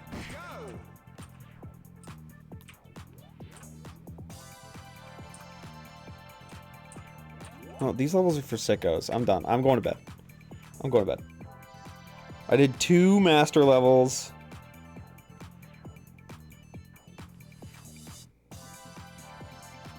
Go until failure. I failed many times. I've failed many, many times. Mindless game is mindless. Yeah, I just played this for the full stream. How long have I been live? 4 hours? I don't even remember going live now. How many more games? There's Super Monkey Ball and Super Monkey Ball 2, and Super Monkey Ball 2. My bad, 2 was sad.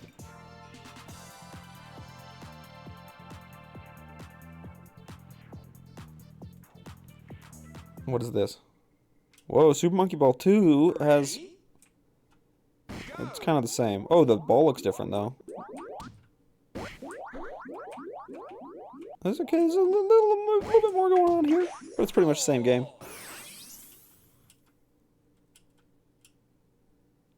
Ready? Go! Look at one Monkey Ball 2 master level. What? Ready? Go! What the fuck are you talking about? Where is it? I have 2 minutes? What? Where's the thing?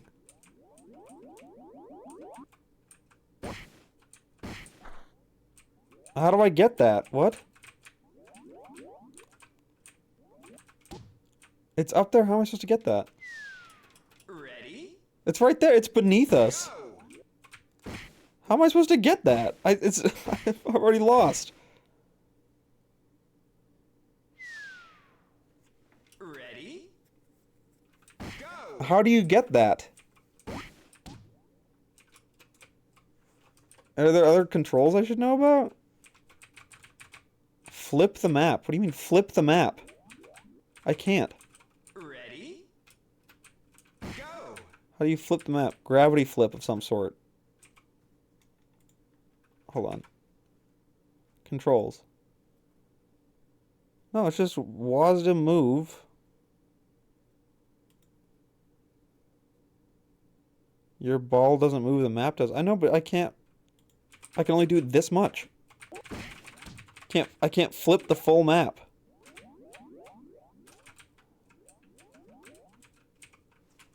Oh, hold on. Go to regular Super Monkey Ball 2.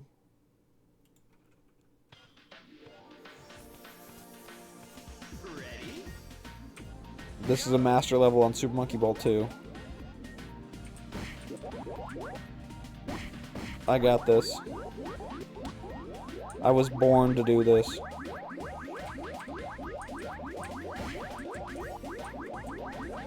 I almost got it.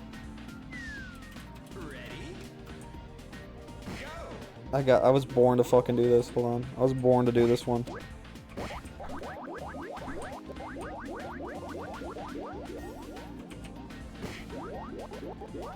Build the speed. Build the speed. Build the speed. Build speed. Go. Keep it. Keep it. Keep it. Keep it. Keep it. Keep it right there.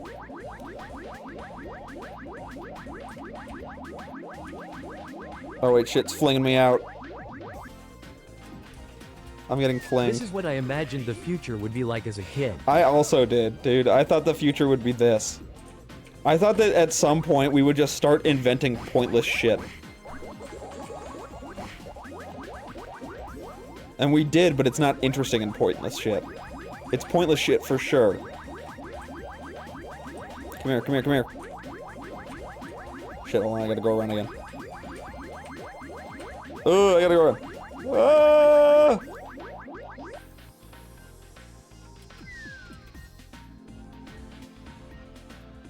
Ready? Go! Super Monkey Ball 2 witty subtitle. It's the creator's ROM hack.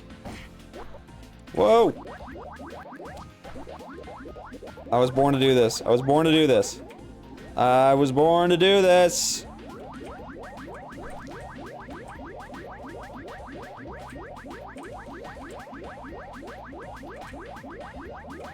I was born to win Monkey Ball. Got a banana. Got another one. Are those straight up Dole bananas, by the way? Oh no, it's right there! Hold on, I gotta go around again. Those are dull bananas. They have been the whole time.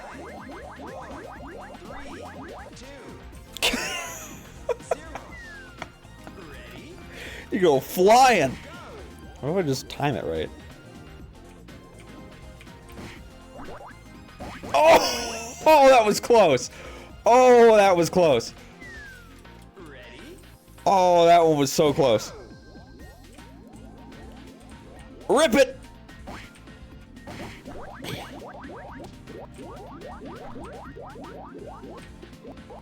I was born to do this! I gotta go around. I gotta go around.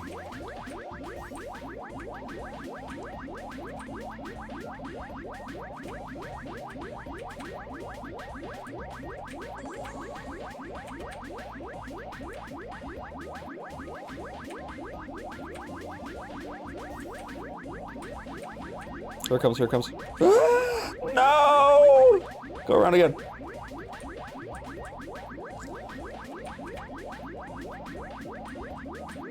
Oh, I'm running out of time. Go around again.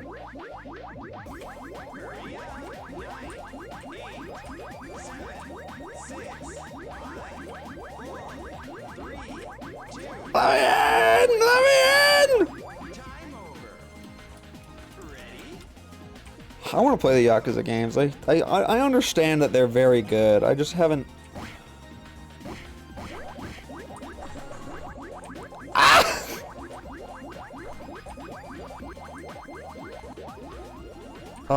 Let me do it the Macho Man way. No, let me do it the Macho Man way.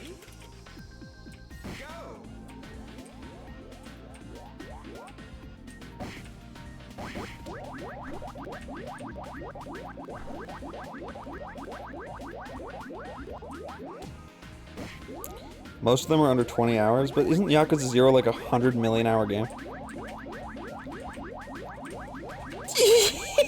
No! Go around again, go around again. Bring around the Rosie again. We got time.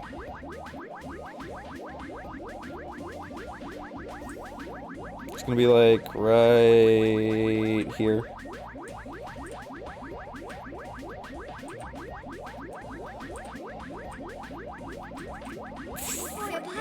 Fuck me. I suck. Alright.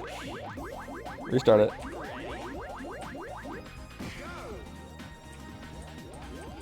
Hey! Super Monkey Ball! Fuck. Super Monkey.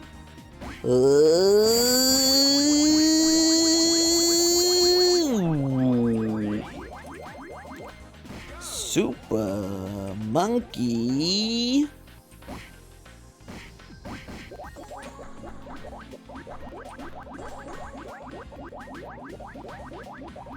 Some of the side content in Yakuza is so detailed, they're their own games. That's why the 100% is so crazy. Didn't they change the name of that series too? Because they were like, that's offensive to people. Like, there's real gang members who die, or there's real people who are murdered by gang members. So we probably shouldn't make it that.